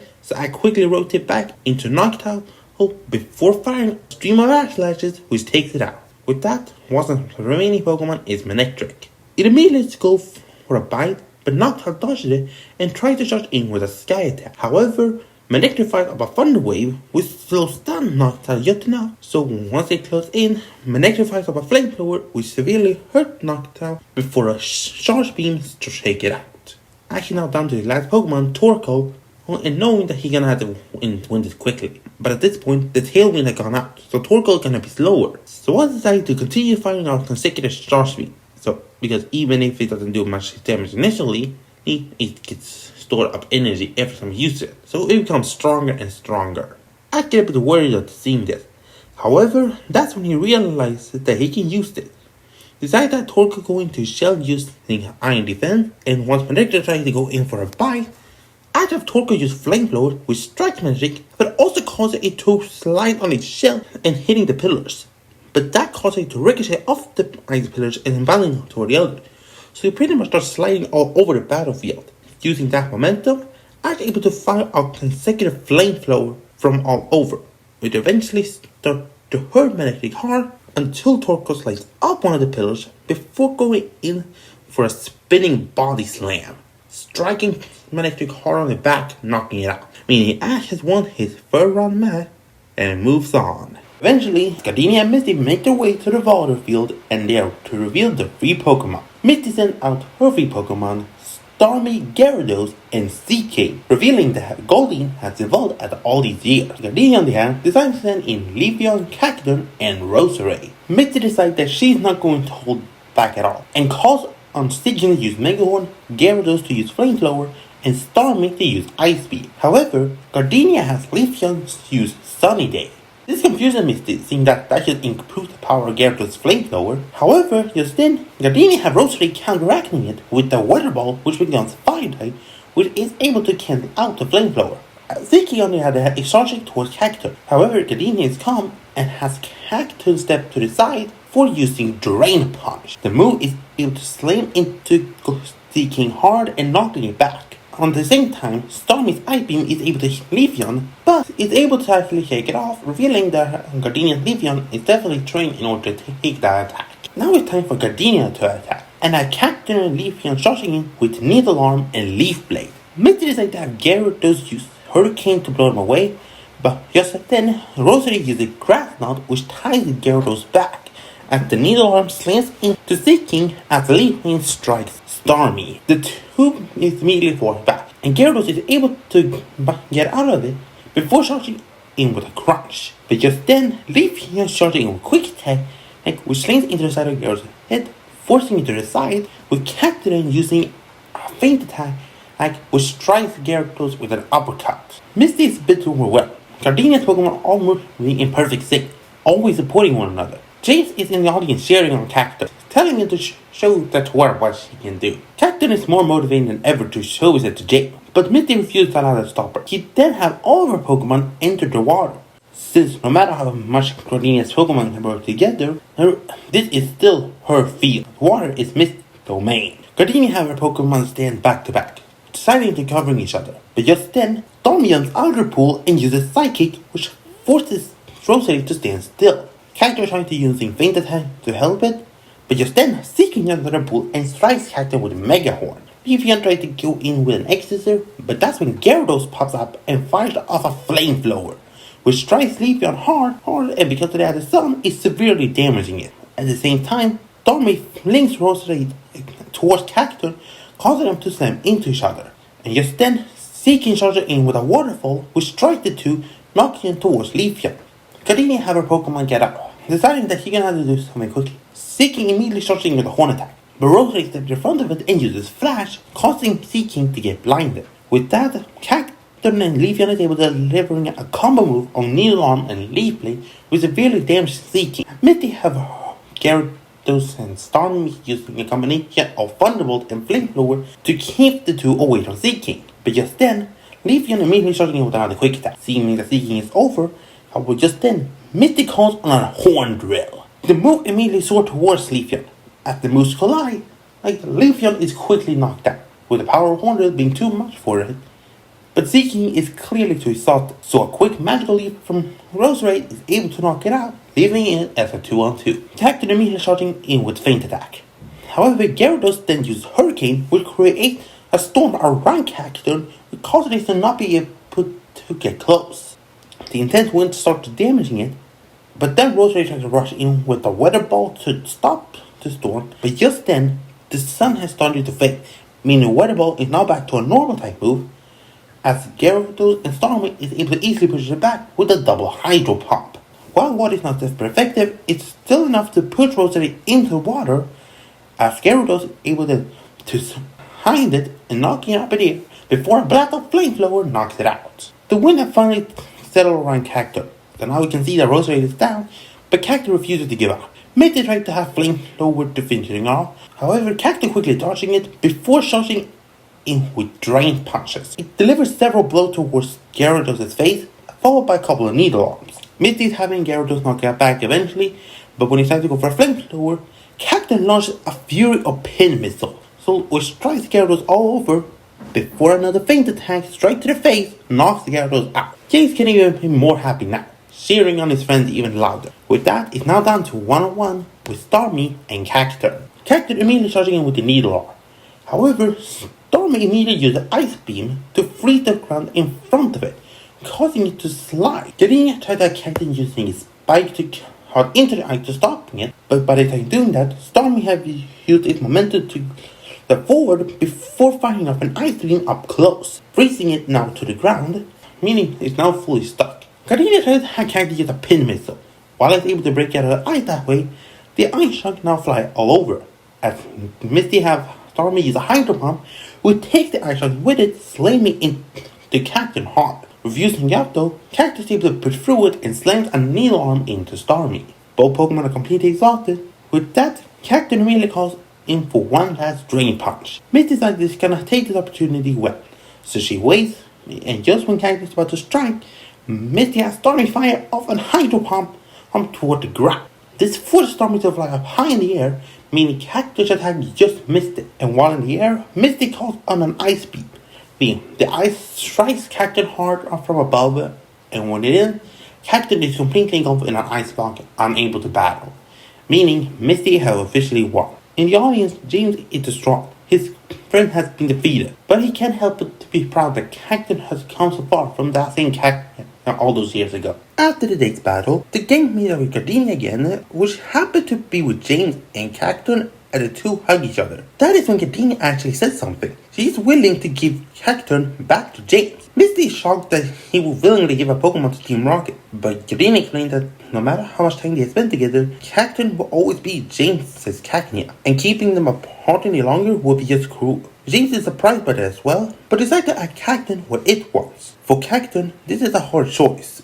It spends a lot of time with James and really finds it fun, but they also like spending time with Gardenia and all their grass type. In the end, Cactus decides to approach and gesture that he wants to fight, thinking that a battle with James as his partner will help him decide. I decide to agree, and a battle between James and Cactus and Ash and Pikachu begins. Cactus' power has definitely shown. However, Pikachu's speed is not to joke around with, and in the end, it comes down to a collision between Drain Punch and Iron Tail, and in the end, Pikachu is the winner. He encountered Cactus on a battle well fought, and that battle helped Cactus decide that it was to return to James' side. As much fun as time with Gardenia, it still missed James every day and were more than happy to join him. So with that, the two are reunited as Cactus is once again a part of Team Rocket and back to hugging James with his spike and harming him.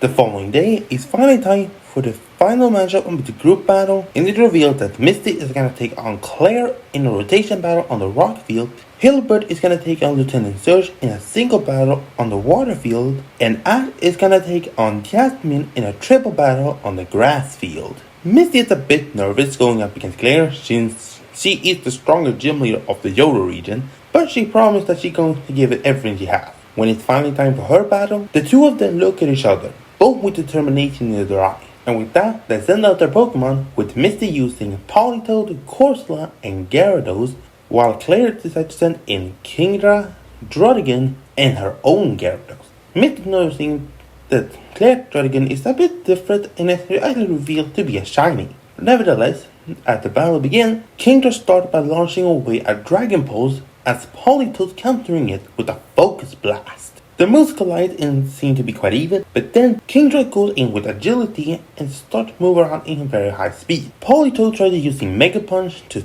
attack it, but Kingdra is able to move around too quick and launches a Hydro Pump which knocks Politoed back. Seeing this, Misty decides to rotate into Corsola and use a Spike Cannon. However, Kingdra is able to quickly avoiding it before launching a Dragon Pulse. However, just then Misty calls on a Miracle reflected back at Kingdra, which takes a lot of damage. Claire, seeing this, decides to rotate into Druddigon before going in with a Dragon Tail. Corsola does it better to avoid, but the tail drives Corsola and forces her back, so Misty decides to rotate in Gyarados. Gyarados immediately goes in for Hydro Pump, but Druddigon is able to tank it before launching a Slash which hurts Gyarados. That's when Claire decides to rotate in her own Gyarados, and the two big water serpents start duking it out. As they continue to clash with one another, it appeared to be a dead even match, but then the two of them launched away Hydro Pump and Hyper Beam, which collide, which caused a massive explosion, but in the end, the Hyper Beam wins out and strikes Mrs. Gyarados hard. Knowing that Gyarados is gonna have to recharge, Misty rotates in Politoed again, before going in for a bounce which strikes Gyarados in the face, actually causing it to become paralyzed. Claire decides to rotate into Druddigon and decided time to call on Outrage. Immediately goes into a flurry of blows and strikes Politoed over and over. Politoed does it better to use the Hydro Pump to force it back, but Druddigon goes straight through it and strikes Politoed until he seems to be getting on his knee. Misty decides to rotate into Corsola now and start launching a Spike Cannon, but Druddigon is still able to land. Just then, Misty decides time to use Recover to get back some health, and just then, Druddigon becomes confused. Claire rotates Kingdra back in and immediately goes for a Dragon Pulse. This time around, Corsola used a Bubble Beam in order to block the attack before Corsola rushes in ending the close-up Spike Cannon. However, Kingdra is able to fire off a Hydro Pump before the Corsola back, meaning so Misty decides to rotate Gyarados back in. Kingdra tries to launch another Dragon Pulse, however, Misty had Gyarados countering with a Flamethrower before unleashing a massive Hurricane. And being a Pokemon not very good at moving on lane, Kingdra can easily get swallowed up by it and swirl into the air before it falls onto the ground being knocked out. Claire decides to rotate in her own Gyarados and launches an Ice Fang, which strikes Gyarados next, which immediately starts to freeze. The two Water Surge had to go for another Glass, but with the ice around the neck, Misty's Gyarados is at a disadvantage. So that Misty's Gyarados tries to go for Hydro Pump. However, Claire has her Gyarados dodge it before striking with a Waterfall, followed by a Dragon Breath. The attack strikes Gyarados hard, which is able to knock it out. Misty then rotates in Corsola once again, who is a bit weakened, and uses Recover in order to get some health back. Claire has Gyarados immediately goes in for a fury of Waterfalls and Ice Fang, occasionally getting paralyzed, allowing Corsola to counter with Spike Cannon and Bubble Beam. And Claire decides to finish her off with a Hyper Beam, but Corsola uses a Mirror Coat, which reflected straight back at Gyarados, knocking it out. Now with Druddigon being her only Pokemon left, it appears on the field. This having now snapped out of confusion, Claire immediately launches it into Dragon Tail. Corsola uses Recover to get health back, but it still takes all damage. Knowing that Corsola likely won't be able to take much more, and Politoed is probably not going to be having much energy as Druddigon is now, he decides to immediately launch into a fury of Spike Cannons. The attack strikes Druddigon, but it does not seem to do too much, but Corsola just keeps at it, launching more and more spikes at it. Eventually, Druddigon is able to get in close and strike a Dragon Tail, which knocks it into a pillar and knocking Corsola out. It's now down to a 1-on-1 with Politoed and Druddigon. Politoed has managed to rest up for a bit, and Druddigon is now exhausted, so they are pretty even level. The two of them immediately go in for a close-up fight with Mega Punch and Slash, but then Claire decides to finish it off by going for Outrage. Druddigon immediately rushes toward Politoed, but Misty had Politoed use the bounce to keep on jumping away as Druddigon keep on smashing it on the rocks on the field, eventually causing pretty much majority of them to get pummeled to pebble. It seems that Politoed has nowhere to run it, and Druddigon goes in for a finishing attack, but just then it becomes confused. Misty takes the opportunity and launches a Focus Blast, which forces Druddigon back before a Hydro Pump forces it straight into the wall, where he then falls on the ground unconscious, meaning Misty has won her block battle and moves on to the final round. Misty is super happy that she was able to defeat Claire, and Claire compliments Misty on the battle well fought. A couple of battles later, it is now time for Hilbert to have his final battle against Lieutenant Surge of Kanto on the water field. Before the match, Lieutenant Surge makes a comment about how he'll be looking forward to face Ash again, saying how last time they battled, Ash was able to defeat him with Pikachu, and him and his partner has wanted to get a rematch. Hilbert makes a comment then saying that he's only going to be able to beat Ash if he beats him, but that won't happen. Like King Hilbert's shot, Lieutenant Surge his favorite Pokemon being Jolteon. As for Hilbert, he said Ingavengela, meaning the first match is a match of Electric. The battle starts as Gavengela uses Thunderbolt, but Jolteon counters it with a Thunder. The two electric types collide, however, Jolteon seems to take no damage, while Gavengela took some severe one, revealing Jolteon's ability Voltosaur to be quite handy. Seeing that the electric move won't work, Hilbert had Gavengela go for Bug Buzz, but Jolteon quickly started with a Shadow Ball before launching a Pin Missile. Hilbert had Gavengela use an Electro Web to catch them, before launching a Giga Drain towards Jolteon, striking it and taking some help. Seeing this, Lieutenant Surge had Jolteon dash quickly, he's circling around Jolteon so he can't hit. With that, Gavengela raises its fangs up in the air and releases a Bug Buzz, which disturbs Jolteon's path, allowing Gavengela to fire off a Giga Drain with strikes. However, that is not enough. Jolteon fires off a Shadow Ball. The move collides with Gavengela, disturbing the Giga Drain. Before Jolteon fires off another round of Pin Missile, Gavengela once again uses the Electro Web to catch them. However, Lieutenant Surge has Jolteon rush into the Electro Web, and when it does, it absorbs all the electricity, restoring its health, before Lieutenant Surge calls on a last resort, and the move soars towards Gavengela, knocking it into the water. That Jolteon lets loose a mighty thunder into the water, becoming an electrified pool, and when Gavengela surfaces again, it is knocked out. Hilbert returned to like thinking he did a great job, but then he decided to send in his next Pokemon, Scrafty. Lieutenant Surge tried to go front of the thunder, however Hilbert had Scrafty dodge it and striking with a scary face. The strategy continued as Jolteon tried to attack, but Scrafty dodged at that moment and used a scary face multiple times, and eventually Jolteon is so slow, so when Scrafty fires up a Focus Blast, it doesn't have enough speed to avoid and gets struck hard before an Hydro Kick knocks Jolteon to the ground unconscious. Next, Lieutenant Surge in a heavy fighter in Electivire. Hilbert tried to ask Scrafty to use Scary Face again, however Electivire is here to fall on attacker, plowing into Scrafty with never stopping low kick, fire punch, and strength, hitting Scrafty multiple times. Hilbert had Scrafty use his rubber-like skin to absorb some of the damage before striking back with payback. However, it did not seem to bother Electivire. Lieutenant Surge mentioning that he had rigged Electivire's defense to be able to take a brutal onslaught attack. However, Hilbert refused to give up, and with that, Scrafty collided with paybacks and Hydro Kicks against Electivire's all attack. Eventually, Scrafty go for a Hydro Kick. However, Lieutenant Surge have Electivire using a twin tail to jump out of the way, and Scrafty hit the ground before Electivire charged into it with a wild charge, knocking it out. The match seemed to be now down to a 2-on-1, however Electivire is exhausted and does not seem to have much power left. So with that, Hilbert in his final Pokemon with Shauna, before firing off one last Shadow Ball, is able to take it out, meaning Lieutenant Surge is down to his last Pokemon, and with that, he sends out Raichu. The Electric Road looks around and spots Pikachu in the crowd, making some gestures saying that once he has defeated this trainer, he's coming after him.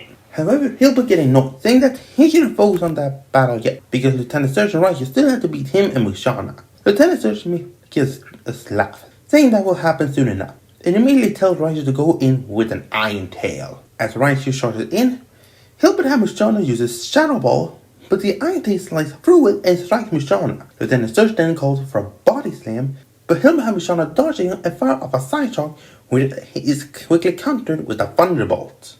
Hilbert tried to have Musharna use Hypnosis, but Raichu quickly got out of the way before striking with a Brick Break. Lieutenant was mentioning that ever since his loss against Ash, he has specifically trained Raichu to use speed to his advantage, no longer relying on overwhelming power. But with the power he already had and increased speed, it is completely unbeatable. Hilbert, on the other hand, refused to believe that, saying that it's no way that can happen. But Lieutenant merely laughed and said that no point to continue, and have Raichu continue his onslaught. But just then, Hilbert smiled, telling that won't happen because he still have one trick, and with that he calls on Trick Room. The moves cover the battlefield and Raichu becomes slow, like incredibly slow. Lieutenant Surge is frustrated about it, questioning what happened, and Hilbert calmly explains that in Trick Room, the slowest Pokemon will always win the race, and immediately start to fire off a barrage of Side Shock and Shadow Ball. Raichu will not be able to move out of the way, try to use Iron Tail to knock the attack back, but still get hit. As Lieutenant Surge tried to Raichu a Thunderbolt to deliver a finishing blow, but Shauna quickly swoops in and lands a Hypnosis, meaning Raichu is now asleep, before Musharna fires off a Side Shock which knocks it out, meaning Hilbert has officially won his group battle and moves on. Lieutenant Surge sighs and returns Raichu before coming out to Hilbert and giving him a handshake, telling Hilbert that he did an incredible job, and also commenting that if he ever had the time, he should swing by Vermilion City and challenge him to a gym battle, something that Hilbert is more than happy to do. Eventually, it was finally time for Ash to have his final battle against Yasmin of the Johto region, and Ash is really excited for it. Yasmin smiles as complimenting that he has grown a lot, but that she's not going to be defeated. And so, they send out their Pokemon, with Yasmin using Scizor, Skarmory, and Steelix, while Ash to the team of Samurott, Bayleef, and Quilava. Yasmin recognizes Quilava as the same Cyndaquil that beat Steelix last time, and Steelix easily recognizes as well. With that, the battle begins, and Ash immediately had Quilava use Eruption, Bayleef uses a Wine Whip, and Samurott go in with an Aqua Jet, almost charging towards them. However, Yasmin stays calm, having Steelix first start with a Sandstorm, and Skarmory uses a Metal Sound, causing every one of their Pokemon to be blinded and distracted by the noise, while Skarmory swoops it in and delivers Bullet Punch to Bayleef. Seeing that, Ash tells Bayleef to use a Body Slam on Scizor, but then Skarmory swoops in and lands an Aerial Lace, knocking it back once more. Quilava then rushes in with a Rollout, but that's when Steelix pops out of the ground with a surprise dig and slams Quilava with an iron tail, forcing it back.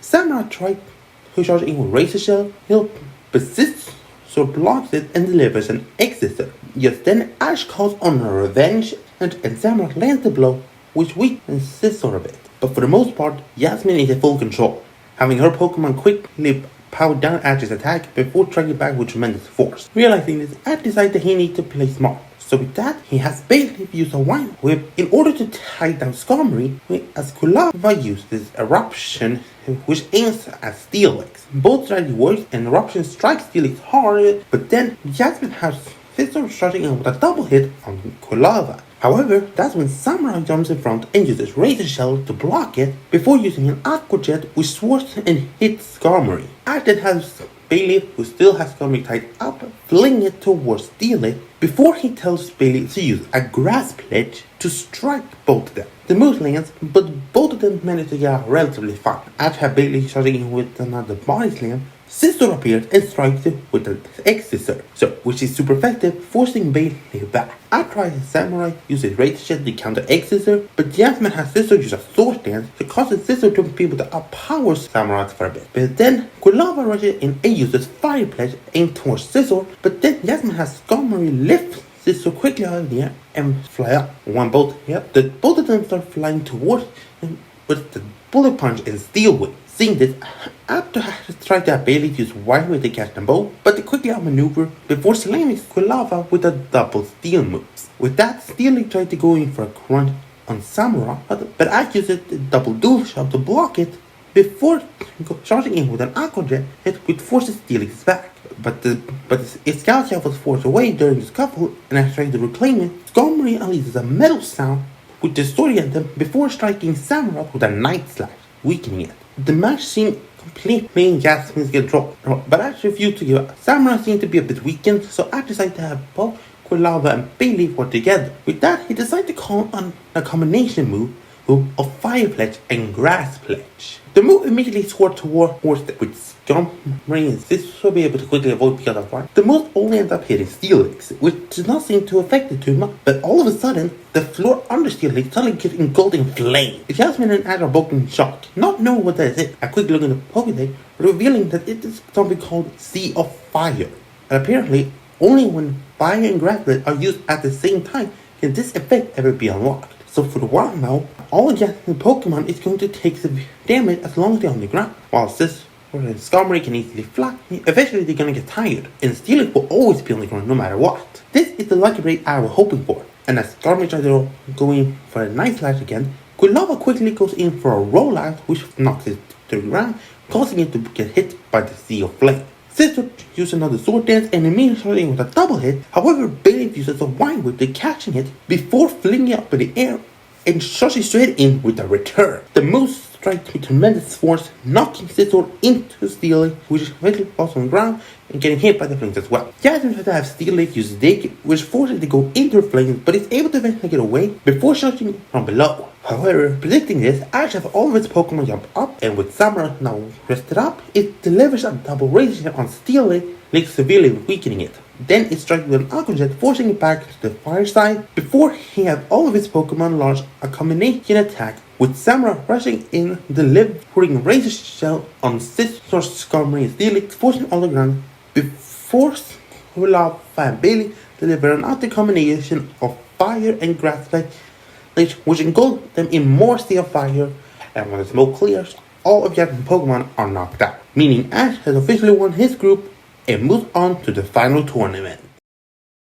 The following day, they announced every single person who moved on from their group battles and now in the final tournament, with Ash, Hilbert, and Misty being free amongst them. The screen then started showing off the next matchup, and the battlefield is just gonna be a standard Pokemon battlefield. First is Ash, who's going to battle Sabrina in a single battle. Next is Misty, who's gonna take on Winona in a triple battle. Lastly, it's revealed that Hilbert is gonna be taking on Iris in a double battle. Hilbert is getting a bit nervous, seeing that Iris won the Unova League, and he was actually able to defeat Ash. However, he's gonna give it everything he has. And then the battle begins, and first up is Ash versus Sabrina. As the two look at each other, Sabrina smiles, saying that he's happy to see Ash again, and she's been looking forward to them having a rematch. Ash said that he and Jota decided to see, and with that out of the way, the battle begins, and first up is Alakazam versus Corphish. Ash immediately recognized Alakazam at the same Kadabra he battled those years ago, and with that, the battle immediately began. Alakazam started off by firing off a Shadow Ball as Corphish countered it with a Bubble Beam. They seemed to be even, but then Corphish rushed in with a Metal Claw, but Alakazam avoided it with Teleport. He then appears behind Corphish and used another Shadow Ball which was able to land. Ash then had Corphish shot in with a Crab Hammer, but Alakazam used Teleport again and then used his Psychic to lift Corphish into the air before slamming it into the ground. Seeing that, Ash realizes that Sabrina is planning on using Teleport to avoid Corphish's attack before striking with heavy hits. But then Ash smiled. He then had Corphish shot in with another Crab Hammer, but as Alakazam dodged it, he had Corphish start spinning around, letting loose a Bubble Beam. So when Alakazam reappears, it gets hit by the bubble and is unable to fire off an attack. Using the opportunity, Ash had Corphish charging straight in and striking Alakazam hard with a Night Slash. The attack struck Alakazam hard, which forced it back. Alakazam is able to get up again, and Sabrina called on a Focus Blast. As the attack soared toward Corphish, Ash tried to have Corphish use Bubble Beam to counter it, but the Focus Blast is too strong and it slammed into Corphish. Sabrina then had Alakazam fire off a Shadow Ball, but Corphish is able to get up and is able to get out of the way. After that, Corphish fired off another Bubble Beam, but Alakazam used the Teleport this time and appeared above the battlefield and using Psychic keeping himself afloat. Seeing this, Ash had Corphish fire off a Bubble Beam again, but Alakazam quickly teleported out of the way. Corphish continued to use Bubble Beam in order to hit Alakazam, but he quickly teleported away this time around. And unlike last time, it can even teleport up in the air, so it won't be able to sweep around with Bubble Beam all over the place. So, Ash needed to come up with something different, but after looking around for a bit, he noticed something. It is a tiny gap, but it should be enough. So with that, I'd have Corphish use a Bubble Beam, and eventually Alakazam is about to appear close to the ground, but that's when Ash had Corphish grab onto Alakazam's mustache with his pincers. Right as Alakazam appears, which shocks Sabrina. She tried to have Alakazam throw it away with a Psychic, but Corphish held on tight. Taking that opportunity, Ash had Corphish use some Metal Claw, which knocked back Alakazam's boots. Before then, it delivers a powerful Crab Hammer uppercut which forces Alakazam back before it strikes with a Night Slash. And that attack is enough to knock out Alakazam, meaning Ash had Gallon to take the early lead. Sabrina returned to Alakazam, saying that he's impressed with Ash's battle style, but saying that they are not done yet. With that, Sabrina sent in her second Pokemon, Espeon. Ash had Corphish charging in straight with the Night Slash again, but this time, Espeon fired off in Hyper Voice, which hits Corphish and causes it to cover his ear. Taking that opportunity, Sabrina tells Espeon to fire off a Side Shock, which launches at it, which hits Corphish hard and is enough to knock it out. Returning Corphish, telling it did a great job, but then he sent in his next Pokemon, Donphan. Ash had Donphan starting out quickly and go for the defense curve before falling off with a rollout. Espeon using his agility to avoid it, but the rollout continued to chase it, and Espeon countered with an Iron Tail, ending in a stalemate. Donphan then uses Earthquake, which shakes the entire stadium, and before it unleashes a Hyper Voice, which strikes Donphan. The matchup seemed to be as even back and forth. Donphan continued to slam it with Rollout and Earthquake, as Espeon is able to countering it with Iron Tail, Side Shock, and Hyper Voices. Sabrina believes that Ash's strategy is mainly to go on the offensive all the time with Donphan, but Ash tells Donphan to hold on and that the opportunity will come soon. Eventually, Sabrina noticed that Espeon had gotten tired, contemplating on switching, but as she's about to reach for its Pokeball, Ash smiles and tells Donphan it's time for Stealth Rocks. And so, Donphan lands its front leg into the ground, creating a bunch of rocks that appear all over the battlefield before they disappear. Seeing this, Sabrina knows that she no longer can switch peacefully. Even if Espeon gets on track to rest, the rock is just gonna harm it when it gets back in, meaning that Donphan needs to be defeated here and now with Espeon. And so, Sabrina decided to call on Espeon's final move, Future Sight. As the attack is launched out of the air, Ash knows that the attack is going to hit soon. So Ash tells Donphan to go into rollout to try to take out Espeon as quick as he can. Sabrina, on the hand, decided to have Espeon try to avoid the attack as much as he can, wanting to stall out as long as he could before Future Sight struck. But eventually, Donphan had built up so much speed and momentum that he able to barrel right toward Espeon when he had nowhere left to run. Seeing no other option, Sabrina called on a Hyper Voice, and the Bloodstone hit the rolling elephant, but eventually Donphan is able to push through and strike Espeon and defeat it. Meaning now, Sabrina is down to her last Pokemon. As seeing that Donphan is tired, she decided it's time to switch, but just then, pour a bit above it and strikes Donphan, and I realize that Future Sight happened, and when the attack ends, Donphan is unable to battle. Meaning, in a surprise twist, the final matchup is now back to a one-on-one. Ash returned Donphan, telling it did a great job, and is surprised that Espeon Future Sight was able to strike just at that moment. As they returned their Pokemon, Sabrina complimented that Ash has done great so far, and Ash doing the same to her. But then Sabrina smiled, saying that since there's a battle against Ash, she believes it's time to reunite with another old friend, before casting out her Pokemon into the air, and out of it appears Gengar. The Gengar, upon seeing Ash, starts floating around him, and Ash realizes that this is his old pal Haunter from all those years ago. Ash is excited to meet Gengar once again, and Gengar is just as excited to see Ash. With that, Ash decided, remembering how much of a prank the Haunter was, decided to sending out a prank of his own, and with that, he calls upon the tricky fox himself, Zoroark. The battle immediately begins as Gengar goes in with Slush Bomb, as Zoroark uses Dark Pulse. Their moves collide evenly, and then Zoroark charges in with Shadow Claw, but Gengar is able to use a Foul Play to take it before delivering some heavy damage back. Gengar then goes for the Shadow Ball, but Zoroark uses a Night Daze, which defeats the Shadow Ball and strikes Gengar hard. Ash about the Zoroark to go for another Night Daze, but then Sabrina calls on Torment. As Gengar launches his attack, Zoroark is no longer able to use the same attack twice. This infuriates Ash for a bit, but decided that he's going to use some of Zoroark's natural ability before calling for a U-turn. As the move hits Gengar, Zoroark flies all the way back to Ash out of the field, but when it lands, it suddenly engulfs itself in a dark aura before it spins towards Gengar. All of a sudden, Gengar sees itself in a cave, but in front of it is another Gengar. Surprised by it, Gengar gets way to it and the illusion waves back, but when it tries to get close, the illusion smirks and strikes it with a Shadow Claw. Surprised by this, but then the illusion starts to laugh and reveals to be Zoroark itself.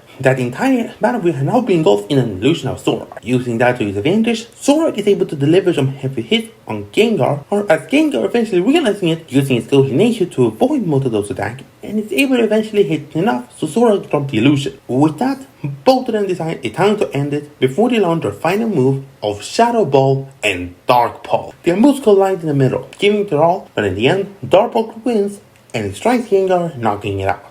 And in a comedy gesture, it actually holds up by his back, indicating that it's out of the match, meaning Ash has moved on and moves over to the top 8. With that, Ash and Zoroark approaches Gengar, as Gengar gives Ash a comedic smile before giving Ash a fake explosive which blows up in his face. With that, Ash, Zoroark, Sabrina, and Gengar can't help but to laugh at the comedy gesture. After that, it was time for Misty to have her next battle against Winona in a triple battle. Winona started out by sending in her 3 Pokemon, Altaria, Pelipper, and Swallow. Misty smiled and went to send out her Pokemon, Politoed, Corsola, but before she could send out her third, all of a sudden, Psyduck appeared. Misty was so shocked, he didn't have time to register it, but by the time he was trying to get it back to the Pokeball, Psyduck was already confirmed to be one of her Pokemon, so unfortunately, he's no longer allowed to switch it out unless he was to forfeit it. Seeing the distraught look on Misty's face, Winona thinks that Misty must have made a mistake, so she decides to have her Pokemon starting in a Psyduck right away.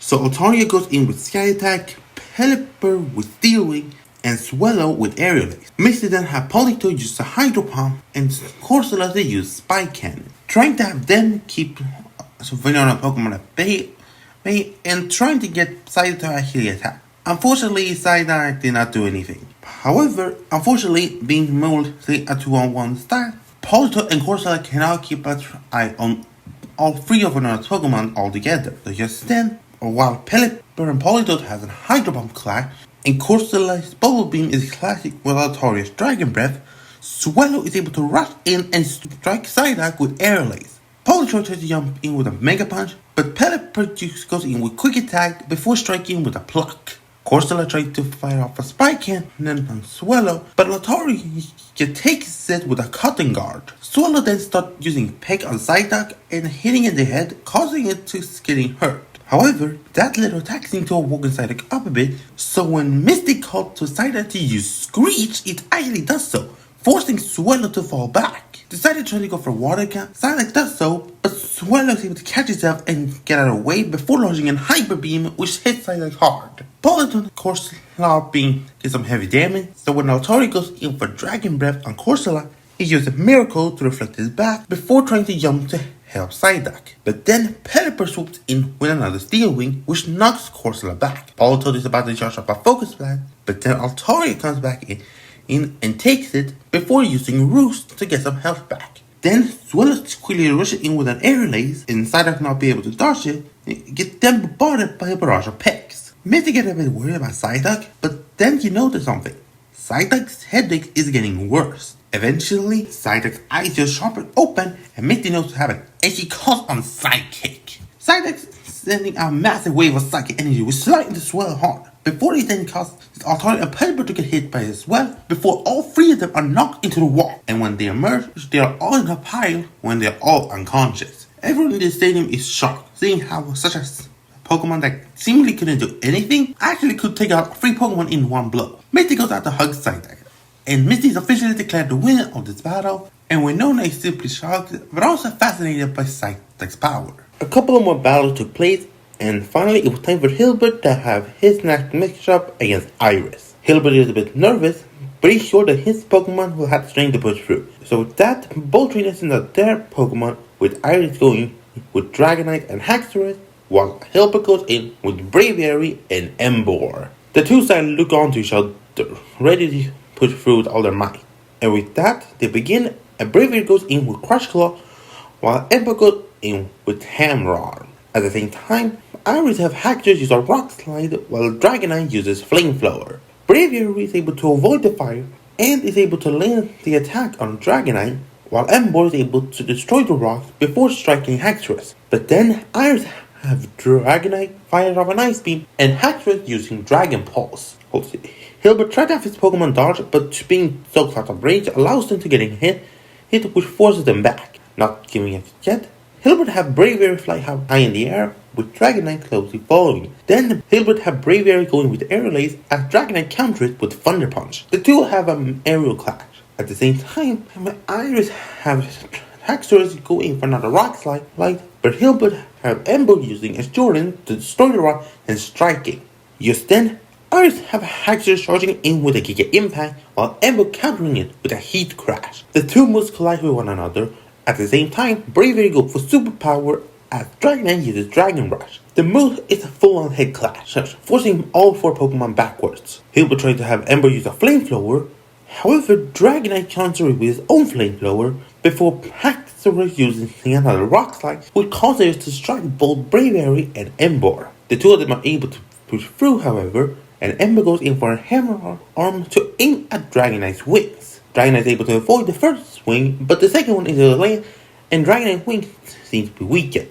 At the same time, Braviary goes in for Steel Wing, but Haxorus is able to dodge it before striking with a Dragon Pulse, forcing it back. Dragonite then goes in for a Dragon Rush on Emboar, and while Emboar tries to avoid, it's unfortunately not fast enough and it gets hit, but then Braviary gets in with an Air Lace Steel Wing combination who strikes Haxorus. Being so neck and neck, both of them have their Pokemon attacked with power moves, but eventually all of their Pokemon are getting exhausted. Iris smiles, telling Hilbert that he's doing great and he's really enjoying this battle. Hilbert smiles as well, saying that he's enjoying this battle just as much, but it's now time to finish it. With that, the two decide to call their Pokemon to unleash their final move. For Hilbert, he have Emboar charge in with Heat Crash, and Braviary to swoop in with Superpower.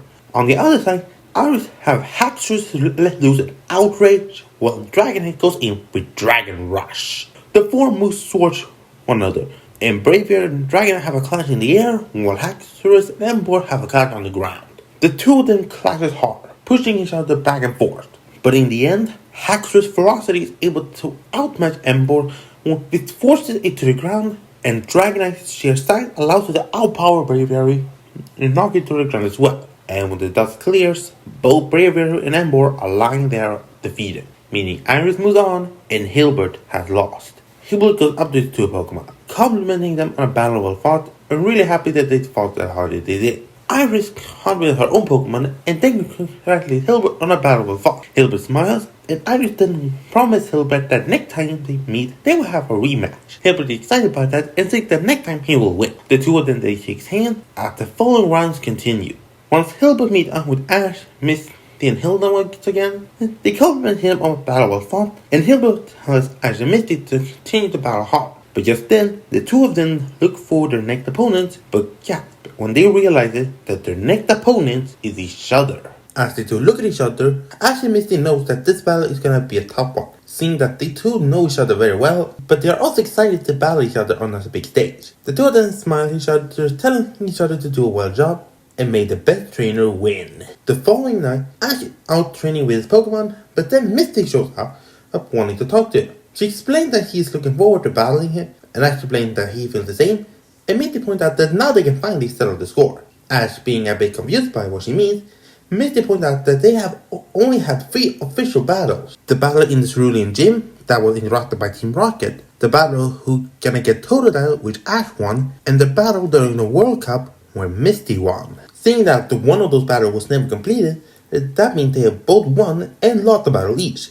So now Misty looks forward that she can finally prove to Ash that she is the better trainer. But Ash says that he's going to prove to Misty that he's the better one. So with that, the following morning, it's finally time for the two of them to have their battle, and it's gonna be a full 6-on-6 battle. They start by sending out their first Pokemon, Politoed and Servine. The two look at each other, ready to give it their all, and when the battle begins, Misty goes in with Mega Punch, as Servine starts off with Leaf Blade. The two attacks collide and seem to be dead even, but then Politoed decides to start off with a bounce. Politoed is able to jump high in the air, but Ash has Servine use a Leaf Tornado to disorient it, but Politoed is able to feather it and strikes Servine.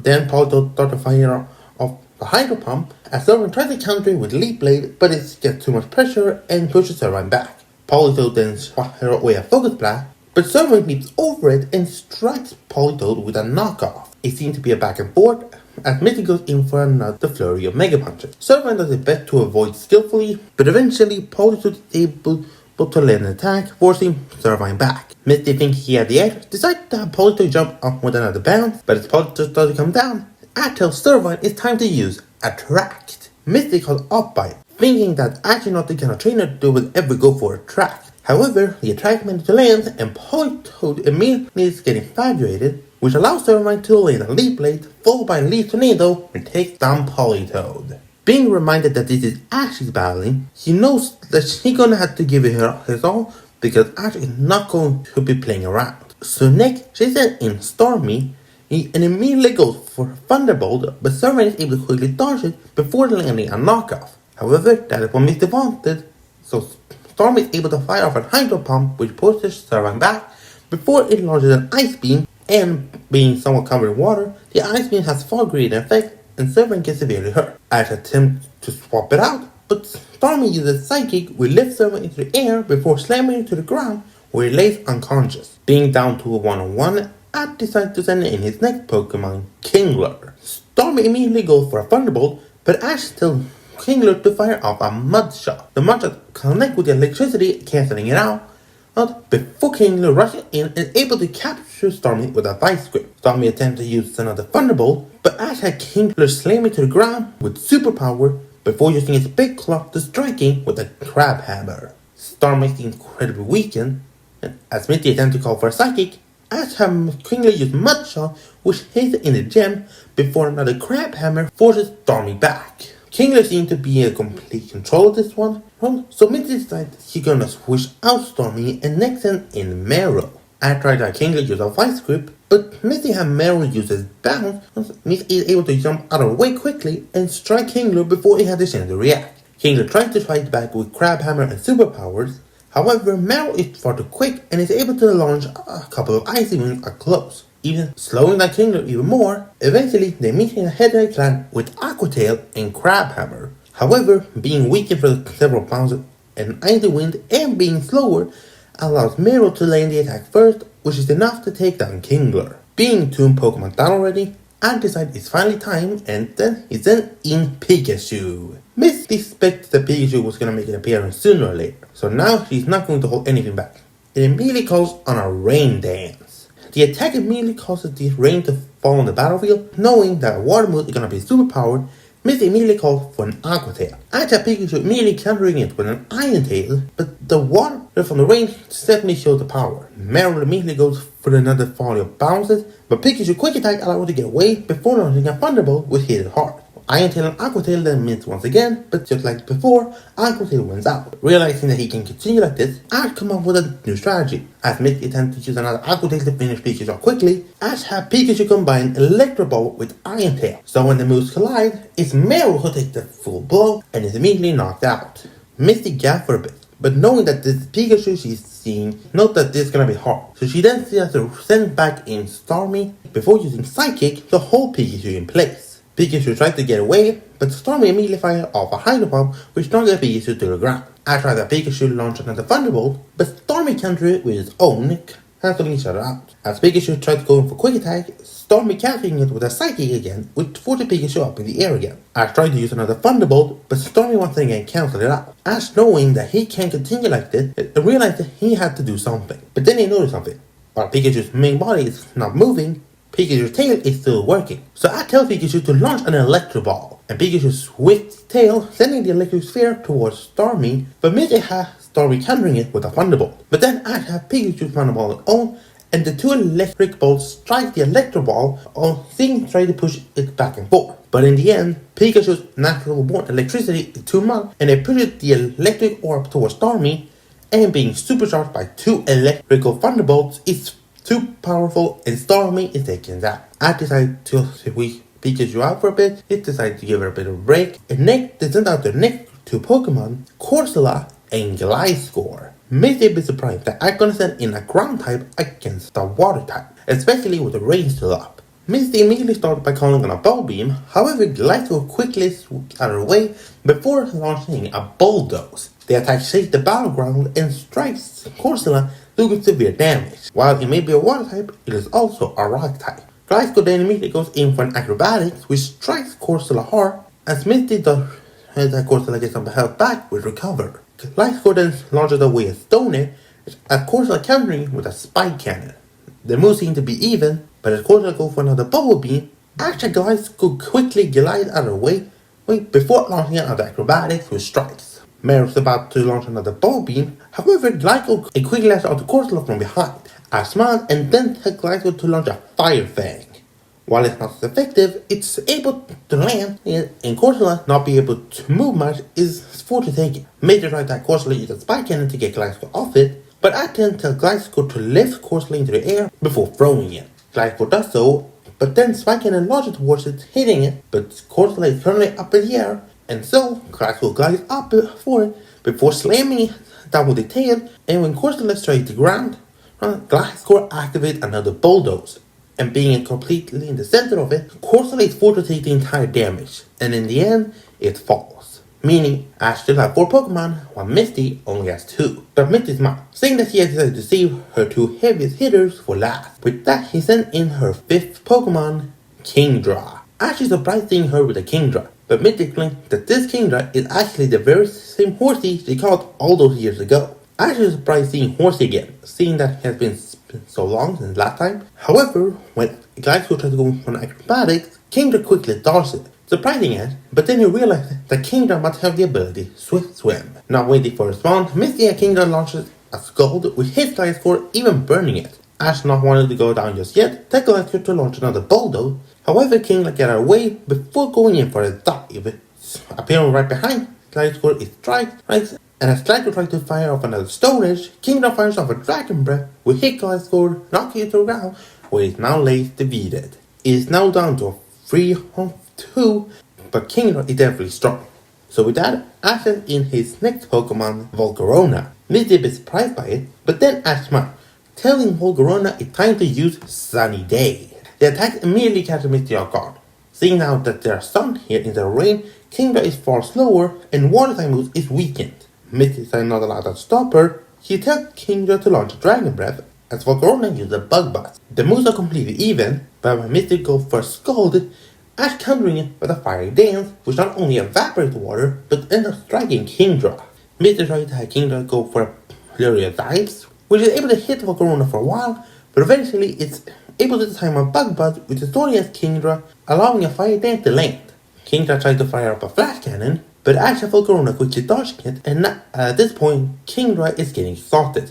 Misty tells Kingdra to launch everything he had into a skull, but Ash then smiles and tells it time to use Solar Beam. Volcarona fires the green beam of grass energy, and as the move collides, the skull is immediately defeated, and the Solar Beam lands, knocking out Kingdra. With that, Misty is now down to only one Pokemon, while Ash still has 3, while only 2 are battled just yet. But with that, Misty sends in her final Pokemon, Gyarados, knowing that Gyarados has the power to take out any of Ash's Pokemon. Ash immediately has Volcarona charge up another Solar Beam. However, Misty counters it with a Flamethrower. As the fire also boosts Gyarados' power, the moves collide, ending in a draw. Gyarados then immediately goes for a Hydro Pump, so Volcarona dodging it before launching a Fiery Dance. However, Misty had Gyarados use a Hydro Pump, which evaporates the flame. Then Gyarados launches a Hurricane, which traps Volcarona, and while he tries to use Bug Buzz, Gyarados launches a Flamethrower into it, creating a fiery vortex. And then even at that close range,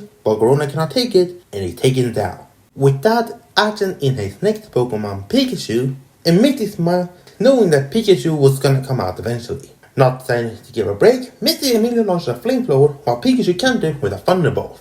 Gyarados immediately goes in for a crunch, but Pikachu uses a Quick Attack to get away before going out Gyarados' body to go for an Iron Tail. While it lands, Gyarados is able to get back up before launching a Hydro Pump, which hits Pikachu, but because of the sun, it doesn't take too much damage. Pikachu launches another Electro Ball, but Misty and Gyarados use a Hydro Pump to counter it, before trying to trap Pikachu with a Hurricane. Pikachu used a Quick Attack to get away though, however, that allows Gyarados to get in close and makes a crunch. Having Pikachu in his jaw, I tried to launch a Thunderbolt, but Misty launches Pikachu away with a Flamethrower. Both attacks successfully lands, but Pikachu has come up worth aware. As Pikachu tries to launch another Electric Ball, Gyarados uses Hurricane to block the attack, before launching the Electric Ball back at Pikachu with the added power of Hurricane, which severely weakens it, allowing Gyarados to launch a Flamethrower, knocking Pikachu down. With that, Ash is down to his last Pokemon. Misty smiles, thinking that she now has the battle in the bag. With Pikachu gone, none of Ash's other Pokemon will have the power to take down Gyarados. But Ash smiles, telling me that he should not be too confident. And with that, Ash sends in his final Pokemon, Bulbasaur. Misty is surprised seeing Ash using Bulbasaur instead of another grass type like Baby. Ash simply smiles, telling Misty that he knows that Bulbasaur has the power to push through. Misty decided not to take a chance, tell Gyarados to fire off a Flamethrower, but Bulbasaur quickly dodged out of the way before launching a Power Whip, which hit Gyarados in the face. Misty tried that Gyarados going for a crunch, but Ash had Bulbasaur launch a Slush Bomb right in Gyarados' face. As Gyarados launches a Hydro Pump, Bulbasaur is able to quickly get away and launching another Power Whip. This time, however, Gyarados uses a crunch to catch it before flinging Bulbasaur up in the air. Misty thinks he has seen the bag now, but then Ash smiles, telling Bulbasaur to fire off the Leash Seed. The seed strikes Gyarados and starts to drain of his energy. Misty, knowing that she doesn't have much time, tries to Gyarados going for Flamethrower, but Ash and Bulbasaur dodge it. However, the flame is able to move too quickly and strikes Bulbasaur. Bulbasaur is able to get back up, but Misty tells it's time to call on a Hurricane. As Gyarados is able to hit Bulbasaur, is being trapped in Hurricane, but Ash has Bulbasaur using Power Whip to latch onto the ground. With the sun still burning brightly, I tell Bulbasaur it's time to launch Solar Beam. Bulbasaur immediately starts to store up energy in his ball, but seeing this, Misty and Gyarados uses a Flamethrower on the Hurricane, creating a flaming vortex again. However, Ash does not allow it and tells Bulbasaur to let go. With that, Bulbasaur finds leave the ground, and spreading his arms and legs, Bulbasaur starts to fly up the Hurricane. As the flames start to slowly engulf it, Bulbasaur is able to move faster, flying high above the Hurricane. But seeing this, Misty tries to Gyarados launch another Flamethrower, but Bulbasaur launches a Solar Beam. The moves are about to collide, but just then, the sun goes out. As Flamethrower returns to his regular strength, Solar Beam has all the stored power already had. So, it's able to pierce through the flames, striking Gyarados straight in the face. And with the Leaf Seed still draining it, it falls as well. Meaning Bulbasaur still stands, and Ash has won and moves on to the top 4. Misty sighs in disappointment, sad she was not able to beat Ash, but happy that she was able to do her best. The two of them smile and congratulate each other, with Misty telling Ash that he better win the entire thing, with Ash promising that he will. Ash and Misty reunite with Hilbert and Hill again, as the two compliment them on a battle well fought, and on Ash on winning. Ash thanks them, but then they notice that Iris' battle is not going on, and they rush over to see her battle. Oh, but they are surprised to see someone they are not familiar with. Apparently someone named Silver from the Johto region. But as they bought the battle, they know that he's not an ordinary trainer because he is completely merciless. His battle style is brutal, as he uses his Weavile to take down Archeop, Druddigon, and Dragonite relatively easily. This last one especially surprised Hilbert since he lost to Dragonite in the last battle. Then Silver rotates into his Nidoking, which is able to take down Aggron, before he finally sent in Feraligatr, who completely decimated Hydreigon and Haxorus, meaning Silver defeated Iris without losing a single Pokemon. This shocked the group, seeing that Silver somehow had the power to defeat Iris, who won the Unova League. They are especially shocked, however, when it revealed that Ash's next opponent is Silver himself. Knowing that he's gonna have to face a tough opponent, Ash decided it's time to do some little research. As he and his friends do that, he learned that Silver had taken part in several leagues just like him, and had gathered a team of very diverse and very powerful Pokemon. So Ash started to think about the Pokemon he's going to bring into the battle, but as he walks around to do some thinking, he actually runs into Silver, where the two of them actually have quite the unique talk. So, you're Ash Ketchum, huh? I expected something more. I'm sorry, but I don't think we met before. That is because we have not. However, I'm quite familiar with you already. After all, it's not everyone you meet someone who has consistently been a thorn in Team Rocket's side. How do you know that? Let's just say I am also someone who had a problem with Team Rocket. Call it my personal mission, if you will. However, during my time thrashing Team Rocket's operation, a particular trainer's name came to mind. A trainer from Palatown with a single Pikachu on his shoulder. Sound familiar? Okay, so you're against Team Rocket. But what does this have to do with me? I don't really expect anything from you. My mission is to take down Team Rocket. Plain and simple. I'm not asking for any help. But the fact that you have been getting Team Rocket's way so many times, it's interesting. That is why I want to see if you really have what it takes. Or if you just got lucky. What do you mean lucky? Team Rocket were bad guys, and now you stopped them from doing bad things. There's nothing else to it. Pretty simple way to put it, I guess. But I just want to make sure that anyone turning out against Team Rocket would actually have the power to back it up. So let's just see if you can actually do it tomorrow. If you're not, then I suggest you just stay out of my way. Hey, for your information, I don't get me personally. It's just that they continue to follow me around. What does it matter if I battle Team Rocket or not anyway?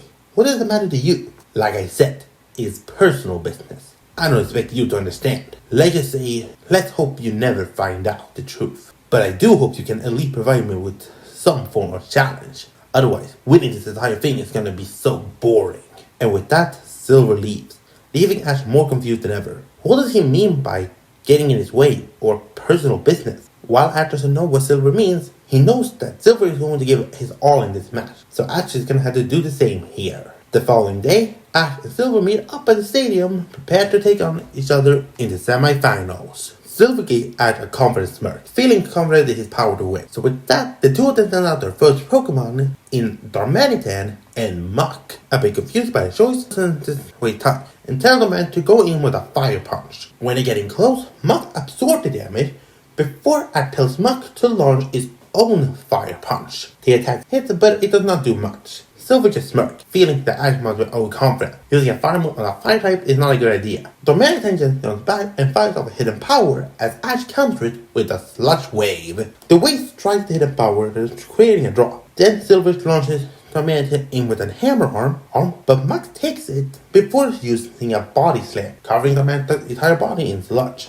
Seeing this, Silver has Darmanitan use a Flare Blade, able to burst out from under Muk, launching it to the ground. As Darmanitan is able to kill my fire, Muk is able to eventually rise to his feet, as Silver had Darmanitan launch another Fire Punch. But as the punch getting close, Ash tells Muk it's time to use Toxic. Muk launches the Toxic or towards it and strikes Darmanitan, poisoning it badly. Silver is a bit surprised to see Ash using such a move before Ash Muk to launch another Sludge Wave. The move hits, causing Darmanitan even more pain. Seeing that he needs to end quickly, tells Darmanitan to launch another Fire Punch, and the attack is so powerful it's actually able to send Muk flying. Thinking he has it in the bag, however, then Ash tells Muk it's time to use a Body Slam. As it spreads on wide, it falls towards Darmanitan, slamming into it from high up. When Muk slowly beats off from Darmanitan's body, The mannequin is laying unconscious, defeated. Silver turns to Sick, giving a small nod of respect to appear, before sending in his next Pokemon, Marowak. Seeing the ground type, Ash tells Mike to use another Sludge Wave,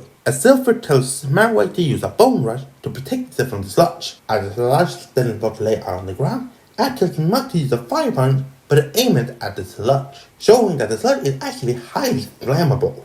As he attacks towards Marowak, it actually surrounds it in flame. Before Mike launches another Sludge Wave, and being combined with the flame, it actually becomes more of a flaming wave. Surprised by it, Silver tells Marowak to launch a Boomerang, which actually goes through it, actually absorbing the flames, striking Mike hard. Taking the small opening, it jumps through before striking Mike with a couple of Bone Rushes, and in the end, taking it out. At return, Mike telling it did a great job, before sending in his next Pokemon, Squirtle. Silver is surprised and a bit curious. Why did Ash decide to send in a not-evolved Pokemon? Does he think typing is all that matters? However, he is gonna have to attack hard. Immediately tells Marowak to go in with a Thunder Punch. However, Ash has Squirtle go into his shell and use a Gyro Ball. Quickly dodge out of the way before landing a Water Gun from behind. This becomes a pattern, as Marowak tries to launch in a Coat-Up attack, but Gyro Ball allows Squirtle to quickly get out of the way before launching another Water Gun. Seeing the pattern, Silver has Marowak use a Boomerang, which launches the bone towards Squirtle, but as they get away with Gyro Ball, it tells it to use a Thrash. Marowak immediately starts to launch in a Fury Assault on Squirtle as that tells it to go back in his shell. The bone eventually returns to Marowak and it uses it to swack Squirtle's shell all around, knocking it all over the place. Eventually, the Thrasher causes Marowak to become confused and actions takes the opportunity and goes in with a Gyro Ball. However, on Silver's command, Marowak slings its head into the ground, knocking away the confusion, before firing off a Thunder Punch, knocking Squirtle back hard. The attack seems to have done a lot of damage, as Ash tells Squirtle to hide in his shell. Silver, thinking that Ash had given up, tells Marowak to go in close before launching another flurry of Thunder Punches. However, just then, Ash tells Squirtle to launch an Hydro Pump. As it starts spinning his shell and launching a stream of water, the water smacks into Marowak hard, knocking it back, causing it to lose its bone. Squirtle then goes in for a Skull Bash, which strikes Marowak in the gut, knocking it out. Silver is surprised, seeing that a small Pokemon be able to come up with such an interesting strategy. With that, he returns to Marowak, giving a small nod, before sending in his next Pokemon, Crobat. I tried to have Squirtle use a Water Gun, however Crobat immediately goes for a double team, confusing it, before Crobat immediately blitz away into an Acrobatics. Squirtle does it better to avoid, however the Acrobatic is way too fast and Crobat can attack him. I tried to have Squirtle use a Skull Bash, however Crobat quickly ran away before landing a Cross Poison which strikes Squirtle hard, knocking it out. After returns Squirtle, telling it did a great job, before sending in his next Pokemon, Glalie. Crobat immediately goes into another Cross Poison, however Glalie uses a double team, causing Crobat to be confused, before Glalie charges in with a Crunch. Silver had Crobat use a double team on his own, and going in with an Exeter. The copies started hitting each other, till eventually the two real ones link the attack. It seemed to be dead even, however Crobat got out of the way quicker before going into Acrobatics. However, instead of telling Glalie to dodge it, I take Glalie to observe Crobat's movements. As they start to wear around for a bit, eventually Crobat gets close and Ash calls on a Frost Breath. The breath strikes Crobat hard, knocking it off course. Seeing the opportunity, Ash then calls on an Ice Beam, which is able to hit Crobat, start to freezing part of his wings. Seeing the disadvantage, Silver returns Crobat for now and sends in Absol. Ash tries to let Glalie go in for another Ice Beam, however Absol quickly gets out of the way before striking with a Psycho Count. The attack hits Glalie, but they then try to go in for a Crunch, but Glalie quickly avoids it and landing a Night Slash. Absol is clearly way too fast, as I try to have Glalie use another Frost Breath, Silver counters it with a Blizzard.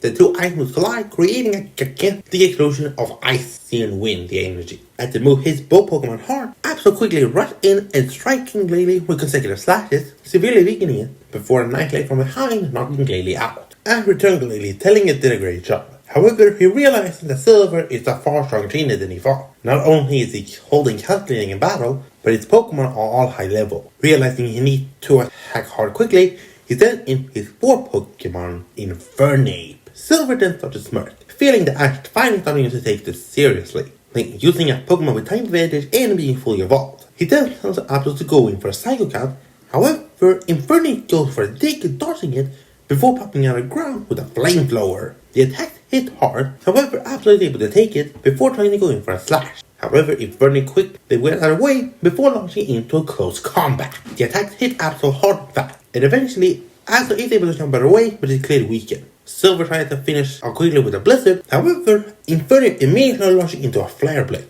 blazing straight through the ice, striking Absol hard. And in the end, it's defeated, meaning the battle is now tied up to a 3-on-3. Silver then sent in his Crobat once again. However, Ash decides to switch and rotate into Swallow. The battle is now a battle of the flyers. As Crobat immediately launches into an acrobatic, Swallow goes in with an aerial ace. The two Pokemon launch each other to an aerial combat, starting to attack each other non-stop, colliding aerial ace with acrobatics, steel wings and cross poisons, both unleashing double teams on each other. Eventually, both are starting to get a bit exhausted. However, with Crobat's previous battle already on it is the word with winner. So when Crobat goes into acrobatics, Swallow is able to quickly get out of the way before landing a steel wing, knocking it out. Next out, however, Silver sent in Magnezone, knowing that an electric steel type is gonna be the biggest problem for Swallow to face. I try to switch it out, but Swallow refuses, telling that he's gonna finish his battle. Wanting to respect his Pokemon, Ash allows Swallow to stay in. This confuses Silver. Why would they leave a Pokemon that does not have any sort of advantage against his Magnezone? However, has he eventually come to learn that Ash does not look for power or advantage, he looks for spirit. So Swallow immediately launches into a brutal assault of Aerial Ace and Steel Wing. While individually they don't do much damage, Magnezone's big lack of speed is actually a problem, seeing as Swallow quickly gets away whenever Magnezone tries to go in for Discharge or Sonic Booms, and Swallow is even fast enough to avoid those Thunder Waves and Mirror Shots. It seems like Swallow is going to continue with his hit and run strategy. However, Silver refuses to do that. So when Swallow goes in close, he allows Magnezone to strike with a Thunder Wave, slowing Swallow down before a Discharge strikes it hard. Silver thinks it's over, but Swallow manages to get back up again, revealing his stubbornness. Silver is a bit surprised seeing a flying type taking a full powerful electrical attack like that and not being defeated. He tried to manage launching another Discharge, however, Swallow quickly gets away with an Aerial Ace. Ash knows that Swallow won't be able to take too much more, and thinks back on looking at the Pokemon moves he had learned, and that Swallow had gotten a new move which he believed could be perfect for this, but he needed getting close. Silver tried to have Magnezone launch a bunch of Sonic Booms, trying to corner Swallow. Seeing the opportunity, Ash tells Swallow to charge in straight with Aerial Ace. Confused by it, Silver decides not to question it and tells Magnezone to release a Discharge. However, as the attack strikes, Swallow is able to swoop in closer and closer. When it's close enough, Ash tells Swallow it's time to use Endeavor. Swallow's body starts to glow and he strikes Magnezone, seems to deliver a ton of damage. As Magnezone starts to fatigue a bit, the Discharge is finally done the job and Swallow falls defeated. Silver and Hilda is a bit confused by what Endeavor does, but Mystic explains that Endeavor causes the opponent to get the same amount of health as the user. And seeing how Swallow has been taking so much damage, Magnezone is on his last leg now too. Ash returns well, telling it did a great job, as Silver starts to crack his fist, realizing that was Ash's plan. Having Swallow take so much damage means that Endeavor will do just enough that Magnezone will basically not be able to do anything. But he also realizes that strategy will not work if it was just a normal Swallow. That Ash's Swallow put that much effort for a reason. With that, Ash in his next Pokemon, Infernape. Knowing that Magnezone won't have too much left, as Ash tries to finish off quickly with a Flamethrower, Magnezone dodges and is able to pull off a Thunder Wave hitting Infernape. While Infernape gets paralyzed, is able to fire off a Flamethrower, which is able to take down Magnezone. And with that, the batch is now down to a 2-on-1. And with that, Silver sent in his final Pokemon, Feraligatr. He then smirks and tells Ash that Feraligatr was the very first Pokemon he ever had, the one who started his journey, and its power will easily rival anything Ash throws at it. However, Ash just smirks, pointing out to Silver that he still has 2 Pokemon left, and that Infernape is anything but a pushover. Silver smiles, telling that might be the case. His Feraligatr's powers make that seem like nothing. With that, the battle begins, and as Infernape goes in for a dig, Feraligatr strikes Kieran with an Aqua Tail, cracking it, forcing Infernape up surprisingly, as Feraligatr is charging in with a crunch, biting Infernape's arm. It turns, but Infernape is able to use a close combat to get out of the way. Infernape goes in for another close combat as Feraligatr countered with a superpower. The attack seemed to be completely even on both sides. As Infernape launched a Flamethrower, Feraligatr countered with a Hydro Cannon. The attack quickly passed through the Flamethrower with ease and striking Infernape hard, seeming to almost knocking it out. and with the paralysis, it even seemed to getting more dangerous to the defeated. However, just then, Infernix flames started to grow even brighter, indicating Blaze. Silver is surprised seeing Blaze such powerful. As Ash smiles, he then tells Infernix to go in for Flare Blitz. The attacks immediately soar towards Feraligatr. However, Silver smiles, telling Feraligatr to launch an Aqua Tail, and at the most hit, it seems to be a dead even. Surprising that even with Blaze, Feraligatr's power is still too much. Silver points out that while Infernix's power is impressive, Tide Masher still allows Feraligatr at the end, and his Feraligatr will always defeat any opponent. So with that, the Aqua Tail pushes Infernix back, but as they both launch an Hydro Cannon and Flamethrower again, this time it's far more even. But in the end, the Hydro Cannon wins out, striking Infernix, and with that, Infernix falls. Surprising Ash that one of his strongest Pokemon was defeated so quickly. Ash still returns to Infernix, telling it did a great job. Realizing that he's now down to his last Pokemon, he smiles, telling Silver that this battle has been fun, but he's sure that his last Pokemon will pull through with everything he has. So with that, Ash throws out his last Pokemon, and out of it appears Totodile. Silver is shocked, seeing Ash using the pre-evolved form of his own Pokemon. Why would he do something so stupid? Silver gets a bit angry about this, but doesn't outwardly shows it, pointing out that even if they are the same species, Feraligatr's fully evolved status makes it the clear winner. However, Ash tells that doesn't matter, because he and Totodile is gonna give it everything they have. As Totodile pulls off a little dance, Feraligatr scowls at this. The battle begins, and Feraligatr goes in for a crunch, but Totodile quickly dodges out of the way when it's able to land an Ice Fang on its tail. Silver has Feraligatr using an Aqua Tail to knock it back, but then Totodile uses a Waterfall, which strikes Feraligatr. With that, Totodile decides to finally time to use a Rain Dance. Then we try to rain to fall before launching a Water Pledge, which strikes Feraligatr but does not seem to do too much. Feraligatr charging in with the superpower, as Totodile quickly gets away with a Waterfall. For a while now, it seems that the strategy of avoiding and striking quickly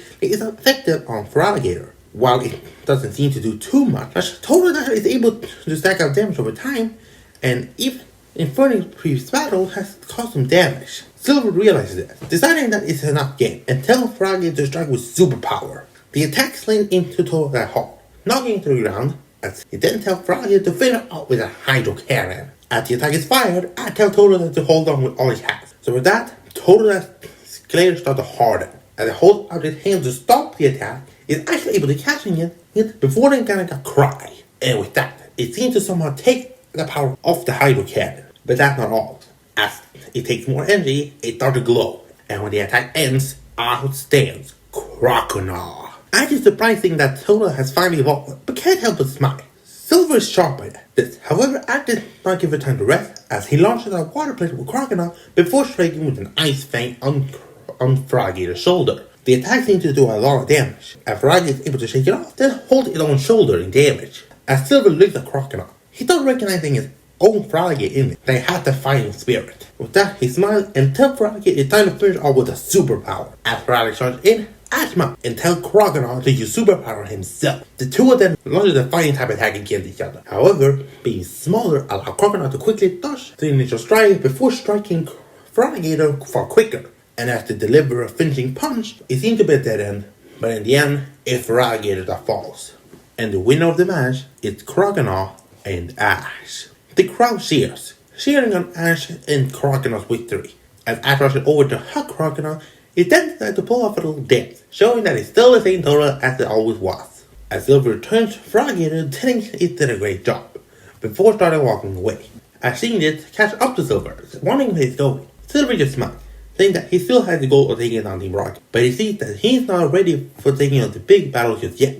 But he smiles to Ash, telling that he's happy to see that other team just like Ash is taking on people like Team Rocket. And maybe, just maybe, together they can put an end to it. Ash smiles, raising out his hand to Silver, telling that the next time they meet, they gotta have a rematch, and they can share how much they have interfered with Team Rocket plans. Smiling at this, Silver said that he will love that, before leaving on his next journey. Once the battle was over, Ash met up with Misty, Hilbert, and Hilda once again, and they congratulated him on a battle with fun, and he thanked them for the praise. And once the second semi-final battle was over, it revealed that the final of the Pokemon World Tournament is going to have taken place between Ash Ketchum of Palatown in the Kanto region and Gurken of the Shalor City Gym in the Kalos region.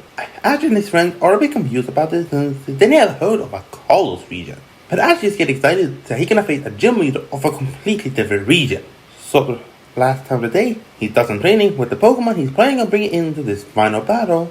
But that's when Hilbert and Hilda meet up with him. And with that, the three friends start talking and reminiscing about their time in the Unova region. All the battles they fought, all the adventures they had, of all the different Pokemon and trainers they have met.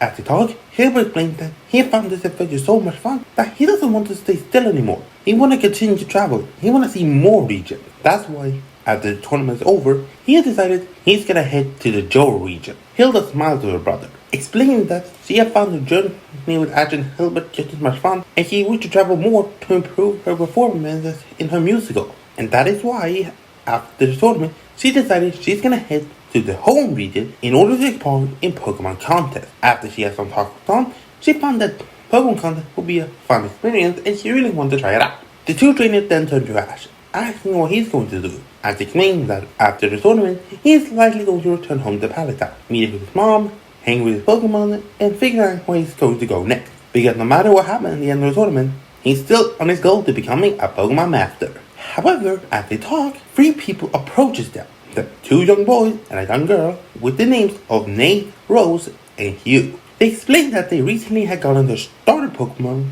from Bianca, and the gang understand that that was the errand she was sent here to do. However, the boys are excited to meet with Ash and Hilbert because the two of them are inspiration to them. A bit confused by it, Nate explained that he always wanted to become a Pokemon trainer, but he wasn't sure if he really had the ability to do so. But when he saw Hilbert back in the Unova League, he felt so inspired that he wanted to be able to do the same. Hilbert is flattered by it and encourages Nate to do his best.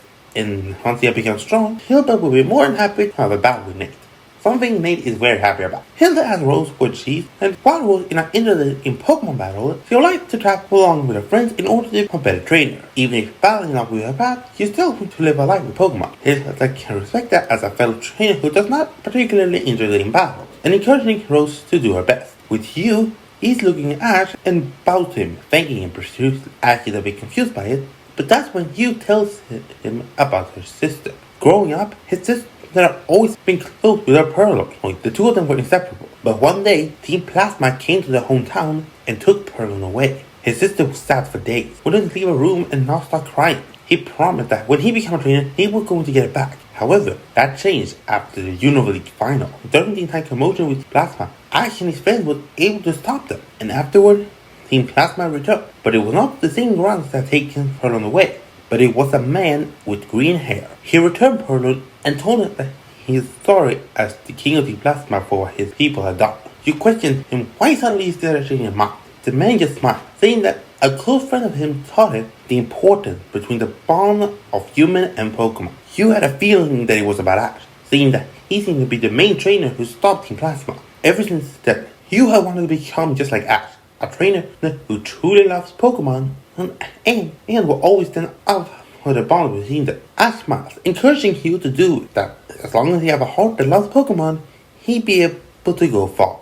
The three even showed off their starter Pokemon, with Rose having Snivy, Nate having Tepig, and Hugh having Oshawott.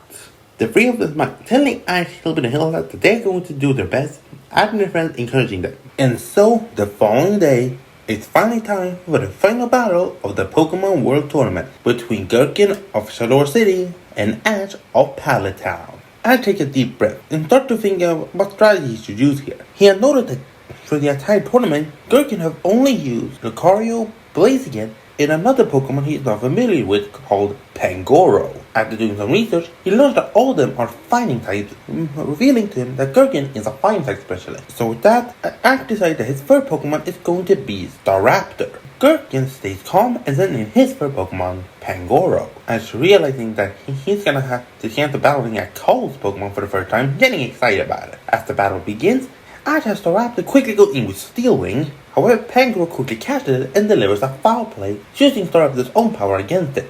Ash then has Staraptor going for Air Lane, but as Pangoro tries to use foul play again, Staraptor quickly dashes out of the way and lands the attack. Gherkin is pressed, but then tells Pangoro to use Hammer Arm while Staraptor counters with Steel Wing. The attack seems to be dead even, but that is when Gherkin tells Pangoro to use a Vital Throw, In doing so, he throws Staraptor away before Pangoro rushes in with a Thunder Punch.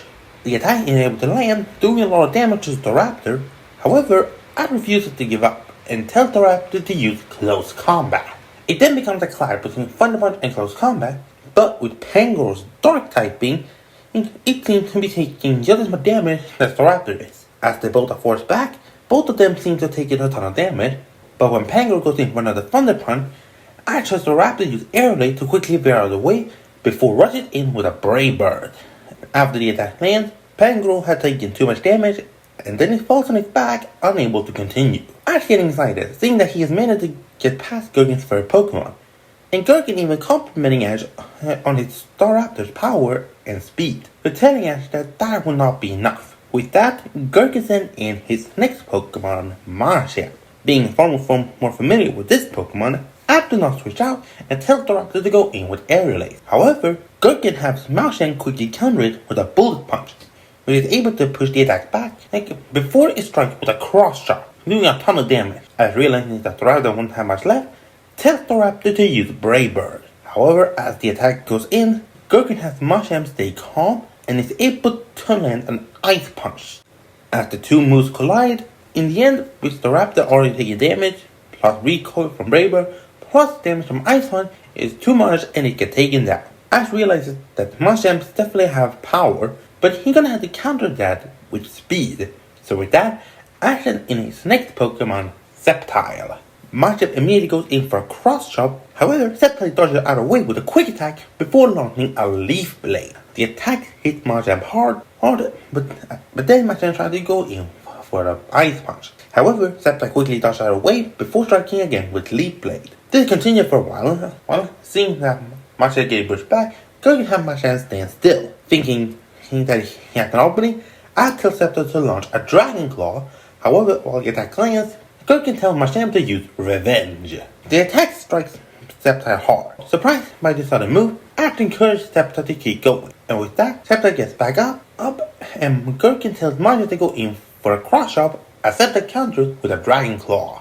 As the two moves collide, they seem to be holding each other up close. Gurken tries to have Machamp fall back to charge up an Ice Punch, but Sceptile holds onto it. Gurken is a bit confused why Sceptile is doing it, but he then noticing that the seeds on his back start to glow. Realizing it, Gurken tells Machamp to launch Sceptile back with a Revenge. While it does so successfully, it's too late and Ash tells Sceptile to fire off a Solar Beam. The move sword strikes towards Machamp, him striking his directly in the face. This is enough to disorient it, so a combination of Quick Attack and Leaf Blade is enough to take down Machamp. Ash is happy that Sceptile is able to push through.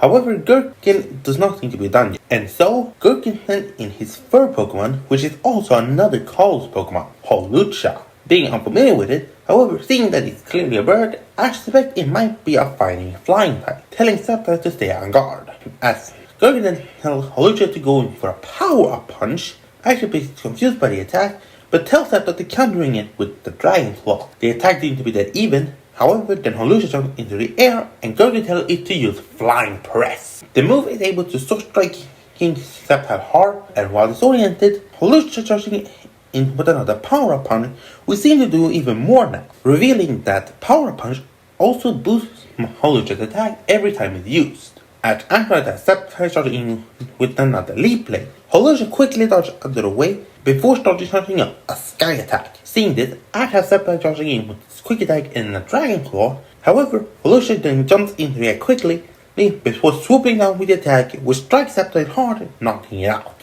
With two Pokemon down, Ash decided time to send in some defense power and send in Snorlax. Gurken is a bit surprised by this, as two previous choices made somewhat sense. Staraptor for typing and Sceptile due to speed. But Snorlax does not have speed and is a normal type. Wondering what Ash is thinking, however, he doesn't think about it too much and tells Hawlucha to charge up with a Power-Up Punch. He attacks twice Snorlax, but he seems to be able to take it somewhat before I tell him to use Ship Away. The attack quickly strikes Hawlucha, forcing it back. As Gurken tries to have Hawlucha going for a Sky Attack, Ash has Snorlax launch a Heavy Slam. The Heavy Slam is able to get in close before Sky Attack is launched, and when they collide, it's Snorlax's power that wins out, knocking Hawlucha to the ground, but not defeating it. I tried as Snorlax going for another ship away. However, Gurkhan have Hawlucha using U-turn, and as the attack lands, it forces Hawlucha back, sending in Heracross. Heracross is able to take the ship away before Gurkhan tells it to unleash a Brick Break. The attack seems to land doing a lot of damage, but then Act tells Snorlax to use an Ice Punch. The attack is able to land, forcing Heracross back. Deciding not to wait any more time, Gurkhan have Heracross flying quickly with Air Lace, striking Snorlax over and over again, before falling out with a barrage of Brick Breaks. Realizing that Snorlax won't be able to take too much, I tell it to use Rest, so Snorlax falls asleep, getting all of his health back. Realizing he can't waste time, Gurkhan have Heracross unleashing a bunch of Brick Breaks and Air Lace over and over, even firing off a bunch of Pin Missiles. The attack seems to severely weaken Snorlax, determined by facial expression. However, when Heracross lands a brick on Snorlax's head, it suddenly wakes up, cranky. Seeing this, I tell Snorlax to use an Ice Punch, and the attack strikes Heracross with tremendous force, forcing it all the way back. I tell Snorlax to use a ship away, but Gurkhan tells it to use Endure. The attack works, and Heracross is able to hold on, but apparently just barely. As Heracross tries to fire up another Pin Missile, Snorlax quickly delivers a heavy slam, taking it out. Gurkhan is surprised that Heracross fell to Snorlax. That seems the only kind cranky when woken up. Realizing that he should not run into Snorlax anymore, sends in Hawlucha again. It immediately starts to use a bunch of power punches, while Snorlax counters them with Chip Away. However, Hawlucha's speed allows her to outspeed Snorlax and is able to strike multiple times. As Snorlax seems about to get tired, Ash thinks he should call for another rest. However, that is when Hawlucha goes in for another flying press. But when the move strikes, he seems to doing a lot of damage. Being confused by it, I wonder why he suddenly did so much damage when he thought it was a flying type move. But that is when Gurkhan decided to point out that flying press is a special move, seeing that it does not just do damage of flying, but it also does damage of fighting, using both types in delivering a damage. So it's not only super effective against its grab type step type, but it's also super effective against its normal type Snorlax. Realizing this, I tried to Snorlax go for it immediately. However, Hawlucha started running in with another power punch, which hits Snorlax hard, knocking it out. Ash realizes that Gurkhan advantage of having Pokemon from a completely new region to him is about to get too much, so he decided he needs to take down Hawlucha now and any other Pokemon from other regions if he has any. So with that, he sent in his next Pokemon, Garchomp. Impressed by seeing such a powerful dragon type, Gurkhan believes it's gonna be a hard match. So with that, Gurkhan tells Hawlucha to launch a power punch as Garchomp countering it with Dual Shock. The attack seems to be dead even, but as Hawlucha is about to go in for another flying press, Ash had Garchomp catch it with a crunch. Thinking he is in the perfect position, Gurkhan tells Hawlucha to deliver a bunch of power punches directly to Garchomp's head. While he does so successfully, Ash then tells Garchomp it's time to launch Hawlucha away with a Draco Meteor. Being literally not able to get away from Garchomp's jaw, Hawlucha is forcibly blasted away with the meteors, and as they slam it to the ground, Hawlucha is severely weakened. As it's about to get up, I tell Garchomp to go in with another Dual Shock, and he quickly blitz over and strike it twice, allowing Hawlucha to finally fall. Gurkhan realizes that Garchomp is definitely a powerhouse, but he had to be more careful. So with that, he sent in his next Pokemon, Blaziken. Garchomp immediately goes in for a dig, but Blaziken is able to jump out of the way as Garchomp appears on the ground, before striking with a Blaze Kick. The attack doesn't do too much, as Garchomp goes in for another Dual Shock, but Blaziken gets out of the way with Quick Attack, before striking it with a Sky Uppercut. The attack seems to do a lot, as Garchomp tries to fire off another dig. But just then, Blaziken fires a flamethrower into the hole, starting to hurt Garchomp over time. Once Garchomp is able to land at the dig, it's now in the perfect position for Blaziken to delivering a Sky Uppercut, forcing Garchomp up in the air. While after that Garchomp plays himself out to go for another Draco Meteor, Blaziken is able to quickly dash in and strike him with Quick Attack, before delivering a Blaze Kick straight above Garchomp's head, which knocks it to the ground. And when the smoke clears, Garchomp is defeated. After realizing that Blaziken might just be the toughest Pokemon he has faced thus far, he decides to send in one of his most reliable fighters, in Charizard. Misty, who in the ground, realizes the similar situation, that Charizard had already battled Blaziken before, but was not able to defeat it. But this time, however, Charizard has grown stronger, and might now actually stand a chance. Charizard, also realizing this situation, Gurgen is more than ready to battle and redeeming himself from his last loss. The two start by launching flamethrowers at each other with full strength, but while they're even, Charizard has the advantage of being able to fly.